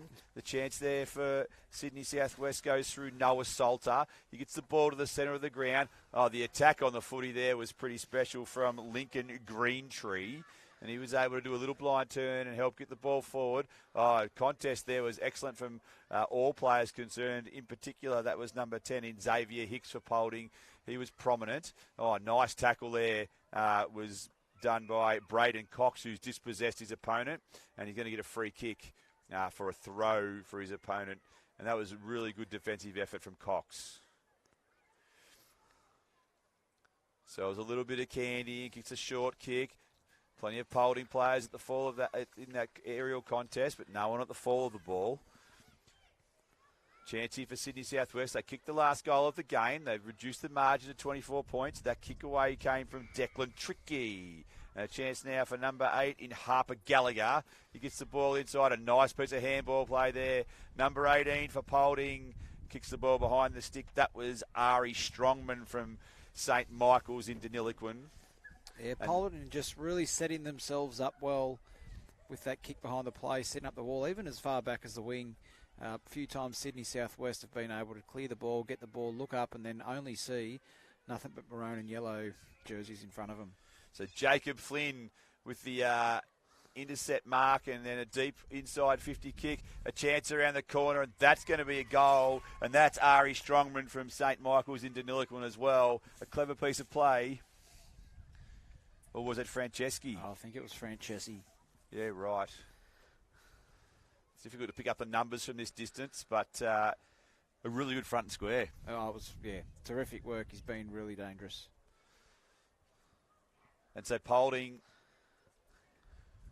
extend their lead to 31 points. Around the grounds, it's Sydney North 2-1-13, McKillop 1-1-7.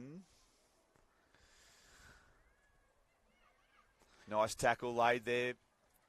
And a clearing piece of play by number 17, who was Simon Campbell, who's done a couple of really nice things in this quarter. Another chance for Sydney Southwest, who certainly haven't given up the ghost. They've continued to provide a contest throughout this game. The numbers at the fall of the ball. If they can force a stoppage here, it'll be a good result. And the umpire crosses himself and does just that. And that was Flynn Salter who was in at the contest there, providing a really good effort for his team. It's good to see Isaac Dean there at that last stoppage. He's obviously had some good coaching or just general footy awareness, because as he was getting tackled, was able to raise his arms and release the hand. How about that goal? Sorry, Kay, to interrupt you, but as we've spoken about, we had the young man in Flynn Salter who broke away from that contest and gave a nice handball. He still had plenty of work to do when he received it, Charlie Ball, but he put on a step, came inside, and from 25 metres out, kicked a goal. Yeah, great to see, and the energy from the Sydney Southwest teams just started to lift a little bit with a little bit of belief in each other here. So that's the second goal for Sydney Southwest, and they narrow the margin to 25 points. We've got just under 3 minutes left in the second quarter in our final game this afternoon. A couple of games to come tonight for you on the School Sport Unit's YouTube channels. The clearance there from Polding. That was done by Isaac Dean. The mark out there taken on centre wing. It was a nice little kick by Harper Gallagher. The young man from Kingscliff kicked the ball to the right half forward flank. Now there's a 2-on-2 contest. Number 2 for Sydney Southwest. That was Freeman Baharo from Liverpool. What he couldn't do there, and the ball went inside 50, and the mark was taken by Luke Welsh from St Augustine's in Coffs Harbour. The ball was a long ball to the top of the square. Plenty of numbers there, and rushed behind, forced by Sydney Southwest. And it was a good play again by Isaac Dean. He didn't blaze away. He saw that he had a target much closer to him, so he lowered the eyes, pulled the kick, and was able to hit his teammate on the chest. So it's a long ball outside 50. A crude attempt at trying to remove the player there. And number 17 for Polding, Caleb Isaac, will take his free kick. He's got good purchase on that kick. It's a long, long ball to the top of the goal square. And it's been rushed over for a behind. The third rush behind for Polding of the quarter. They've added 2 goals, 3. And Sydney Southwest have kicked 2 goals. It's been a pretty even quarter. A chance now for the Green Machine.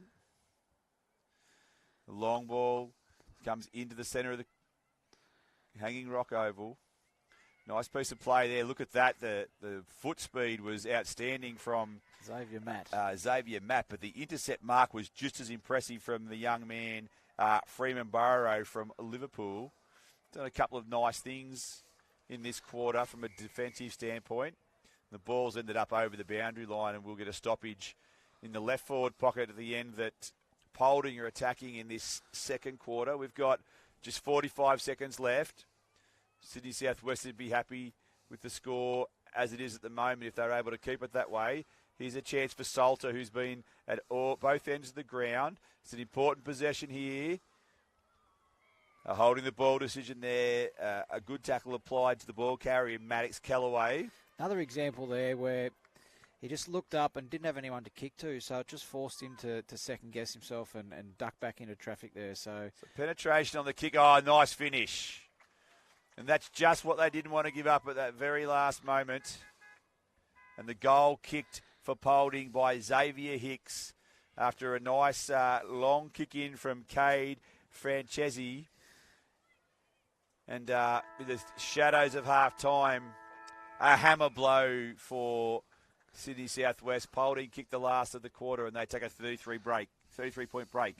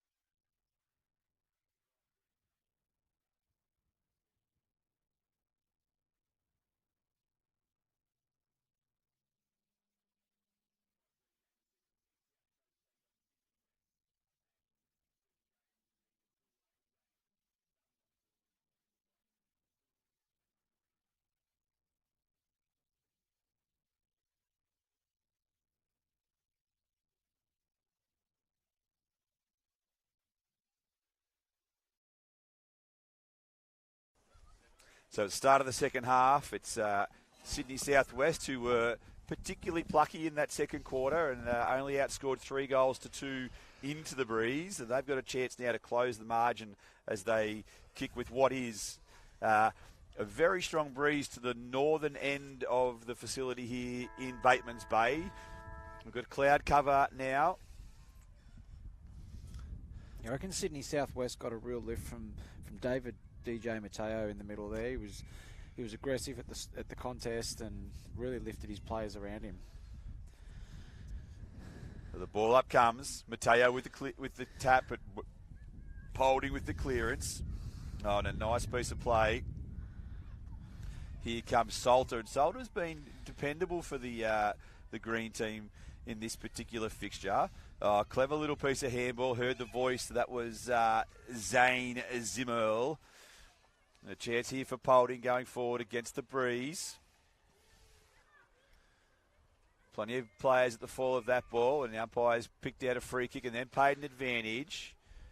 Francesi into the goal square. Plenty of players at the fall of that ball, and there'll be a stoppage.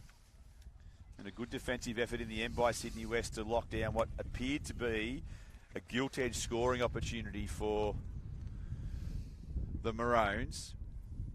And it still ended up that way. He's hit the post. A nice piece of crumbing that was from Jacob Shute from St Ambrose at Pottsville, and he's a little bit unlucky not to get the full reward for his efforts. So the ball brought back in. It's a nice kick. That was number 20, Kobe Williams, who was able to hit up his teammate in Alexander Ashovi. Ashovi with a nice little kick at the outside of the ground as well. And now the ball's up towards the halfback flank. The relieving mark there for Polding, which was a really good mark. Xavier Matt again, he's been great. Contested mark, and he's going to kick the ball. He spotted up a target. Can't get it past Mateo, who dropped what he might have taken. And so Polding are in the van again, and it's a long ball inside 50. And a mark taken in a dangerous position. And that mark has been taken by Jacob Shute again. So just moments ago, he rattled the woodwork. And the left goalpost is actually still wobbling from that kick, and he's got an opportunity to go back and kick Polding's 8th goal.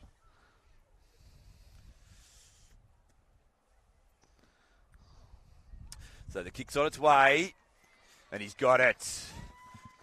Great finish. Really liking what I'm seeing from Polding early in this championship. We've got Xavier Matt, we've got the likes of Harper Gallagher, Cade Francesi, some good tools, Logan Elphig, Luke Welsh. I reckon Polding are a really good chance at really going deep into this championship and really pushing some sides that have been at the top for the last couple of years, like the likes of CIS and MacKillop and Riverina. I'm liking what I see here early in Polding. Obviously, we're going to see some improvement over the next couple of days as well. So they're back at it again in the middle. Mateo again with the clean tap, but it's been sharked there by Xavier Matt, and he kicks a nice ball to the grandstand wing. Nice little piece of play there by Caleb Isaacs with this way, that away, and then he hit up the target and they found Francesi. He kicked the ball long inside 50. He's got plenty of targets there. No one can take the mark for either side. Quick kick out of the pack there came from Xavier Hicks, and another chance there on shot on goal. There's going to be a mark taken in the forward pocket after that kick from Luke Welsh. Ball is there from Salter. He kicks the ball long. Oh, and a nice contested mark, if you don't mind. And a kick on goal is a ripper as it got the legs, not quite. That was from Xavier Matt, who took the contested mark and then played on quickly, being aware of how strong that breeze is. Yeah, good awareness around. Saw that there was no one on the mark and just took that extra 10 or 15 metres. Kicking in the other direction, I reckon it would have put it over the fence. We've gone. It's a huge barrel. It's cleared almost the defensive 50 metre. That was a nice kick there from number 20 in Kobe Willis. He's done that a couple of times. A chance as Mateo comes through to try and defuse the attacking situation. He copped a high tackle. He'll take the free kick. Mateo's been one of the better players for Sydney Southwest today. He's been a workhorse. He goes with a left foot kick. It's a long ball. Going to land about 35 metres out from goal. Plenty of players around that. Hicks lays a tackle and will have a ball up. In fact, the tackle was laid by Norris, Caden Norris from St. Joseph's in East Maitland. Here comes Mateo again. Look at that ruck work. He's a tap ruckman. And number 3 there for was Charlie Ball from Camden. The ball's been turned over. It's going to be a long ball into the goal square. Oh, and a nice little mark. It shows the crowd as well. Jacob Shute has been a live wire from Pottsville Beach in the last few moments. This time he decides to kick the ball inboard and it's been turned over. And that was good defensive play by Freeman Barajo, who's done some nice things in this entire game, playing in a defensive role. A chance there for Sydney Southwest through Dean Afungia. He's turned the ball over, though, and this time we go inside 50, and it's a chance for Polding, and a mark's been taken there. And that mark was by Ari Strongman. The mark is by Jacob Flynn. So Flynn from St. Joseph's Merriweather. It'll take his best kick. He's doing the Jeremy Cameron ball squeeze, so he's got a good idea on the tension that he's about to kick the pigskin. So he's going to have to kick it. Oh, it's an ugly-looking kick. Came off the boot all wrong, but there we have the front and square roving performance from Xavier Hickson. It just goes to show if you're in the right place at the right time, you can take full toll. And a nice piece of play there by Jacob Flynn as well to get that mark. And then, despite the ball not coming off his boot cleanly, got it to the advantage of his team. Yeah, he did the right thing there, Xavier Hicks. He looked up and saw that there were 2 or 3 talls. Luke Welsh was there on the line, so didn't need any more smalls on the line. So he got to the right position where he could crumb, and as a result, got himself a nice goal. So we've been going almost 6 1/4 minutes in this, the third term, and it's a 47-point lead to Polding, and they break away through the middle again. Nice composed play, a low worm-burning kick just inside 50. The pick-up again was nice. There was a good little piece of play there by Flynn, looking for another score involvement. Number 10 was our last goal kicker in Hicks. A handball there gives the relieving opportunity for Sydney Southwest, and that was taken by Salter. And now the ball is repelled back deep inside at a contested mark situation. No one can take the mark. Oh, nice second effort there. He butted up beautifully at the ground level was Dane Clem from Panania. And then the long ball outside of defensive 50 came from Simon Campbell, also his schoolmate. So the 2 boys from Panania combining beautifully there for Sydney Southwest. No doubt the kids in the classroom back at school will be proud to be hearing their names called. Plenty of players around that contested footy on centre wing. No clean possessions able to be executed. The umpire will cross themselves and we'll have a ball up with 3.5 minutes remaining in the third term. Yeah, all the attacking this quarter's come from Polding. So I reckon Sydney Southwest will be pretty keen to try and get some clearances here, and just even if it's bomb the ball forward and get the foot race happening. So Southwest kicking with the aid of a strong breeze, and they're going to have possession of the ball now to try and take advantage of that. Play on quickly there from Simon Campbell. He kicks a long ball. It's going to land just short of the 50-metre arc. Plenty of numbers over the ball. Defensive effort from Polding is to no avail as Sydney Southwest are able to advance the ball further inside the 50-metre arc. Nice chance here. Smother was important there as number 16, Cooper Whitman, attempted to get the ball deep inside the attacking area for Sydney Southwest. And now we've got a number of players around the ball, and the umpire will belatedly call for a stoppage. Around the grounds, it's still Sydney North by 11 points over McKillop on ground 2. 47-point lead here for Polding over Sydney Southwest. The afternoon has turned quite cool. We'll have another stoppage there on the outer side of the ground, right half forward flank for the goal that Sydney Southwest are attacking. And we've got 2 minutes and 20 seconds remaining in this third stanza. We'll have our third stoppage in a row in that position. Mateo shepherded out of that ruck contest, but he does his work on the ground. A lot of Polding players are around the ball.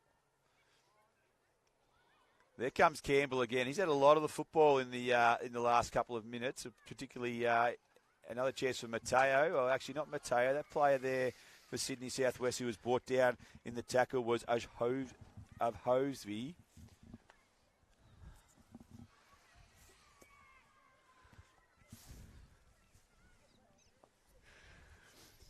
Sydney Southwest.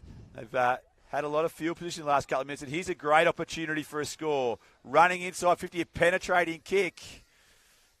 Just going to be over towards the boundary line. Oh, nice body work. Here's a big opportunity. Just being shut down there. That was nice play initially by Charlie Ball, and then Toby Morrissey was also prominent. Chance now for Polding.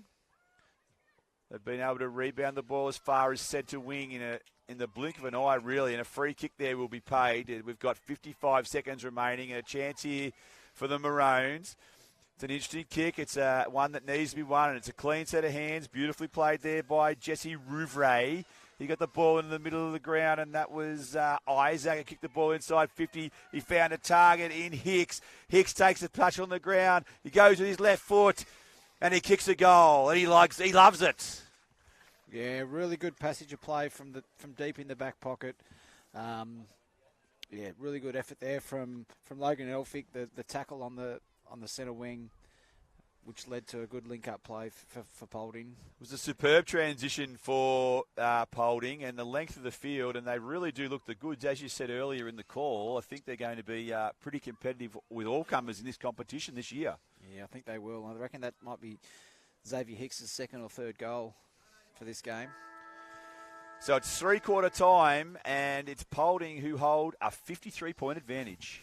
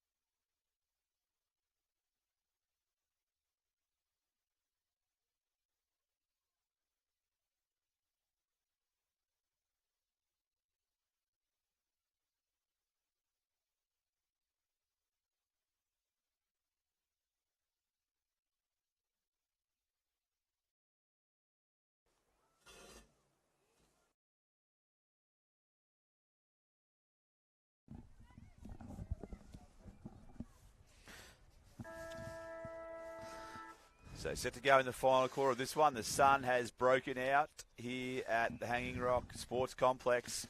And Mateo, as he's done all day, wins the knock. And this time wins possession and goes with the torpedo punt kick. Travels up towards the half-forward flank for the Green Machine. The Maroons there of Polding have got plenty of numbers at the fall of the ball. They're looking to force a stoppage as a minimum. And there's Mateo again. He gets a left-footed kick, but the intercept mark taken there for Polding by Lincoln Greentree. Oh, a nice little piece of play there. There's a little blind turn. That was number 14 for Sydney Southwest. And we've got the ball in dispute on centre wing in front of the scoreboard, which shows a 53-point lead to the Maroons. And they're going to get a free kick on that outer wing. Play on via a handball, then a high up and under kick that carries a significant length on the back of the breeze. Good little inboard handball. Chance for Polding here with the ball that goes into the goal, the forward 50, and a mark taken there by Miles Porter, the young man from St. John the Baptist in Maitland. Yeah, they've been really well set up from the start of the game today, Trav, with holding their position, and every single time that they've gone inside forward 50, they've looked dangerous. They've Well, looked there you like go. scoring every time. He's gone with a barrel. He's gone with a torpedo punt from 35 metres out, and he's gone straight through the middle, and that's an impressive finish, Kate Stevens. Oh, he loves it. Yeah, his teammates have got around him there. Really uplifting goal. We've got a tight one over on field 2. McKillip have closed the margin to just 4 points. 3-2-20 Sydney North and 2-4-16 McKillip. That game available on the School Sports Unit's YouTube channel number 2. And here on the number 1 oval, it is Polding, 11-5-71, plays 2 straight 12. Mateo again decisive with the ruck work. Chance for clearance there for number 11 for Sydney Southwest was Harley Callaway. He was dispossessed. Goes in again, looking for another possession. Good chance here for Polding. Nicely done by Flynn Salter. And now it's Polding with a chance. Mateo tracks the ball back towards the wing. He's able to get a clean possession and tries to fend off the tackler. He gets a kick away. It's well done. A high up and under job from Simon Campbell, and a mark taken on centre wing by his teammate there. Courageous mark, tough to stand under a high ball. He kicks a long ball towards half forward. The contest was given by Kobe Willis. He couldn't take the mark. Another effort there by Salter, who also plays a nice tackle, and that forces the ball out of bounds. We'll have a throw in. No, we won't. The umpire hasn't called that.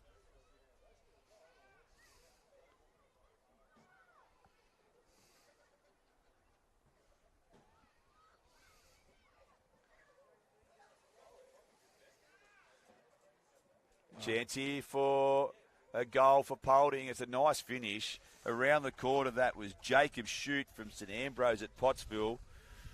Yeah, really good fend there and good goal awareness. He knew where they were, just snapped across his body and get Polding's 12th goal for the game. So a goal on field number 2 gives Sydney North a 10-point advantage around the grounds for Capital Coast Steel, and here on the ground number 1 and the Club Malua scoreboard, it's Polding 12-5-77 to Sydney Southwest, 2 goals straight, 12. Back in the centre, Mateo again, decisive with his ruck work, but it's going to be another clearance for Polding, this time through the agency of Ollie Murray. Oh, a nice piece of play there from Jesse Rouvray to try and extract that ball from the contested situation. There's been a free kick paid, and it's going to go the way of Sydney Southwest. It's going to be with Simon Campbell. Yes, Campbell, who's been prominent all day for Southwest. A nice kick out towards Cooper Whitman. Whitman now has the ball just on the defensive side of centre. Kicks the ball with a drop punt out towards the young man from Polding in Lewis Johnson from Mawilumbar. And he's able to take that mark. Kicks the ball long. It's a 2-on-1 contest, and the one wins. Nice piece of scouting there on the ground was Caden Norris, and he drove the ball long into the half-forward line area, but it was out of bounds on the full, and there'll be a free kick there taken and given to the Greens, to Sydney Southwest. with 6 minutes and change left on the clock. Yeah, DJ. Certainly been competitive throughout the day, Cade. Yeah, they have. They've been trying really hard, but I think it's just the class and the polish of the Polding side that's brought them undone. They've looked up at times and had no options, and it's just the discipline of the Polding side that have been setting themselves up well, holding their position. It's hard to play against, really. Nice work from Salter there in defence to read that play, but he's turned the ball over and Caleb Isaac's taken the mark. He's 45 metres out from goal and he's had a shot and it's carried on the breeze all the way across the goal line, or the behind line, sorry. And so a minor score for Polding. That's their 18th scoring shot for the afternoon, and they lead 12-6-78 to 2 straight 12. So the kick in, and there's Salter again, giving a contest, which is nicely done. Plenty of numbers at the ball for the Maroons, and a free kick there for a sling tackle will go the way of Polding. So they're just outside 50 metres there. Number 9 for Polding is Miles Porter.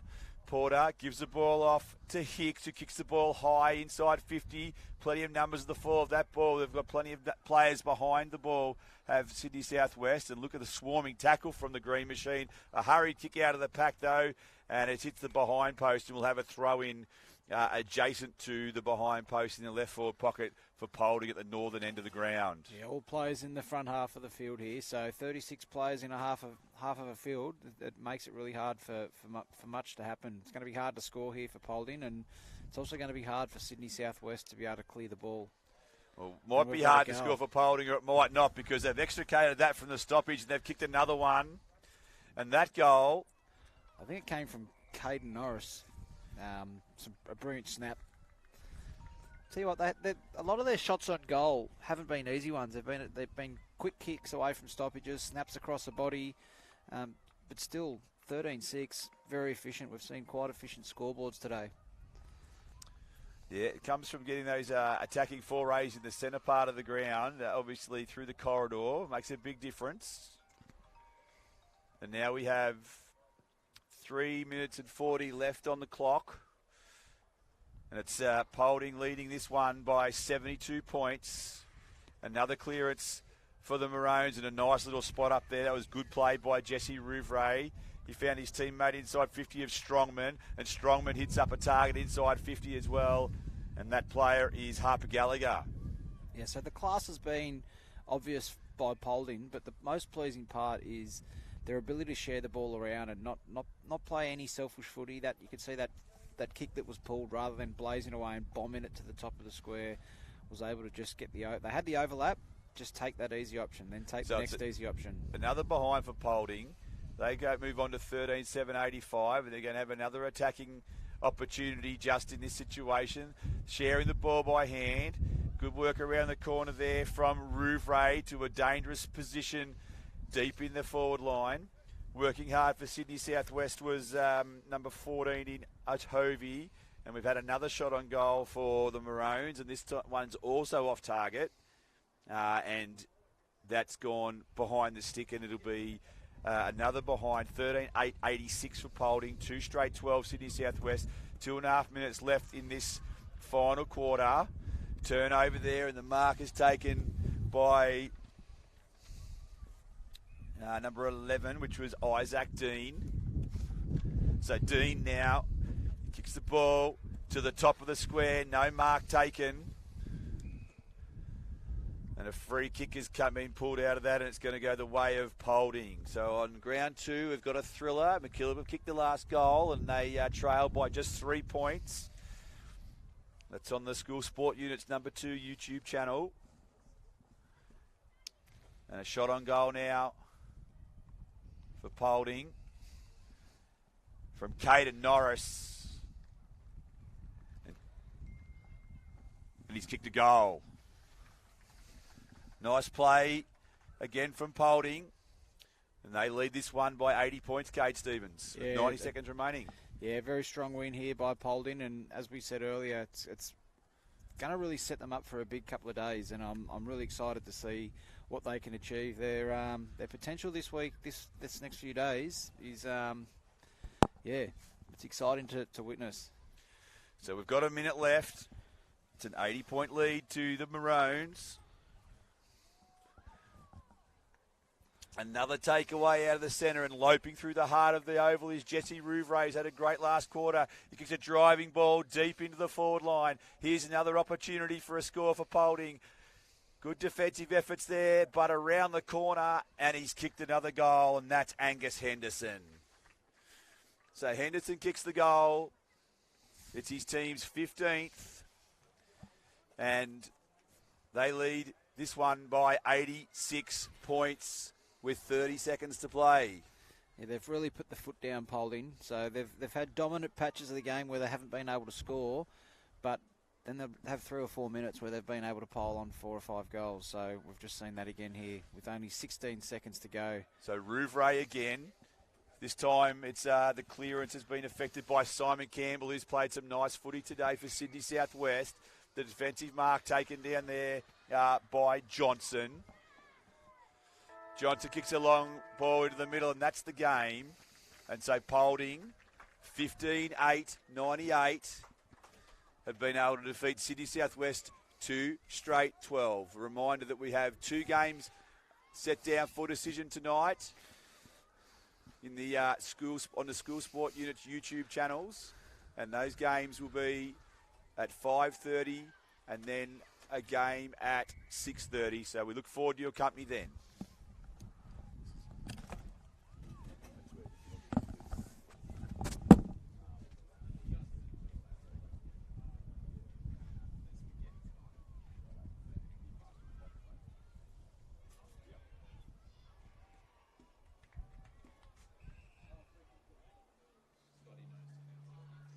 That's full time on field 1. A nice win there to Polding by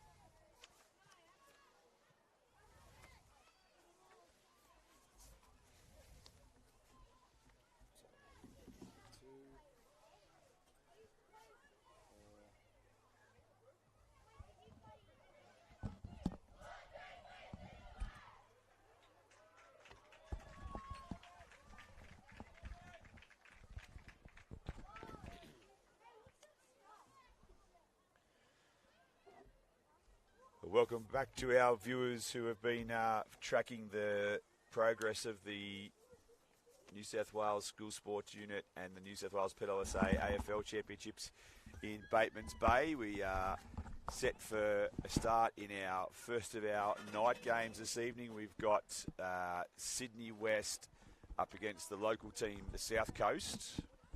South Coast with a win and a loss today, and Sydney West just with the one loss earlier in the day. So we've got all of our teams ready for what's going to be a big night of footy.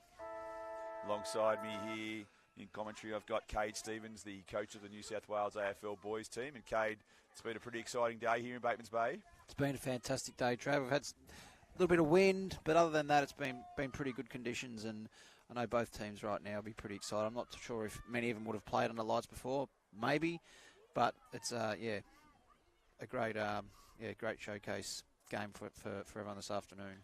So nice clearance there to start proceedings there for the South Coast, and that was through Toby Smith, who earlier today was quite impressive in one of the games that we did cover. A stoppage deep inside 50 for the South Coast. The ruck work was done there by Baker Johnson. A number of players at the fall of that ball. Sydney West numbers behind the footy trying to prevent a South Coast score. And we'll have another stoppage inside 50, about 25 metres around from the South Coast goal, attacking the southern end of the Hanging Rock Sporting Complex in this opening quarter. The free kick's been picked out of that for the South Coast. And we'll have Lachlan Heyman. The man on the mark stands 25 metres out from goal. Heyman kicking the ball to the top of the square. Oh, big fly there came from Hayden Ellis. He was unable to take the mark. The smothered ball kicked through there. Sydney West under all sorts of pressure. And a goal line scramble. And we have a behind. And so the ball will be returned to play for Sydney West. Wearing the sky blue and yellow V. Based out of the western suburbs of Sydney. And bringing the ball back into play now is Fraser Reynolds Nutt. And he kicks a long ball. Beautiful piece of football there. Long ball to the outer wing now. Sydney West, an open field. There's only two players in front of this ball. It's going to be a foot race. What can we do there? South Coast pick up the ball. Strong tackle there. The umpire said there was no prior opportunity, and that tackle came in from Matthew Farrant. I don't think we've seen that all day. Two kicks are on the half-forward flank. Amazing. Long ball there. Toby Smith won the stoppage and then got his own kick away.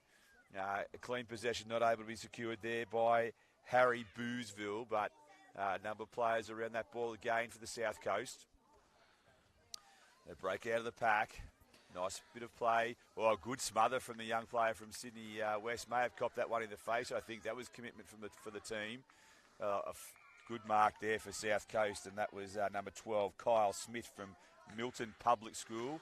Milton Public School, the defending champions in the Tony Lockett Shield, the New South Wales PSSA knockout after winning the title at Killarney Vale last year. South Coast now looking to get the ball inside 50. There's a slight breeze favouring the left of screen as you're watching the footy tonight, and they're holding the ball. Free kick to go the way of Sydney West, and that player is Buhara. Yeah, he had to stick the tackle, and he did. It was a great effort there. Play on now for South Coast, and the ball looks towards centre-half forward. The mark was dropped, and a chance for Sydney West to rebound. A high ball there from Harlan Paygain.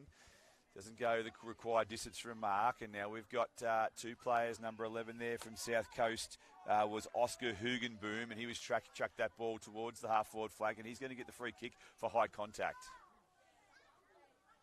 We've been playing almost 4 minutes. South Coast with the only score of the game are behind. Kicking into a slight breeze. It's a long ball into the forward line.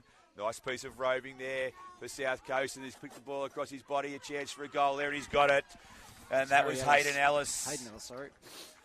Ellis, the young man from Bungendore Public School, just on the other side of the mountains here from Batemans Bay. And he's come through. Nice piece of crumbing from the 50-metre arc. And he's laid that one across his body, Cade Stevens, and a lovely finish. Yeah, he had some congestion too. Nearly all players were in that front half of the ground there for South Coast, but able to get some clean possession and a nice goal. just the start the South Coast would have been looking for. We've got a vibrant home crowd here at Hanging Rock, and they're all very supportive of the team. Smith in the ruck again. That was a beautiful takeaway for the South Coast. Hayden Ellis again. Ellis again, a long kick off the lead. Great football there. Not quite the mark for Baker Johnson. But, gee, that was a clean takeaway from Hayden Ellis. And another chance for a goal here for the South Coast coming up. Oh, the goalkeeper on the line for Sydney West did a great job. That was number 19 in Drew Owen. He shut that down for all money like it was going to be a goal for the South Coast. What a piece of work in the centre of the ground there. Here's Smith again. He gets a small kick, about 10 metres. The rebound now from Sydney West is an opportunity. It's a foot race to the outer wing, and a foot race we've got. Important ball to be won. Sydney West kicking with the aid of a slight breeze here in this opening term. That ball was tracked there by Tristan Prossett-Shaw from Kings Langley Public School. He was unable to get a clean possession, however, and now it's the South Coast again with ball in hand. Number 8 in there for the South Coast was Axel Martin, also from Milton Public School. He was able to give a good contest, and tracking the ball there is Callum Ardita. The ball kicked off the ground there. Actually a free kick paid to the South Coast, so one of their players was being retarded illegally in the contest. There will be a free kick. It's about 55 metres from goal. It's a deep ball inside 50, but reading the play well for Sydney West once again. That was Buhara from Blacksall Street Public School. A long ball there, and its mark is taken by Tristan Prosser-Shaw. Prosser-Shaw now, defensive side of half-back. He's turned the footy over, and a nice piece of intercept play there for the South Coast. There's a long ball there, and he's kicked down the field by number 17. That was Charlie Griggs, who's had a good day of footy. Griggs found his teammate in the pocket in Hempstead. Hempstead also a short ball. He's found Callum Ardita, and Ardita's kicked that one off the side of his boot. He's a little bit disappointed with his disposal, but he did well to make good position there. And there'll be a relieving free kick taken by Sydney West. The Westerners defending the southern goal here at Hanging Rock Sporting Complex this evening. Beautiful night for footy, a little bit cool. Players will be enjoying that. The ball cleared the pack. Jet Smith with the possession over the back. Here comes Prosser-Shaw. He couldn't pick it up. Might have been held without possession. And then a crew tackle applied. Numbers piling on the ball. A good opportunity here for the South Coast. That pressure from Sydney West was important. Griggs was dispossessed. And now's an opportunity for a free kick. I think would play on that without a tackle. A number of players around this football. Look at the pressure. Sydney West really lifting their rating in this stage of the quarter. And then a strong tackle there. And the umpires played a sling tackle. And there'll be a free kick for Sydney West. And it's going to go the way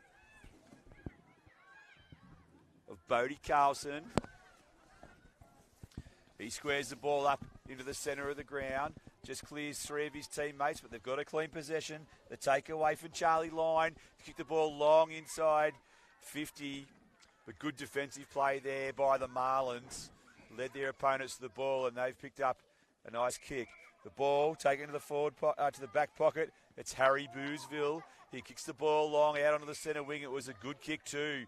He found a good positional play. They're enjoying the play-on handball game. They've thread a couple of possessions together. The mark on centre wing there to Thomas Mander. Mander goes to the drop punt towards centre wing. Oh, what a really good mark taken there for Sydney West. Courage required, courage shown. Harlan Paygain from John Palmer Public School. And he's been involved with a couple of important plays in this opening quarter. We've got just under 2.5 minutes left in the first quarter. Lots of possession between the 50-metre arcs in the last 3 or 4 minutes, and Sydney West certainly gaining some ascendancy in the midfield. That was Alistair Matten who was able to get a clearance from the stoppage for his team. And now a chance in the forward pocket. A strong tackle applied there in the forward pocket, and that was by Charlie Griggs and Cade Stevens. What do you think of the pressure rating at the moment of the South Coast? That was terrific pressure from South Coast. So it was Cooper McMahon that used his body really well in the forward line there, and Zion Bahura. They just really needed to get the ball moving, and they had numbers there, Sydney West, but it was just great work from South Coast to be able to contain the ball. So an unlucky free kick on the half-back flank given away for an accidental out of bounds on the full, and South Coast will take full toll of that with a long ball towards centre wing. Contest required. Payne Gain again was in there for Sydney West. He's had an excellent opening quarter. Plenty of numbers around this ball in front of the interchange gates on centre wing. Strong tackle, and the ball is rushed out of bounds. And over the line we'll have a stoppage. We are about 60 seconds short of quarter time. We're on the true centre wing position. An important possession to be won here. South Coast get the clearance. Nice bit of football there. Could have been getting a free kick down the field, but nonetheless it was nice play by Hayden Ellis again. A chance for South Coast in the dying moments of this quarter. There's a kick deep inside that goes from Kyle Smith. Inside 50. Good set of hands. A chance, a step. A kick to the door. Bunana. Look at this. It's just got the unfortunate bounce. Pangain's there again for Sydney West. Hasn't he had a good quarter, although he's been tackled, got a handball away. That was an important handball. There's still 30 seconds left in the quarter. Time for South Coast to score another goal if they're good enough. But the pressure from Sydney West, and they've actually given up a free kick for a throw. And so Hayden Ellis again.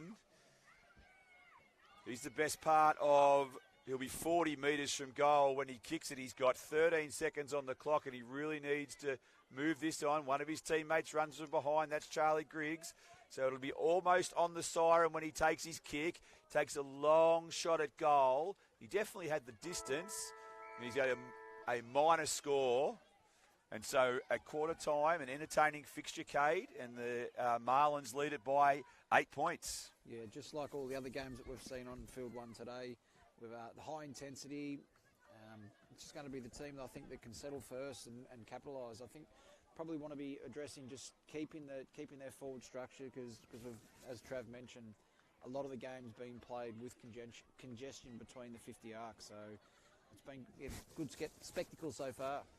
You see the Sydney West coaches there, Tristan Carruthers and Jason Dus just firing up their charges. They're playing some really nice football, just not getting reward on the scoreboard. So it's quarter time. South Coast by 8 points. We'll be back shortly with the second quarter.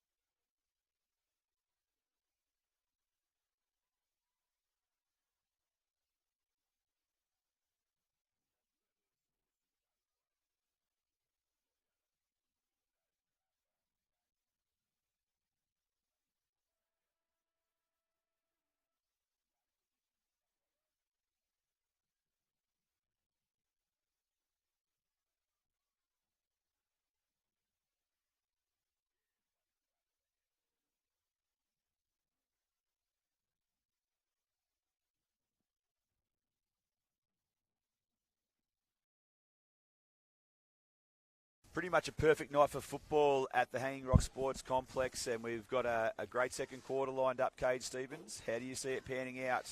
Yeah, we've seen a 3 or 4 goal breeze to the left of screen nearly all day, but it's died down, so conditions are even better than they have been throughout the day. So let's keep our fingers crossed for these conditions to stay with us for the next 3 quarters and also the next game, of course. Nice crowd rolling into the Hanging Rock Sports Complex. If you're in the Batemans Bay area, come down after work. It'll be a great opportunity to see some great schoolboy footy. Ruckman go at it.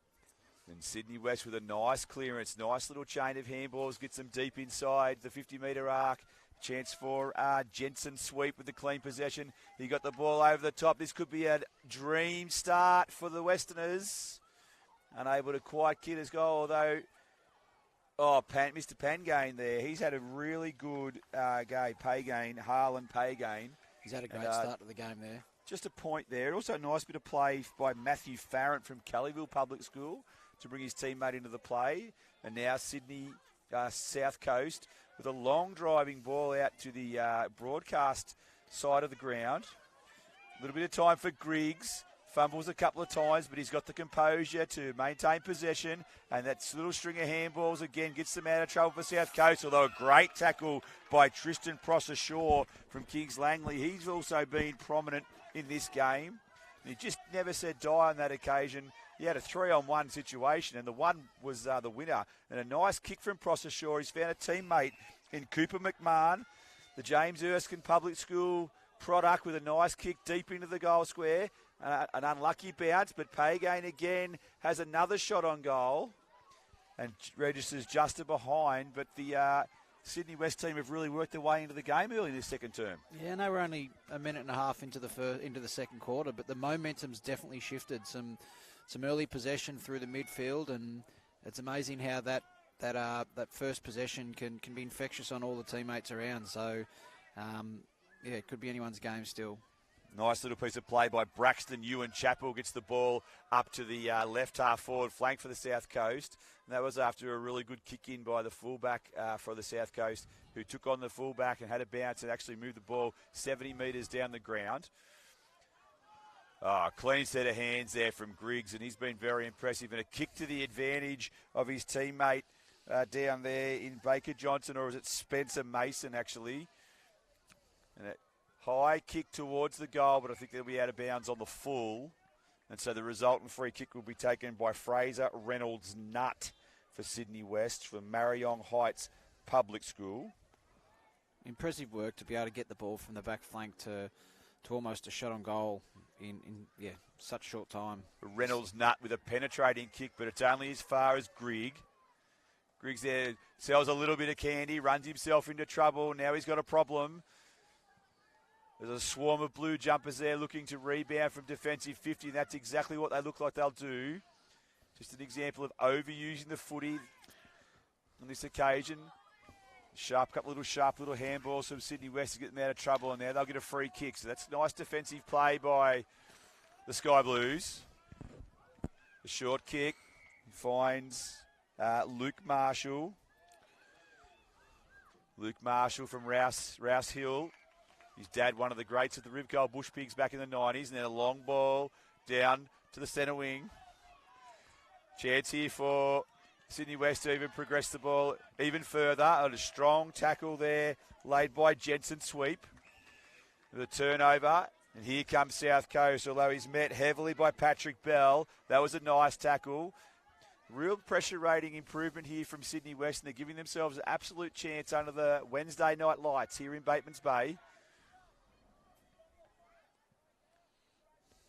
A lot of congested footy, but a quick kick out of there. And we've got Toby Smith tracking that ball for the South Coast. He overruns the ball.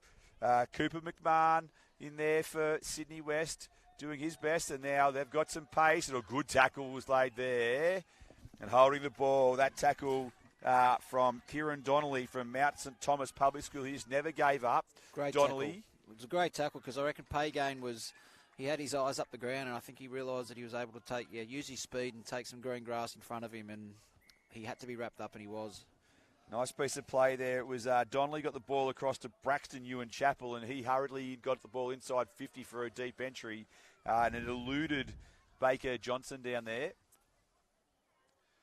The ruckman go at it. I think that's Toby Smith who snapped that out of the pack, and that's a goal against the run of play, really, Cade. Absolutely, it was real Tom Hawkins style goal, wasn't it? Out of the boundary throw and just grabbed the footy and was able to steal a goal. I don't think the midfielders in the defensive 50 were expecting that, so a fantastic effort. Definitely against the flow, because all the attacks been coming from Sydney West this quarter. Been going 5 minutes, and look, it was probably only the second inside 50 entry for the South Coast, but they've taken full toll of that possession. They now lead by 12 points, and now it's over to Sydney West, who really need to get a score on the board, but it's Griggs who comes out of the centre and kicks a booming torpedo. It's within 35 metres of goal. What answer has the Sydney West defence got? The chance around the corner off the left boot of Baker Johnson, the Pambula product, and it's gone behind the stick for a minor score. South Coast by 13 points. Yeah, a couple of minutes of dominance there from South Coast. We had Braxton Ewan Chappell, number 9 for South Coast. He's had his hands on a couple of possessions a few moments ago, and also Charlie Griggs. So I reckon there'll be a few of their prime movers that are looking to just get the ascendancy back. A nice mark taken there by Kieran Donnelly, but he's kicked it straight into the man on the mark, and that's caused a turnover here. Here comes Sydney West. They just need a clean set of hands to pick the ball up. They can't do that. Now the cavalry arrive. We've got Stacks on the mill on centre wing, and the umpire crosses himself, and we'll have a ball up. Just the South Coast attacking side of centre wing. 4 minutes and 30 seconds or a little more left in this one. A really important couple of minutes ahead for Sydney West if they're to stay in touch with the Marlins. And here is Charlie Griggs again. He was moving through that stoppage so quickly, wasn't he? And he took the ball with him and was able to collect a free kick. Charlie Griggs to a contest at the half-forward flank for the South Coast. Plenty of numbers around that ball. That's Griggs again. When he gets a second possession, he's covering some territory, and then a kick from about 20 metres out, and the finish from Harry Boozeville from Marimbula Public School. And the boys from the far South Coast are combining beautifully here. Yeah, that really hurts. Sydney West, as we said, were dominant for that first 5-minute patch, and it's just been falling into South Coast way just through their hard work, through some of their midfield grind, and scored 2 goals in probably about 2 minutes. So a little over 3.5 minutes left, and the South Coast have opened up a 19-point advantage. What have Sydney West got left in the tank? Here's a chance for a clearance for the Sky Blues. What have they got? Pay game with a chance. He's dispossessed in a strong tackle. He's actually locked it up with his feet, which was a clever piece of play. A chance in there for Cooper McMahon. He got a clever little handball through the traffic. Now he's got to go in and get it again. Pay gain showing us clean set of heels. That's a nice kick. It's 2-on-1 inside 50, but a very calm piece of football by Oscar Hugenboom, the Pambula Public School student. He's able to shut that down. Hugenboom's in the play again as the team have turned it over. Here's a dangerous situation. Charlie Griggs back on the ball for South Coast. He takes the ball to the outer side of the ground with a long drop punt kick, gets his team out of trouble, connects with a teammate who also is able to get a long ball towards centre wing looking for Taylor Mason. Mason tracking the ball. He's outnumbered 2-on-1. He's done a very good job to halve that contest initially, and a good tackle from a teammate's actually going to secure a free kick. So what a great effort by Taylor Mason, outnumbered, was able to lock that ball up. Yeah, did a fantastic job there. So it's a long ball from Mason. The contest at centre half forward. Plenty of players around that. Sydney West working hard defensively, but just a little bit more polish as Charlie Griggs picks it up again and kicks a long ball inside 50. And I was going to say, worthy of a mark, that piece of play by the Sydney West defender, and it's been paid that way. Yeah, he was outsized and did an amazing job there. He was playing on Baker Johnson there, who's done some good work as a tall throughout the day.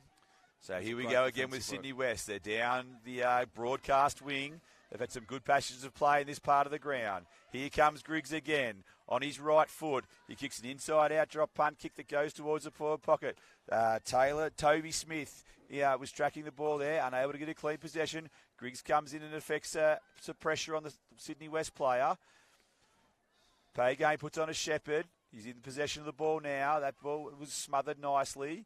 And a long ball there for the South Coast from Joel Bradley, the Milton Public School product. Mark. Brilliant mark. Nice mark there from Harry Boozeville. Was it Braxton Ewan Chappell, I think, there? Yeah, it was Braxton Ewan Chappell. Sorry, I got the 8, 9 and the 3 confused. Nice ball out to the right half back flank.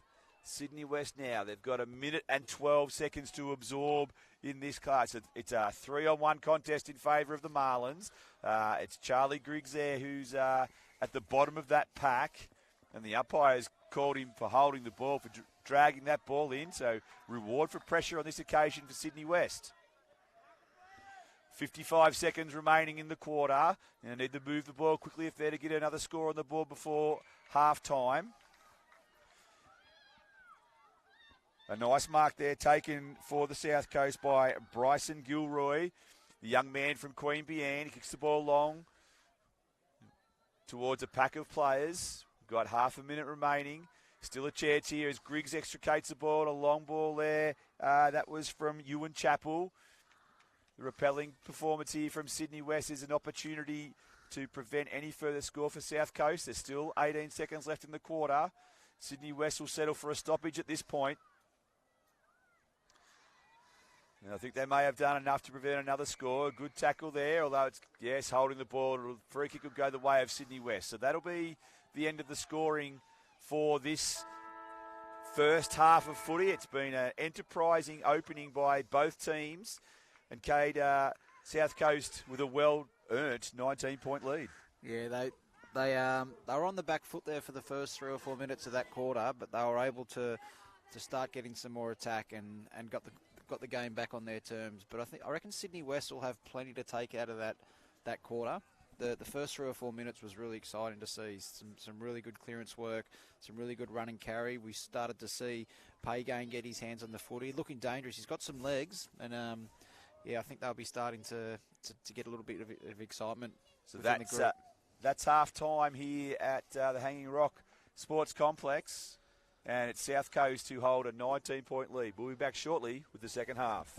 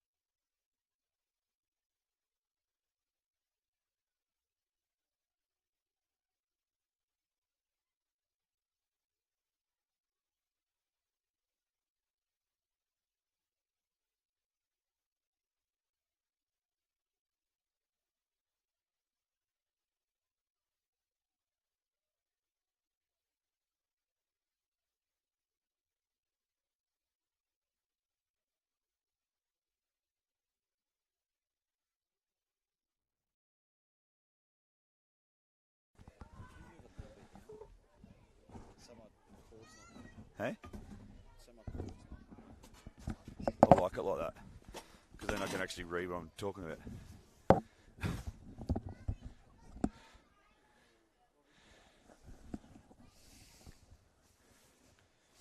Okay, so set to start the second half. South Coast 19-point leaders. The ruckmen go at it. Now, a lovely piece of ruck work again by Toby Smith and a long ball inside 50 to the advantage of the forward for the South Coast. This would be an excellent start. It was going the other way for Sydney West with some good defensive plays. Smith again in there for the South Coast. Probably unlucky not doing a free kick, but here comes Smith again. Oh, it's an awkward little bit of play there. Looks like he's okay. And a good tackle applied by Hayden Ellis, doing all the hard stuff as well as the flashy stuff there is Ellis.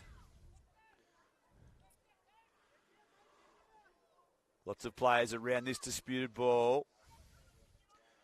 Handballs come out, the umpire circling. The possibility of a stoppage, and that's what we've got.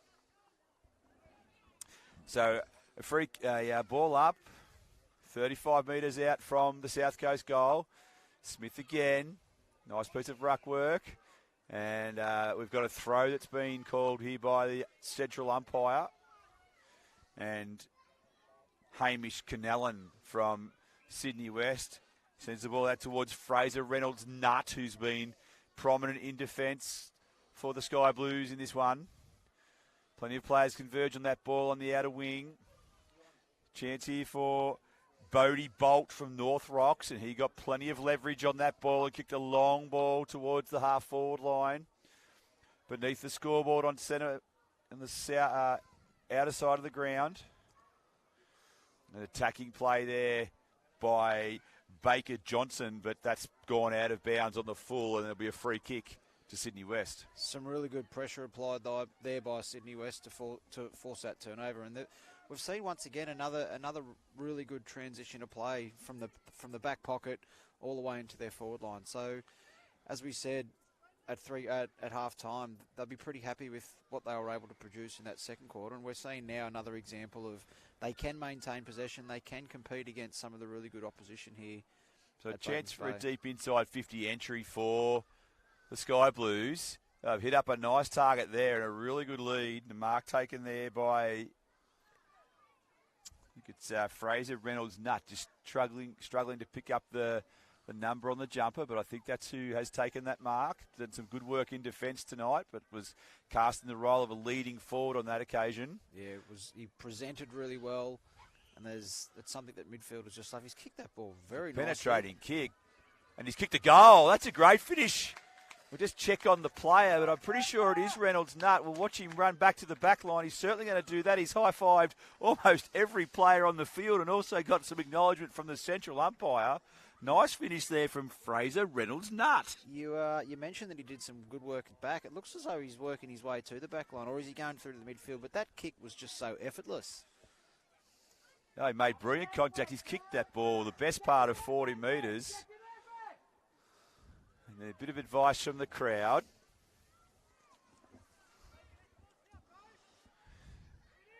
And now the South Coast bursting through the centre. Looks like Ellis again. It's Ellis again and picks the ball to the hot spot. Can't get a mark in there. A little bit of a defensive effort and a fend from Bodie Bolt. Kicked the ball out. Got the ball into good position. That was to Buhora. And now they're away. But a great tackle in the centre of the ground. And the free kick, the resultant free kick will go to the South Coast.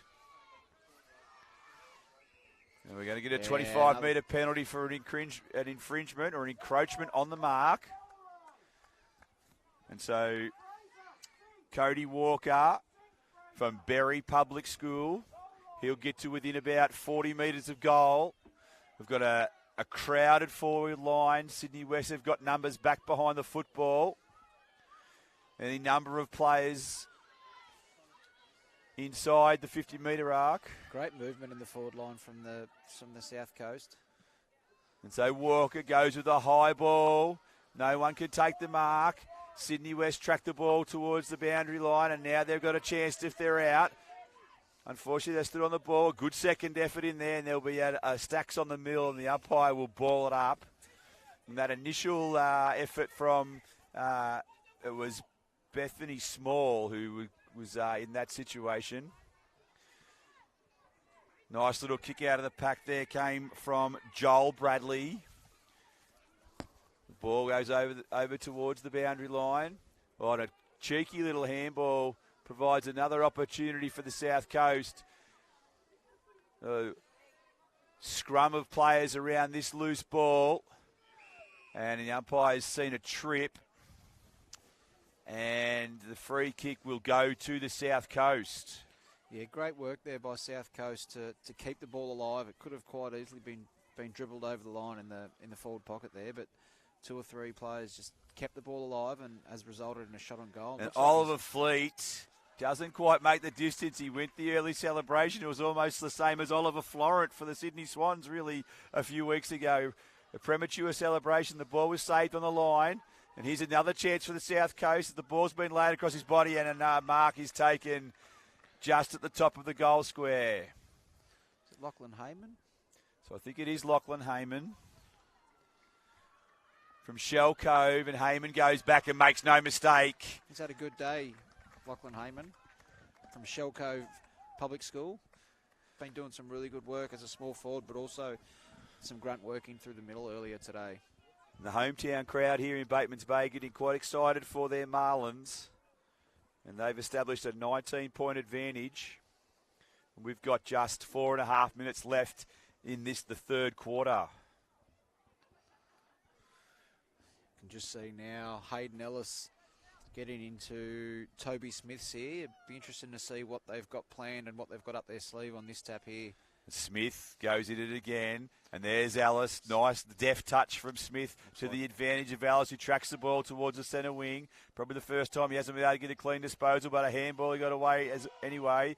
But his teammate there was unable to get a clean possession, has been caught for holding the ball. This is in possession from Hamish Canellan. He kicks the ball towards centre-half forward. Smith's worked back to create the pressure there, and it was Ellis as well who was able to get the clearing kick. Number 11 there for Sydney West, that was Luke Marshall. He was confronted by 3 South Coast defenders, and now the Marlins are away down the outer wing. Free kick downfield. Down the field free kick. A little bit of lack of discipline there for the Westerners. They've certainly been combative in the game tonight. They just need to maintain their discipline. Free kick for the Marlins. They go out wide towards the boundary line. The kick doesn't hit a target. And the ball knocked back into play, so we don't have a boundary throw in just yet, although a nice piece of play there. It gets the ball in to the leading player. That was Bodie Bolt. Drop punt kick into the hole. A nice little fly there. Couldn't quite hold on to the mark, which was a shame. South Coast player tackled when not in possession. Good pressure from Sydney West, though. They certainly got a taste for the contest here this evening. Here's a chance for the Marlins, although a defensive mark is taken there for Sydney West by Hamish Canellan, who we've called a few times tonight from Grossvale Public School. And a chance for the Marlins to intercept that possession. There's Ellis, this way and that, sells a bit of candy, gets a handball off to a teammate, and the torpedo goes up the chimney and a chance for a mark. There's plenty of players around that ball. An opportunity for strong tackle from Sydney West, but they just slipped a little too high there on that occasion. And with 2 minutes left in the quarter, Cade, South Coast have got some good field position. Yeah, done all the attack in this quarter, and I think it's just South Coast. We mentioned before that communication between Ellis and Toby Smith, as we see a snapshot on goal here. It's probably the difference between the two sides at the moment. A little bit more of an input from and an even spread from the South Coast team, and I think Sydney West are probably just relying on too few to get them over the line. And speaking of over the line, a rushed behind across the line there by the Sydney West defence, which was smart. And with a minute 20 left on the clock, South Coast have established a 20-point lead. Sydney West will not want to give up another goal before three-quarter time. A long kick there from Fraser Reynolds Nutt. Got the ball outside the defensive 50, and now they're a chance with some clean possession to move the ball length of the field. Here you go, the Westies. That was a great kick by Luke Marshall, who's been prominent in this third quarter. Clean set, a good tackle there, but some play by South Coast, and guess who? It's Hayden Ellis. Ellis from Bungendore. He kicks a long ball down the wing. There'll be a 25-metre penalty. We've got 38 seconds left in the quarter, so still time for the South Coast to put on what would probably be the decisive goal in this game. Sydney West certainly do not want to give one up here. Well, Sydney West would probably want to be getting some more numbers back, see a few of them. A little bit flat-footed, maybe a little bit caught unaware of the 25-metre penalty, but they definitely won't want to be in this last 18 seconds. They won't want to conceive another goal. Running with the flight of the ball there. It was a nice piece of play, and then there's not long to go, but it's Bryson Gilroy. He kicks a long ball into the pocket. They need to mark the South Coast. They can't get one. Good defence from Sydney West, and they have done enough to contain the Marlins in the latter stages of the third quarter, but still a really good performance from the South Coast. And at three-quarter time, Cade, they've got a comfortable 20-point lead. Yeah, they do, and that's going to be hard to come back from. And okay, we'll be back shortly with the final quarter of our first game for tonight from Hanging Rock in Batemans Bay.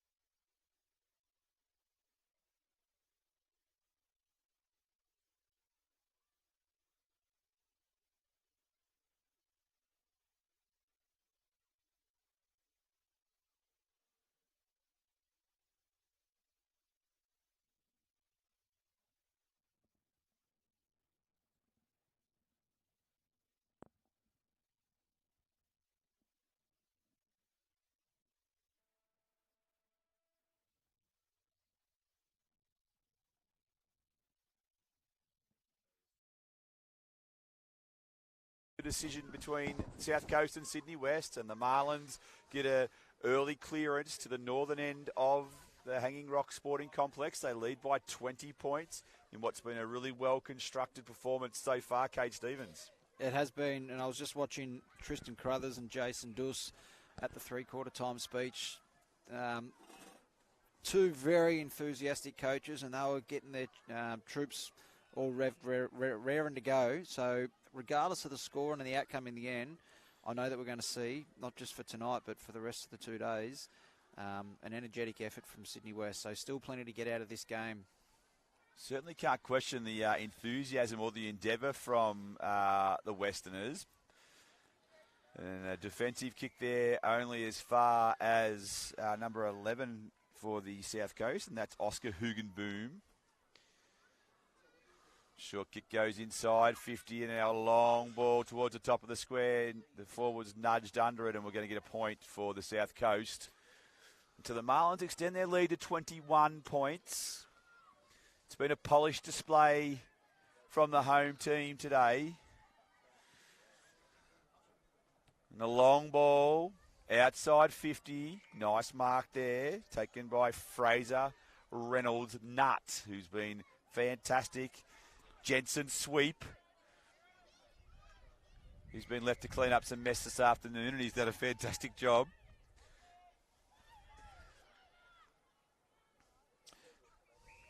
That one, that kick from Bryson Gilroy is misdirected, and it's cut off there by the Sky Blues, and now they've got numbers on centre wing. Oh, there you go.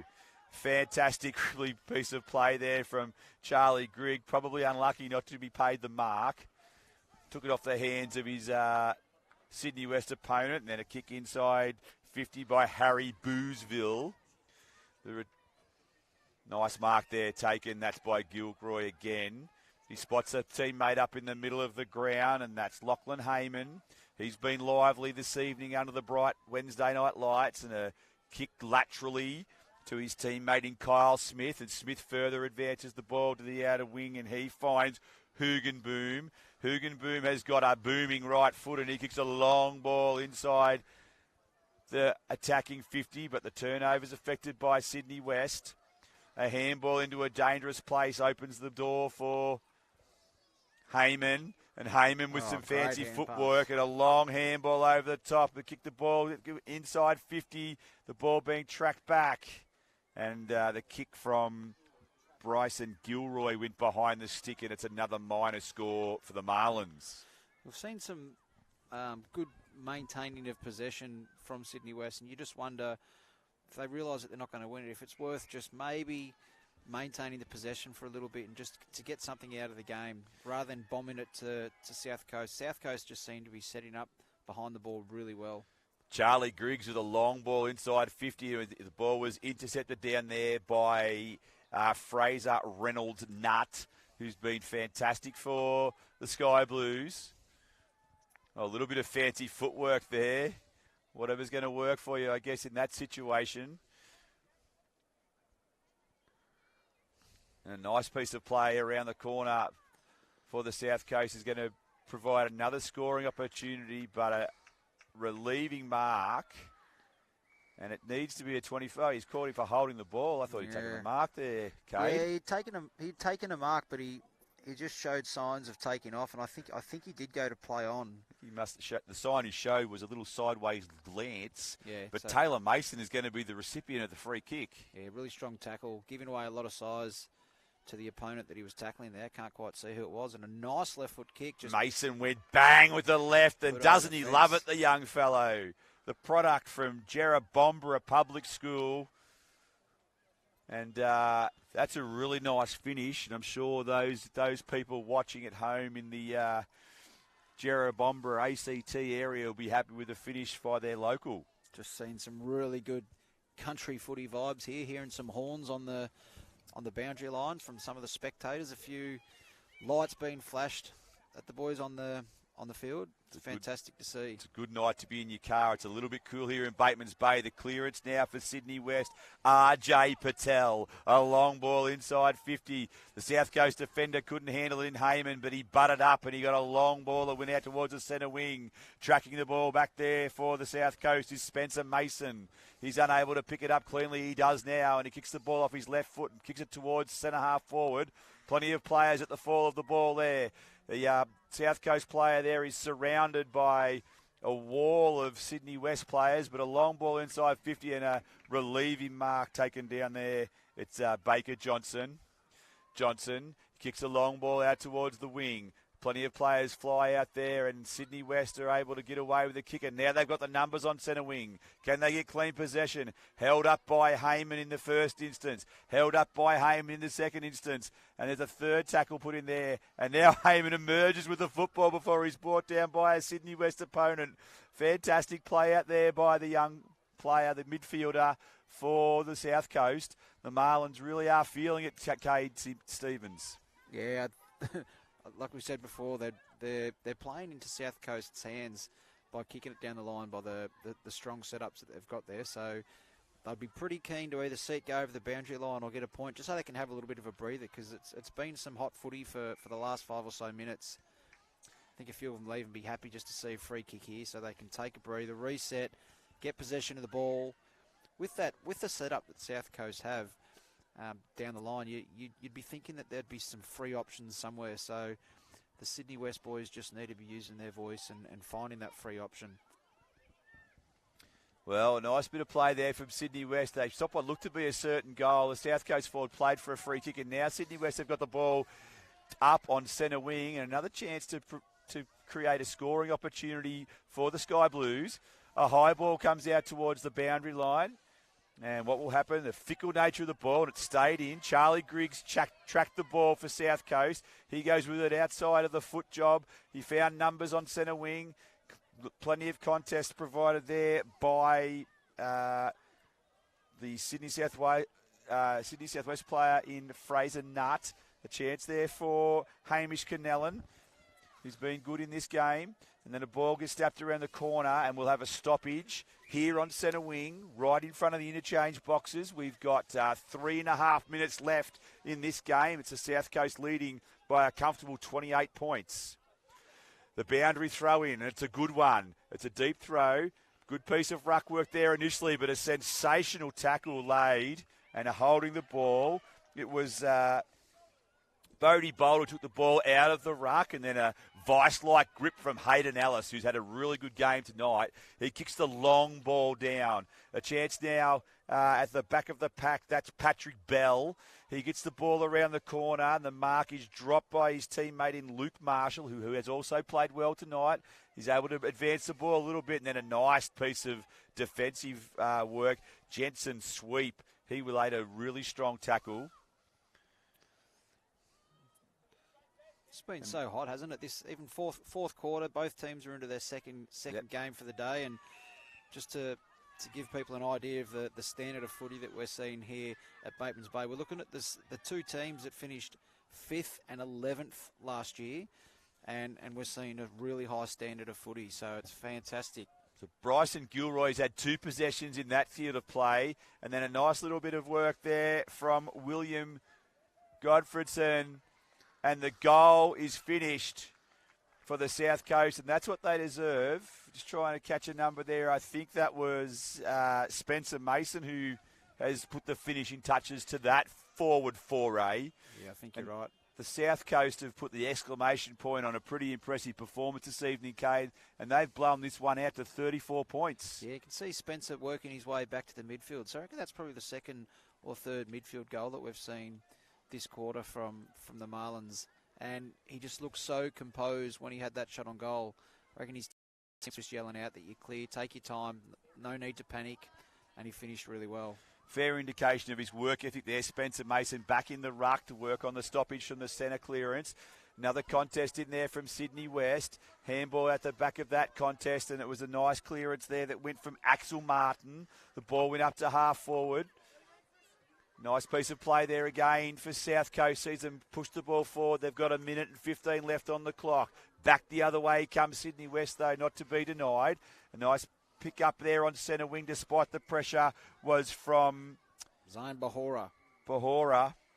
And we're going to have a free kick going the way of South Coast.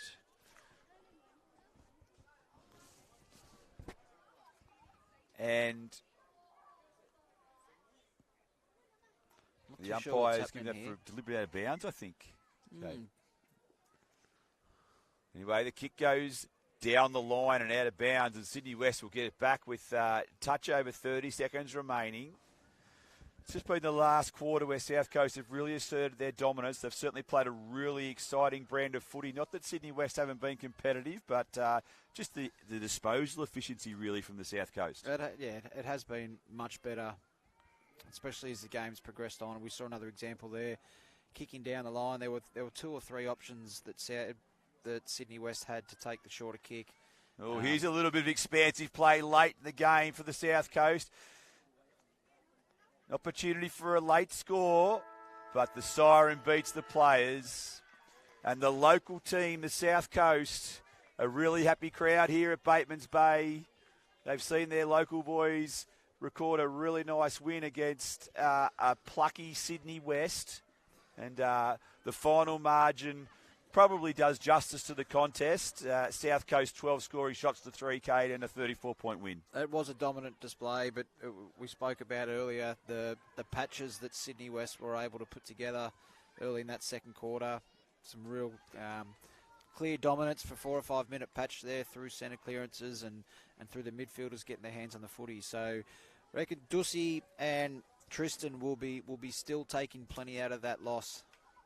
Okay, well, we've got a few minutes' time, and then we'll be back for another big clash on the New South Wales School Sports Unit's YouTube channel. We've got the clash of the Pool A teams, the Owen Dunlop Pool representatives. We've got the combined independent schools, and they're going to take on the might of the Riverina.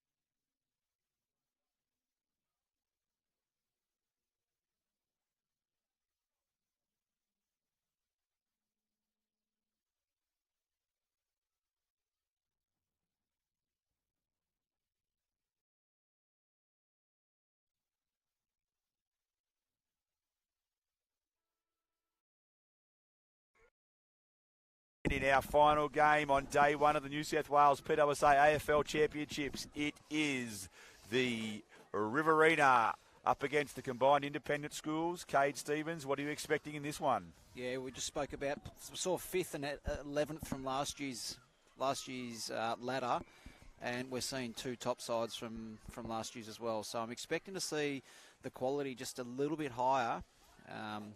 Some really good players that we saw earlier here that we'll be keeping an eye on today. So the could go either CIS way. Kicking with the aid of a slight breeze, probably more of a zephyr now here at the Hanging Rock Sporting Complex.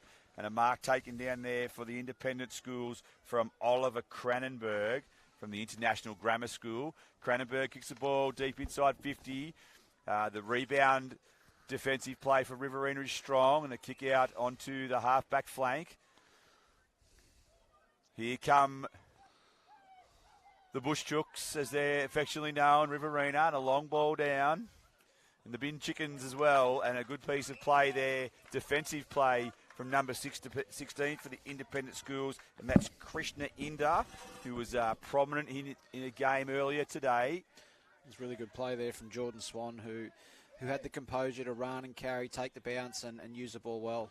Oliver Ryan in ruck, and then does a little kick over his head there for the Riverina. A clean set of hands is needed, and that's provided with a ball into the middle of the ground. Tracking the ball there is Rocky Schmetzman for the Riverina from Deniliquin North. He's unable to get possession, and now it's in the hands of Schmetzman again, actually, with a second effort.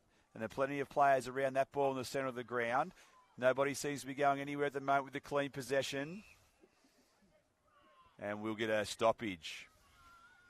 I noticed Harvey Pound making his way out to the outer wing there to try and create some space for Riverina. And the ball's going to head in that direction now. Good tracking the ball there for the independent schools was number 18. That was Charles Clifford. Got a chance now for Riverina. The left-footed long ball goes inside the attacking half for the Tip Turkeys, and a good little kick and a chance here for Riverina. Kick around the corner. Chance in the goal squares. A contest one-on-one. Nice piece of play there. Players go to ground. Ball still in dispute at the top of the goal square for Riverina. Plenty of white jumpers there for the independent schools to try and shut that down. The ball came out by a creative handball. May have also looked like a throw. A nice chase there defensively for Riverina. And now the ball's back into the centre of the ground. Certainly a lot of heat in this one early. Clean set of hands there was from number 4 for Riverina. And that was Kobe Nancaro. Mitch Parker was involved in that play as well. And coming at the ball full-chested for the CIS was Leo Barnett. Barnett got the ball back to the centre of the ground. Now it's the turn of Ari Soste to put a long, high ball into the night sky here in Batemans Bay. No one could take the mark. A clean possession there came away across the ground, and that was by Ruben Smith. The long kick was intercepted, and then a chance here for Riverina again. The long ball goes out towards the tracking pace of Angus Potter, the Bell Reynolds Central School product.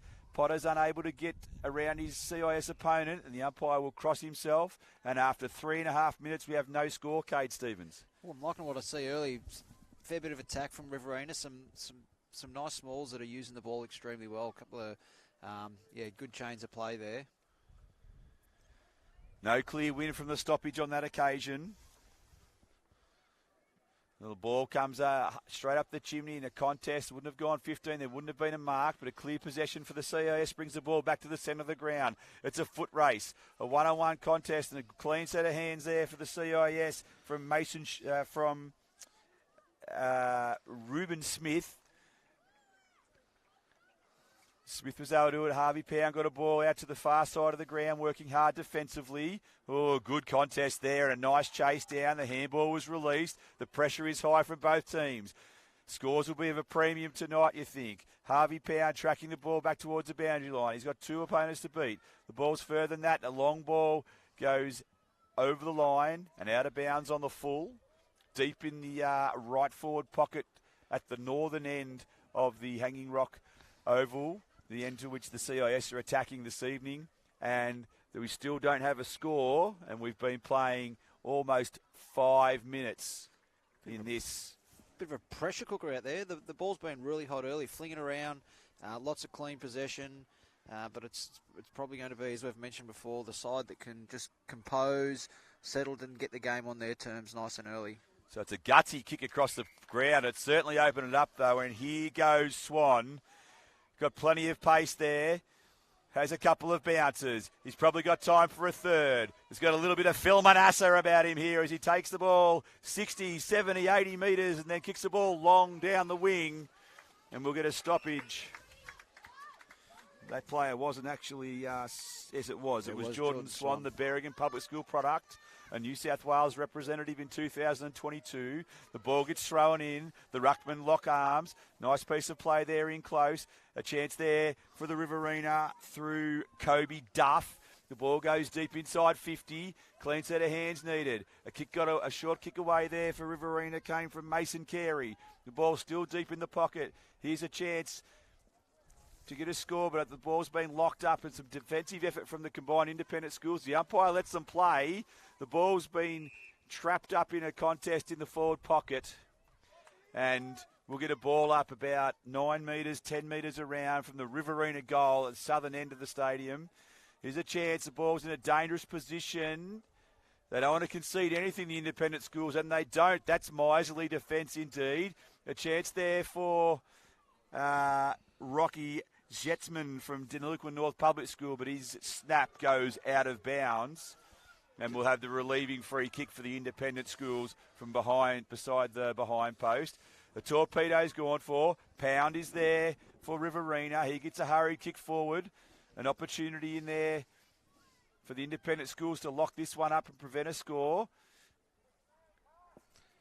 Very handy handball there. Gives a chance for Sam McDonald to get the relieving kick. Plenty of numbers behind the ball there for Riverina, though, and a long ball towards centre forward. The contest was made, and that was a really good mark taken by Jake Kremer. Kremer, he kicks the ball deep inside 50. There's two players there, and the umpire's paid a push. And it did look like a push. And that free kick is awarded to Owen Beck. Beck went out wide. Caleb Anderson kicks out onto the wing there. I reckon there'll be a few midfielders that'll be just hoping for a few marks and slow the play down, because they're working tirelessly at the moment. Working both ways, aren't they? Bouncing around both ways. The mark taken out there. I think it's Swan. Kick the ball into the centre. It's tough to always a chance. That's Swan, actually, so he didn't have the original kick, and he's laid that ball across his body. He got a user-friendly bounce, and it's gone. Still no score. There's still no score in the forward pocket. The score is still 0-0. Still a chance for Riverina. The CIS jumpers working feverishly to prevent any score, and we'll get another stoppage. Can you believe that bounce? So a ball up about 5 metres from the Riverina goal. We've got less than 3 minutes left in the opening term. It's been an entertaining start without any scores. Quick handball there for the independent schools, and it's a chance, or a good smother there from the Riverina full forward. So the smother was affected by Jake Kremer after Hamish McGettigan had extricated the ball from that pack. So another contest, and Riverina have numbers at the ball. A good opportunity here for another score if they can get some clear ball. A really good tackle there. That was clamp-like from Sam McDonald. Yeah, Mitch Packer there once again, first in for the footy. Now, both teams had solid wins today, so the question is, are we looking at the two best sides here that we've got at the championship? And that's quite obviously a possibility. Another point each, and scores will be level with 1:55 left in this quarter. Kremer doing the forward line ruck work. He got a nice knockdown to Will Glass, and the mark has been taken at the top of the square for Riverina, and that's Mason Carey. He's given away a free kick, though. Bit unlucky there. Used his body well, but unlucky not to get the mark. The long kick comes out towards the top of the 50. A chance here for the independent schools. A strong tackle has been laid in there for Riverina. And the umpire will call a stoppage. Despite the score, it's pretty much been Riverina that's done all of the attacking this quarter. They've had a good even spread. The tackle in there laid previously by Mitch Sheether, which stopped the independent schools in their tracks as they look to rebound off half-back. We've got 1:05 left in this one. Nice piece of ruck work by the Riverina, and a clearance there, which gives the independent schools a big opportunity. Although attack on the ball there from Riverina, and it gives a chance there for Oliver Ryan, the Barooga Public School product. You have plenty of supporters back home in Barooga watching this one tonight.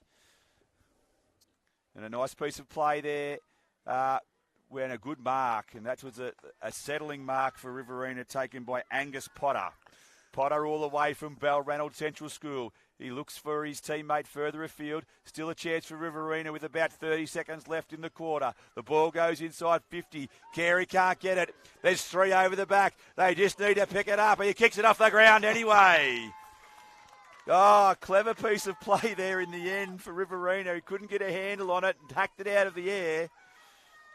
And Eli Strang, I think it was. in the shadows of quarter time, the Albury West Public School product, Eli Strang, a little bit of magic, and Riverina take the lead right at the final, or the siren, to end the first quarter.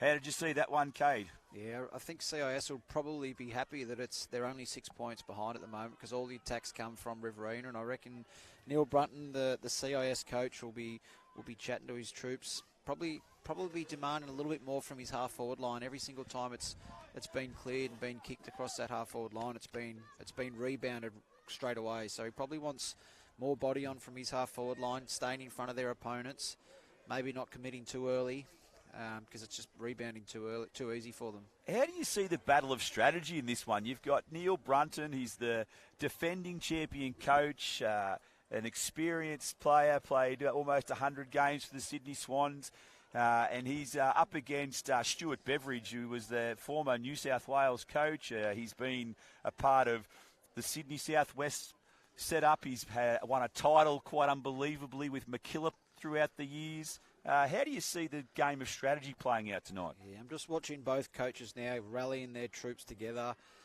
Both wear their heart on their sleeves. So I think they'll be looking at. Often coaches come into games like this and come with their 4-quarter setups, and things can change pretty quickly in 11 minutes of footy, and things can go out the window. So I'd be very interested to hear what they're talking about right now. But I reckon both will be just saying, righto, the game's hot, it's going to slow down at some point. Just make sure you stay in the contest, because as we've seen from most games over the last couple of days, if you're in the contest in the last 4 or 5 minutes, it can go either way. Interesting strategy for both coaches. Maybe we can get the cameraman to pan down onto the two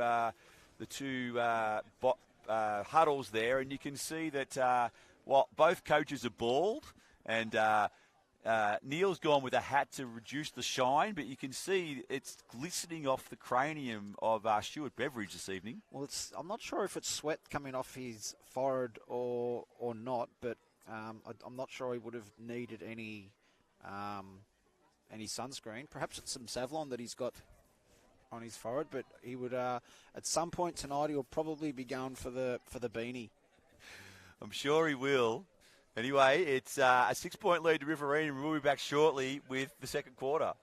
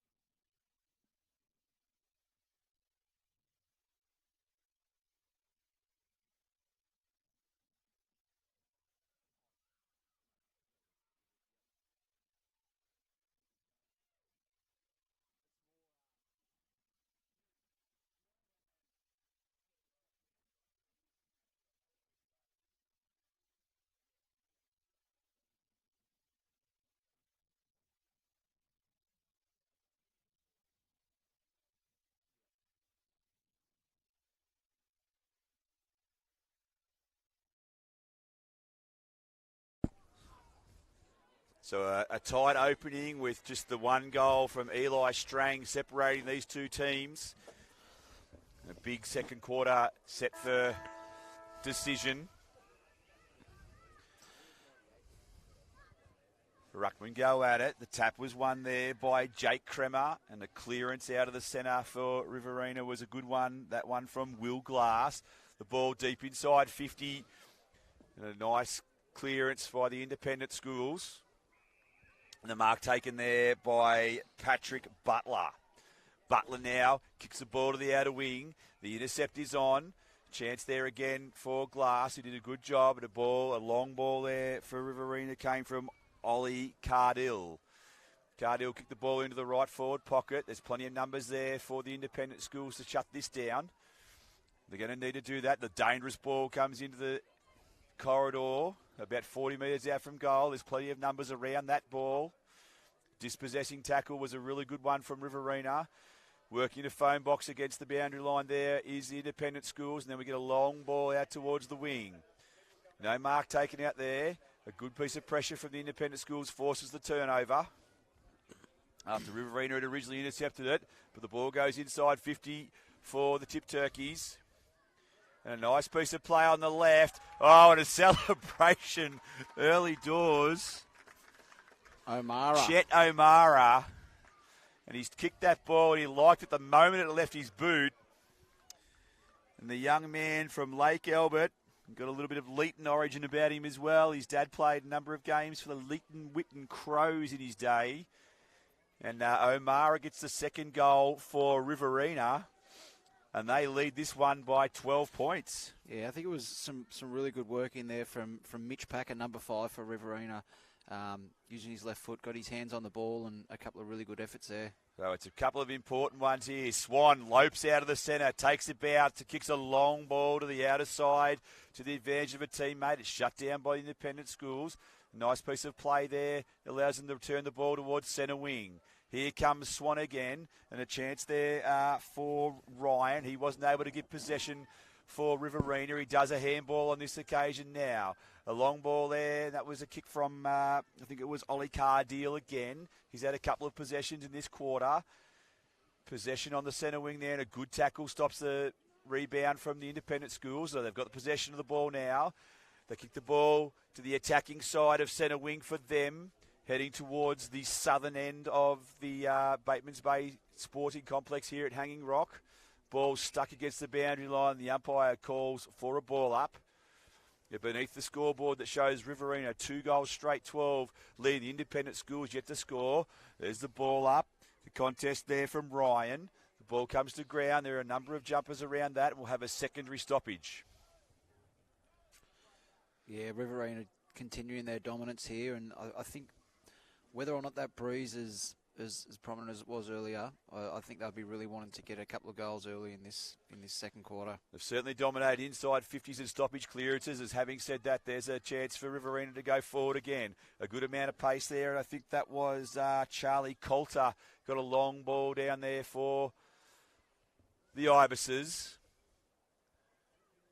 They're really playing some good football, and there's a nice handball. A chance here for another goal. Good piece of play there again around the corner. They've got 2 tracking towards the ball. Oh, a good little handball there, and a chance for a mark in the pocket. And the umpire is called holding the ball. The ball didn't go the distance, and there'll be a relieving free kick for the independent schools in the left back pocket. We've gone almost 4 minutes in this second quarter. A high ball to the outer side. A pack of players forms, and a mark is paid there to the independent schools. CIS looking to hit a target on the outer side. Mark's not taken. And the ball is bundled across the boundary line, and we'll have a stoppage. 75 metres around from the northern goal, which Riverina are attacking in this quarter. Nice piece of ruck work there again by Ryan. Tries to bring his midfielders into the play. A good tackle from Riverina, and there'll be a free kick on the outer wing. They play on quickly. The long ball goes inside the forward 50. A chance again there for O'Mara. Puts the ball to the top of the square. Another chance for Riverina if they can get a handle on the ball. On the balance of play, they do deserve to be a little bit further in front, but it's a credit to O'Mara's kicked another one. It's a credit to the CIS defence. But O'Mara making something out of nothing on that occasion. Yeah, and he doesn't mind a celebration, the boy. Loves a celebration, and why wouldn't you when you can wheel onto your left foot and kick a goal like that? That's 2 now for O'Mara, and he's getting really busy inside the forward 50, and I'm contemplating doing a bit of a head count, Trav, because it just looks as though Riverina have more numbers at the ball at the moment. They're working really well together.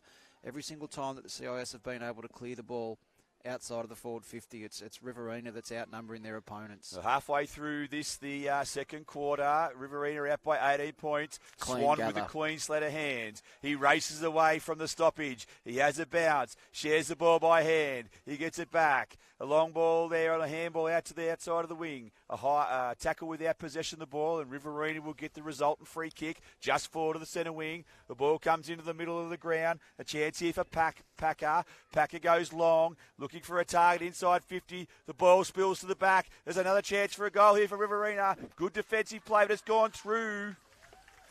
It's gone through. It's a nice goal. Yeah, and once again, it's a quick ball movement and winning possession through the midfield. It's been coming from Mitch Packer and also Jordan Swan through the middle. Pick up which player actually got the finishing touches to that one. Tough to tell with the numbers so far away from our commentary position. We'll keep an eye on that player. Back in the centre of the ground, we've got 4 minutes left in this quarter. Riverina looking to continue to assert their dominance. They lead by 24 points on the Club Malua Bay scoreboard. Chance here for the independent schools to go forward. They've really shown a willingness to stick to their task tonight, but just been a bit outgunned by ball use from the Riverina in parts of this. Here's a chance now for the independent schools across their own half-forward line, and it will have a stoppage about 60 metres out from the independent schools' goal. We've got just more than 3.5 minutes left in this second quarter. Nice piece of ruck work and a chance for the independent schools, but the mark, safe mark taken there. That was by Coulter. Coulter brings the ball to the grandstand side of the ground. And away goes Swan. He is very quick. He likes to run and bounce with the ball. He's found a teammate. The Swan will get it back. He's got himself a problem now. He's surrounded by 5 independent schools players. And the umpire has crossed himself, and there'll be a stoppage. True centre wing position. Grandstand side of the ground here at Batemans Bay. Nice piece of umpire's found a free kick. It's a ruck infringement. It's going to go to the Riverina. I think there was a nomination issue there. No one's on his mark either. Contest. Got no one there, so he's just going to take the green grass in front of him and bomb it straight into the 50. Alex Giddens gets a long ball deep inside 50. Huge opportunity for Riverina to really put this game away right now, but a holding the ball decision thanks to some great tackling from the CIS. They won't give up the ghost. There's 2.5 minutes left in the second quarter. A long ball, a chance for a independent school mark. The ball was dropped there by Ruben Smith. Another opportunity here for Riverina. They're in their attacking half of the ground. Plenty of numbers at the ball. Swan went to sell a bit of candy and then kicked a high giraffe ball to the top of the square. He's got a very user-friendly bounce. And I think it's gone through for a goal. Well, when things are going your way, they are going your way. And it's quite unbelievable to think that Jordan Swan has kicked that ball after a bit of candy from about 50 metres and got a Shane Warne-like leg break for a goal. Yeah, amazing goal. And you could see all his Riverina teammates. We've got players running back to the half-back flank. There were so many that just got around him. They want a piece of that. So I think the CIS boys are just a little bit dumbfounded here. They're caught a little bit flat-footed at some of the stoppages, and I think they've received a little bit of a shock here. I don't think any of us were expecting this. It's like the Riverina of old tonight. They've certainly come to play, and they've blown the independent schools out of the water in the opening 2 quarters here, especially this second quarter. The first quarter was quite an arm wrestle, but We've seen it all one-way traffic with the ibises, the tip turkeys, the bush chooks, whatever you want to call them. They've been sensational, and a nice defensive mark taken there for the Riverina by Will Glass, the young man from Holbrook. He comes to centre wing. He finds Mitch Packer. Packer is aided by a Shepherd from Swan. He kicks the ball down further afield. The mark not taken there for the Riverina by Carey. And a holding the ball decision goes the way of the Riverina. Some nice tackling. Carey plays on quickly. A good smother there from the CIS. Prevents a further foray forward. We've got 45 seconds left in the quarter. Is there time for another score? Good tackling there from the Riverina and a holding the ball decision. The answer is yes. There is time for another score. They need to move the ball quickly. He's got his back to play, which is not ideal. I'm sure Coach Stuart Beveridge will talk about that. But it's a long ball from Ollie Cardeal. Kicks the ball deep into the forward line. There's still 25 seconds of football left. The ball's deep in the Riverina forward line. Was it Eli Strang? Nice piece of play. Chance around the corner. That's Chet O'Mara again, and he's kicked another one. Wow, he's on fire. 3 goals for the quarter for the left footer. And Riverina, there's a number of Riverina fans here at the Batemans Bay Sporting Complex tonight, and it's warming the heart of a few old-timers at the back of the grandstand, I can tell you. And at half-time, it is the Riverina of old. 6 goals straight, 36, and the combined independent schools are yet to score. Cade Stevens, what are you thinking as a former independent schools coach? Yeah, really dominant display there by Riverina. Maintaining possession. They're CIS are really getting led to the footy. So it'd be interesting to see what Neil Brunton has to say to the troops. But I've got no doubt that then we can actually see one of the players almost getting carried into the quarter-time huddle. I'm pretty sure we know that CIS boys will improve over the course of the week, and they're going to really need everyone to lift to be able to come back from this. So full disclosure on the coverage, we've got an ex-Riverina coach and an ex-independent schools coach in the call. So there's a little bit of bias from probably both of the callers, but this caller's pretty happy at this stage. We'll be back for the second half in just a few moments.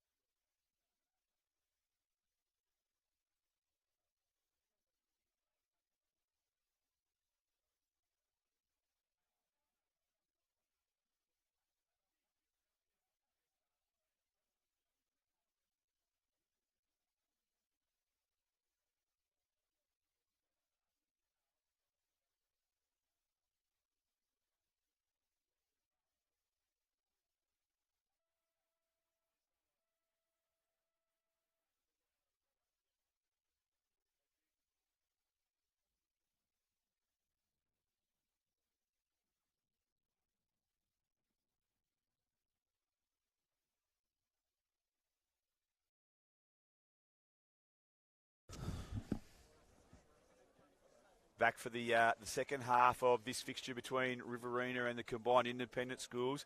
And Kate Stevens, the first quarter, which really was an arm wrestle, the Riverina scored that first goal in the dying seconds, and I don't think we could have expected to see what we saw throughout the majority of that second quarter.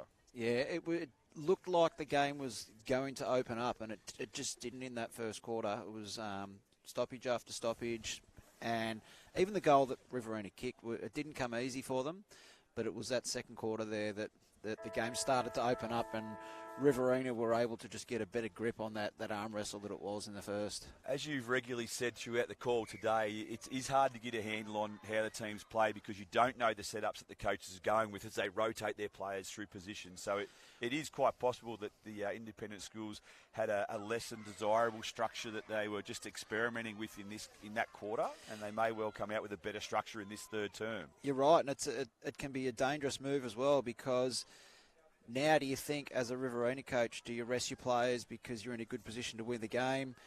And CIS might be on the other way, thinking let's load up our midfield and let's get our best team out there. And at this level, with this quality, you can score 5 or 6 goals really quickly. So it'd be interesting to see how this third quarter looks. The premiership quarter, of course, Travis. It is, Kate. Now we've got Oliver Ryan back in the ruck, the young man from Baruga. And he'll be up against Owen Beck, the ruckman from Redlands Junior School.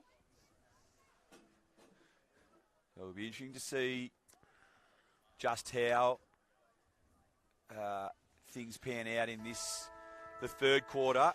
You can see Mitch Klemke, and I'm sure that they'll be looking really closely at the opportunity for a bit of a rebound here. The CIS as Swan attacks that football.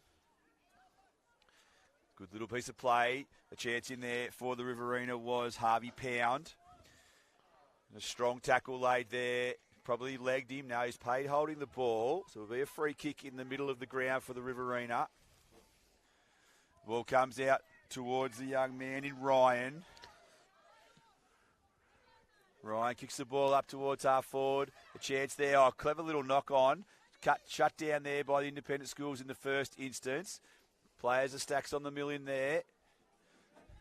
Nice tight contest, and we'll get a stoppage 49.3 metres out from the Riverina goal. Ruckman will go at it. Nomination there from Riverina is from Alex Giddens, the Hay Public School product. So we've got the 2 nominations. Giddens goes at it. He gets nullified there by the 16 from the CIS, which is Indar. The ball goes inside 50.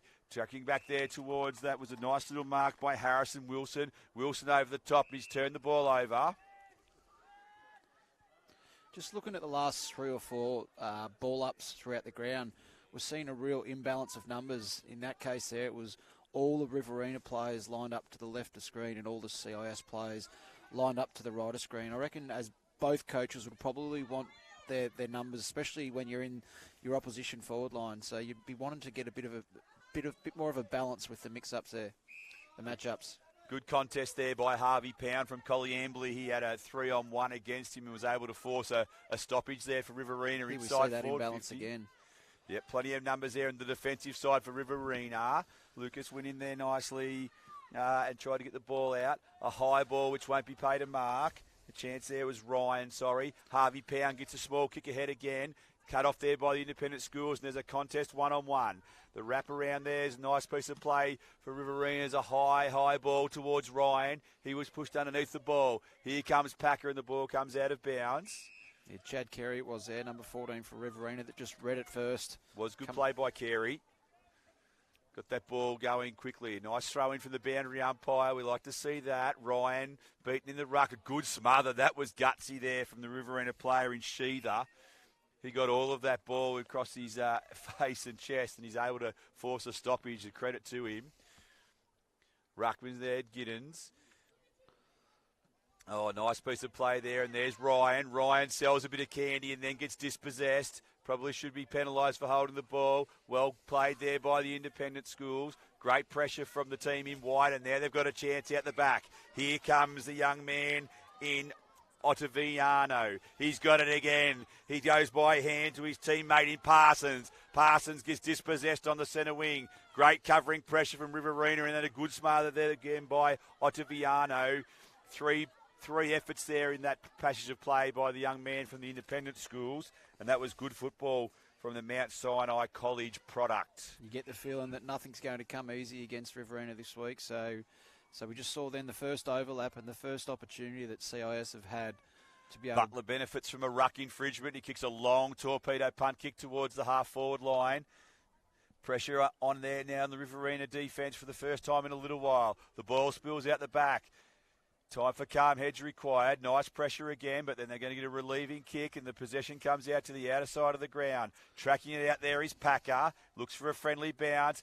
Delivers by hand. Away goes Swan. Swan has one bounce. He has a second bounce. He goes inside with a kick. It was up country job. Picked up there. Oh, Swan gets it back. Now he goes with a long drop punt. Looking for a player down there. And that player is looking at, it's a chance for it. He's found the young man in Chase Powers. Powers worked up the ground and then tracked back into the space. And he was able to get on the end of some great work there. The run there from Swan was excellent. Yeah, that hurts, doesn't it? CIS have just worked to really surge it forward for the last 3 or 4 minutes, and then it just bounces back in 30 seconds of play. So Chase Powers has a shot on goal now. The young man from Parkview Public School in Leeton, and he kicks his first, and it's Riverina's 7th. I'm sure plenty of goal-kicking practice in the playground there at school from you, Trav, there that's led to that goal. Great kick. Nice finish from Powers, and Riverina take a 42-point advantage. And we've gone almost 5 minutes in this third quarter.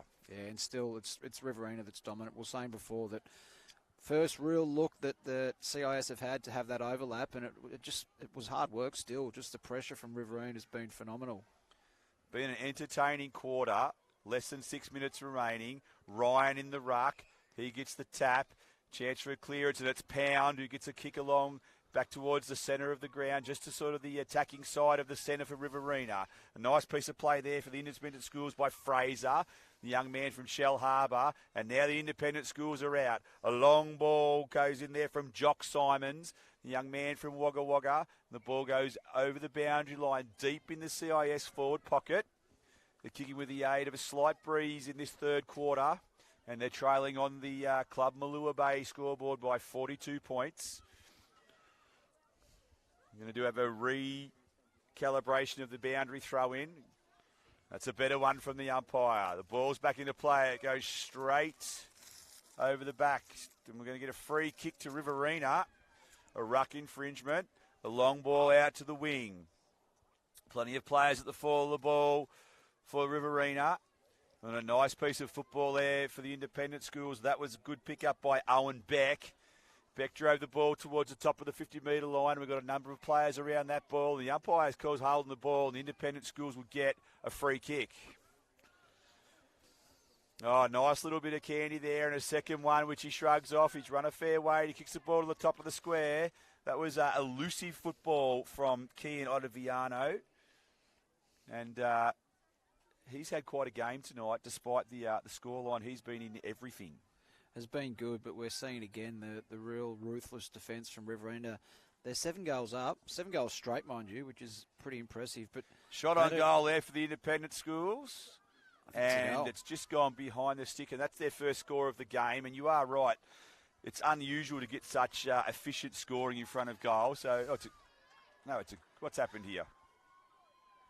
The goal umpires have scored a goal. The kids kicked the ball back in, and so it's just a point. Confusing from the goal umpires. A long ball to the wing, and Ryan rises above all to take a towering mark. He thinks of a handball. It's called to play on. He kicks a drop punt down the wing.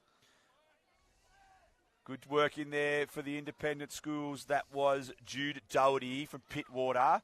Did a good job to initially spoil, and then here comes Harvey Pound, the Colliambley Century School product. He's on the centre of the ground. It's slippery on that cricket pitch area. It's quite hard. And the umpire's called a high tackle, and the independent schools will be able to be driven into attack. This one's Rovia. Rovia kicks the ball to the outer side. It was a nice kick. Unable to be marked by his teammate. There's a number of black jumpers around this contested footy, and we'll get a stoppage on centre wing. Less than 3 minutes to go in the third quarter.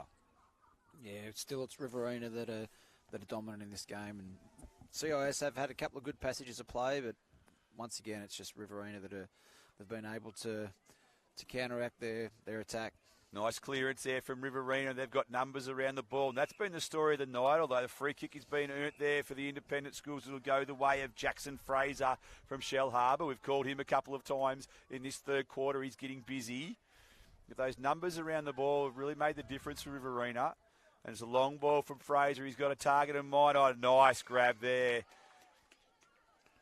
What a contest. It was no contest. It was a super mark, and that was Will Glass. Nice kick up there. Chance here for Riverina again. Clean set of hands there from Ryan Johnstone. Johnstone goes inside 50. He's looking for Powers, but the mark is taken. It was a good intercept mark. Tell you what, the cleanliness of Riverina, three real clean gathers there across the wing leading to that passage of play. This is Soste. He got the ball as far as Harvey Pound, who was able to deflect it with his thigh, and then a strong tackle by Packer locks the ball in. Pound gets involved with that contest as well. We'll have a ball up. Minute and a half left in the third. Clean possession there and a chance for the Riverina, but a clearance from that stoppage for the independent schools, and they're a chance. Nice work there by Owen Beck to promote the ball forward. A chance for Riverina with a mark.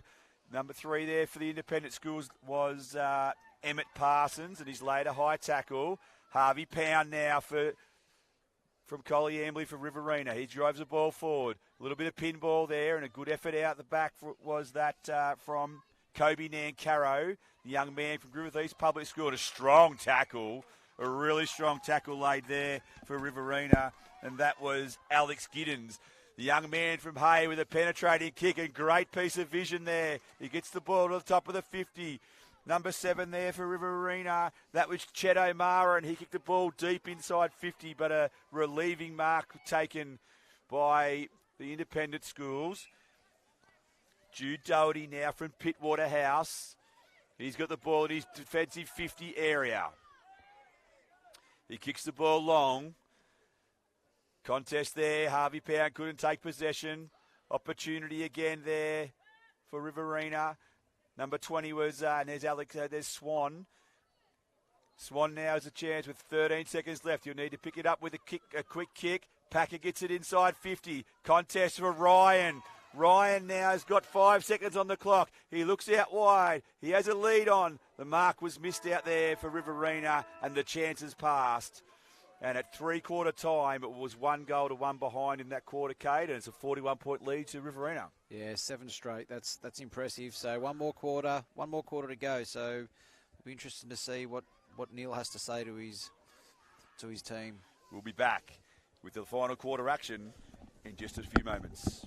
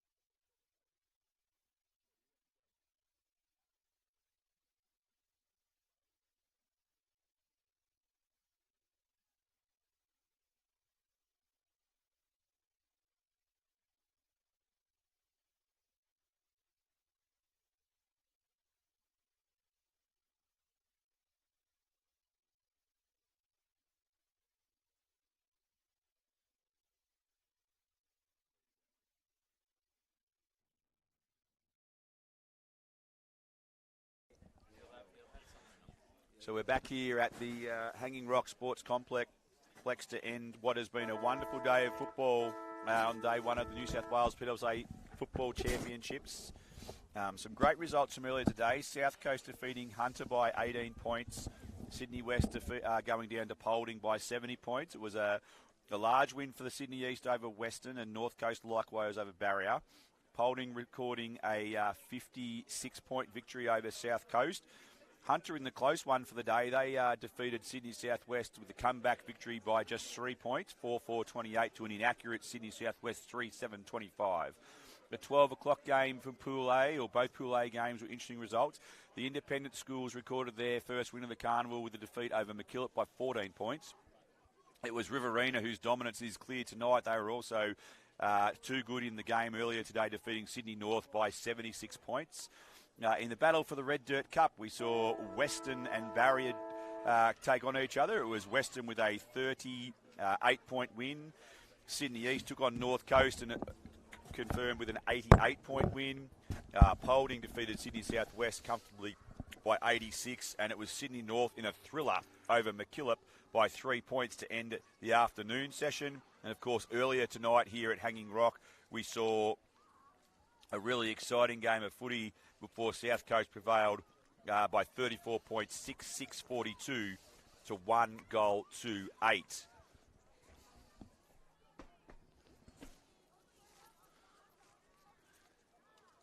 One quarter left here at Hanging Rock in our final match for decision.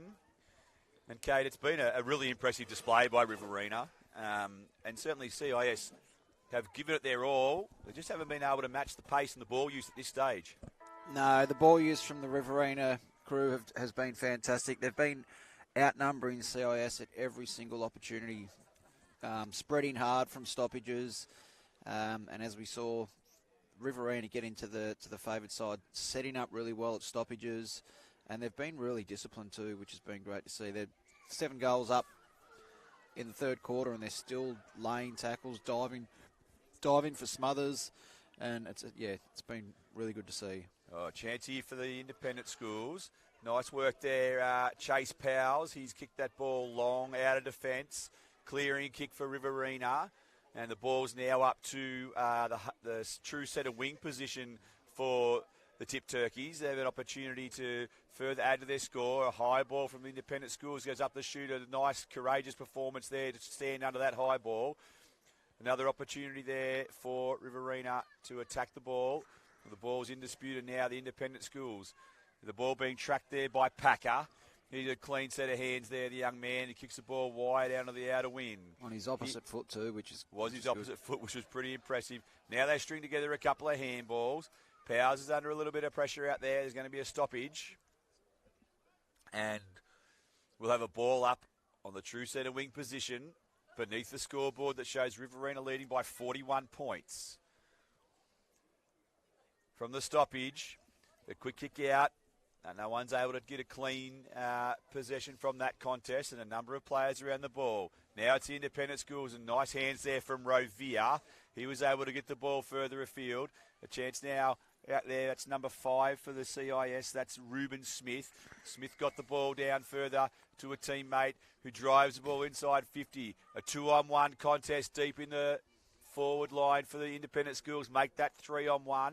The numbers win out, although a good tackle again there. That was number 5 for the independent schools. He did a nice little piece of work. That was Ruben Smith, and forced the Riverina back into a dangerous position in the corridor. Chet O'Mara, he played a good role in attack earlier. Now he's cast as a defender, and a big tackle there for the Riverina laid by Rocky Schetsman, who was good in the first quarter for Riverina. Kick on goal is a chance for the independent schools, and they're going to get their first goal. There's a clever little kick around the corner. Not quite sure which player extricated that, but the goal there to Owen Beck. And a little celebration from the Redlands Junior School product as he waves to his fans on the hill behind the goal, and that's the first major for the independent schools. Yeah, it was some good work on the far wing from number 17 from CIS, Caleb Anderson. And it was the likes of Caleb Anderson and Sam McDonald and Jackson Fraser in the early game today that were able to to get to gain territory and surge the ball forward for CIS, and we haven't seen a lot of it this game, but they're starting to show signs of that now. Soste got the tap again for the independent schools, and he's made a difference since he's gone into the middle. Plenty of numbers again around this stoppage, and the Riverina kicking with the aid of a slight breeze, just starting to freshen a little bit. The clearance there came from Ollie Cardeal. He got the ball up towards half forward, but it's broken down again. Got a nice mark out there taken for Riverina. This way and that away, not sure what to do. The ball was turned over. That was Ryan Johnstone. Plenty of numbers at the fall of the ball. And a chance now for the independent schools to rebound off half back. A lot of players around that ball, but here they go. It's a long ball out to centre wing. There's 3-on-1. 3 players for Riverina. The independent schools converge and they win possession, which was an excellent effort. The ball comes deep into the half-back line and a mark there taken by Alex Giddens. Gets the switch on. We've seen plenty of this in today's game. Earlier Giddens today got we the ball saw... out wide. Chance here for Omar, who's overrun the ball. Looks more at home in the forward line. A chance, a nice little chase there for Riverina by Schetsman. But here comes the independent schools. Ball marked by Simons. He wheels onto that left foot and spots up a target inside 50. Now they've got numbers out. Certainly a chance for another score here. It's Cranenberg there for the independent schools. He goes one way and then the other. He lays the ball across his body. And he's just missed. He's just missed, and so the margin narrowed to 34 points. Now Riverina, a long ball out. Chance for a mark. Strong set of hands there. And a push in the back, and the free kick will go to the independent schools. Yeah, CIS are just starting to get the game on their terms for a little bit here, which is good. Certainly wrestled control back of the of possession, and now there's a chance. Oh, good tackle by Harvey Pound, and he's called him for a throw. And that was an important tackle from Pound because the independent schools were away if he didn't affect that tackle. The ball comes out to Harrison Wilson. Kicks his left foot along the breeze in front of the grandstand, and the ball goes out of bounds. Just those little defensive things that Riverina have been able to affect all night. Just been moments that have stopped the independent schools from breaking away from stoppages. Here we go again, though, for CIS, and they really are starting to run a little bit better in this last quarter. Ottaviano got the ball deep inside, but Chase Powers is the relieving mark for Riverina. He goes to the outer side of the ground. He's got a teammate there in Johnstone. Johnstone's into trouble there. He's besieged by 3 or 4 opponents. Powers laid the tackle out there on that occasion with a mark there. It was dropped by the independent schools. I think it might have been paid by the umpire. Then he calls play on. Probably a high tackle there on that occasion too, I would think it was. So a chance to go with the torpedo punt. He tries that. It's an up-country style kick. Here comes a high handball for Riverina. Tracking the ball there for Riverina was Schwetzman from Deniliquin North. And we're going to have a holding the ball decision paid by the umpire. So another chance for the independent schools. There's just less than 4 minutes remaining in this one. Certainly a chance to get a couple more goals on the board. Oh, nice pack mark. That's actually the mark of the day. Owen Beck it was, number 20 for CIS. Owen Beck. Redlands Junior School. He has got some hops. He's already kicked 1 goal for the CIS. Leans back on it. Hasn't quite made the distance. Play on is the call. Oh, a nice piece of crumbing there for the independent schools. Number 9. And that was Jude Doherty with the finish. And I think the independent schools will be happy with what they've got out of this last quarter. Certainly there's been a shift in momentum, and they've got some value for their inside 50 entries. They definitely will. With only 3 minutes to go, they're not going to win the game, but with a lot of footy still in front of them over the next 2 days, they'll get plenty out of it. They'll actually leave this game feeling as though if they do get another crack at Riverina in the crossover games, in final even on Friday, they'll certainly have some belief that they are able to match it with them.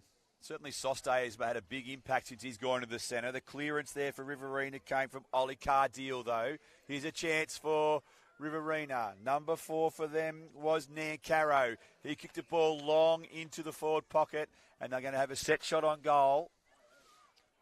As we said, Soste for CIS has been dominant in the ruck, but the clearance there from Cardeal, who sharked his tap, was impressive. And that set up Nancaro, who was able to drive the ball deep into the forward line for this shot on goal for Riverina. And it's a nice finish.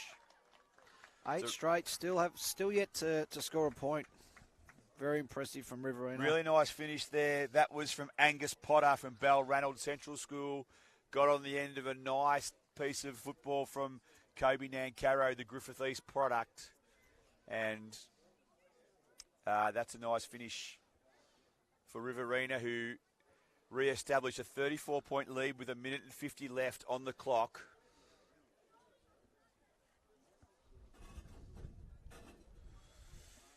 So another stoppage, and there's Soste again, sharked again by Cardeal. Tracking the ball out there to the outer side of the ground for Riverina was John Stone. A high giraffe kick went up forward, a nice mark. Really good piece of footy there. Ball goes down further inside 50 and Riverina away again. They've got some open space and they've got a 2-on-1. Mark not taken down there on a nice bit of closing speed there for the CIS to shut down any chance of an immediate score. Lots of numbers at the fall of the ball. The Riverina kick around the corner. It's being tracked back there by the CIS, and they'll have a relieving kick out towards the half-back flank, and a nice mark taken there. Chance to set up another attacking foray with less than a minute left on the clock. It's a high kick to the wing. Harvey Pounds there at ground level for Riverina, and a free kick also going the way of Wilson. Wilson from Tokemwell kicks the ball inside 50 for Riverina. Towering mark there, almost completed for Riverina. That attempt was from Jordan Swan, who's moved forward. He's a little bit unlucky on that occasion. The independent schools go with the barrel out towards Kobe Nancaro for Riverina. He's beaten to it by an independent schools opponent. Strong tackle there from the Riverina boys. And the breakaway inside 50. That's a long kick. That's a 2-on-0 situation. And the 0 wins, and the independent schools are able to shut that one down.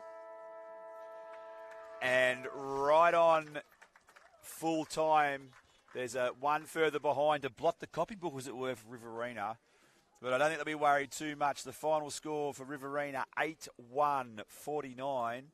And the independent schools, 2-2-14. 35 points, pretty convincing, Cade Stevens. Yeah, it was a convincing win by Riverina. They were too quick. Their leg speed was phenomenal, but they were also too quick with their ball movement. It caught them caught CIS off guard.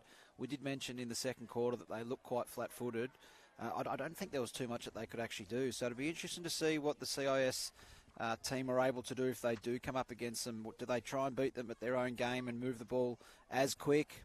Or do they look to just maintain possession and keep the ball from them? So let's hope we see them again, because I think they're definitely two of the best sides that we've seen so far today. He's a master coach, Neil Brunton, and I've got no doubt he's already got the wheels in motion about how we can maybe reduce some of that run for Riverina, and that's something that he'll be hopeful of being able to execute should they meet again on Friday. He'll cut some tape up from today's game and probably show the boys at some stage throughout the next couple of days, and they'll find their way, I think, CIS. So that's the end of a really busy day one. Thanks for your help in commentary today, Cade. We've really enjoyed your insight into the workings of the carnival and your knowledge of the players. No, thank you, Trav. It's been a lot of fun. We'll be back here at the Hanging Rock Sports Complex tomorrow. 9 a.m. is our first game. On Field 1, you'll get live commentary from Sydney West versus Sydney Southwest. That's the local derby, the Moccasin Cup as we colloquially know it, and that'll be on Field 1. And then on field 2, it'll be Polding against Hunter, and they are the 9 a.m. game. So tune into the New South Wales School Sports Unit YouTube channel for some more great schoolboy football tomorrow.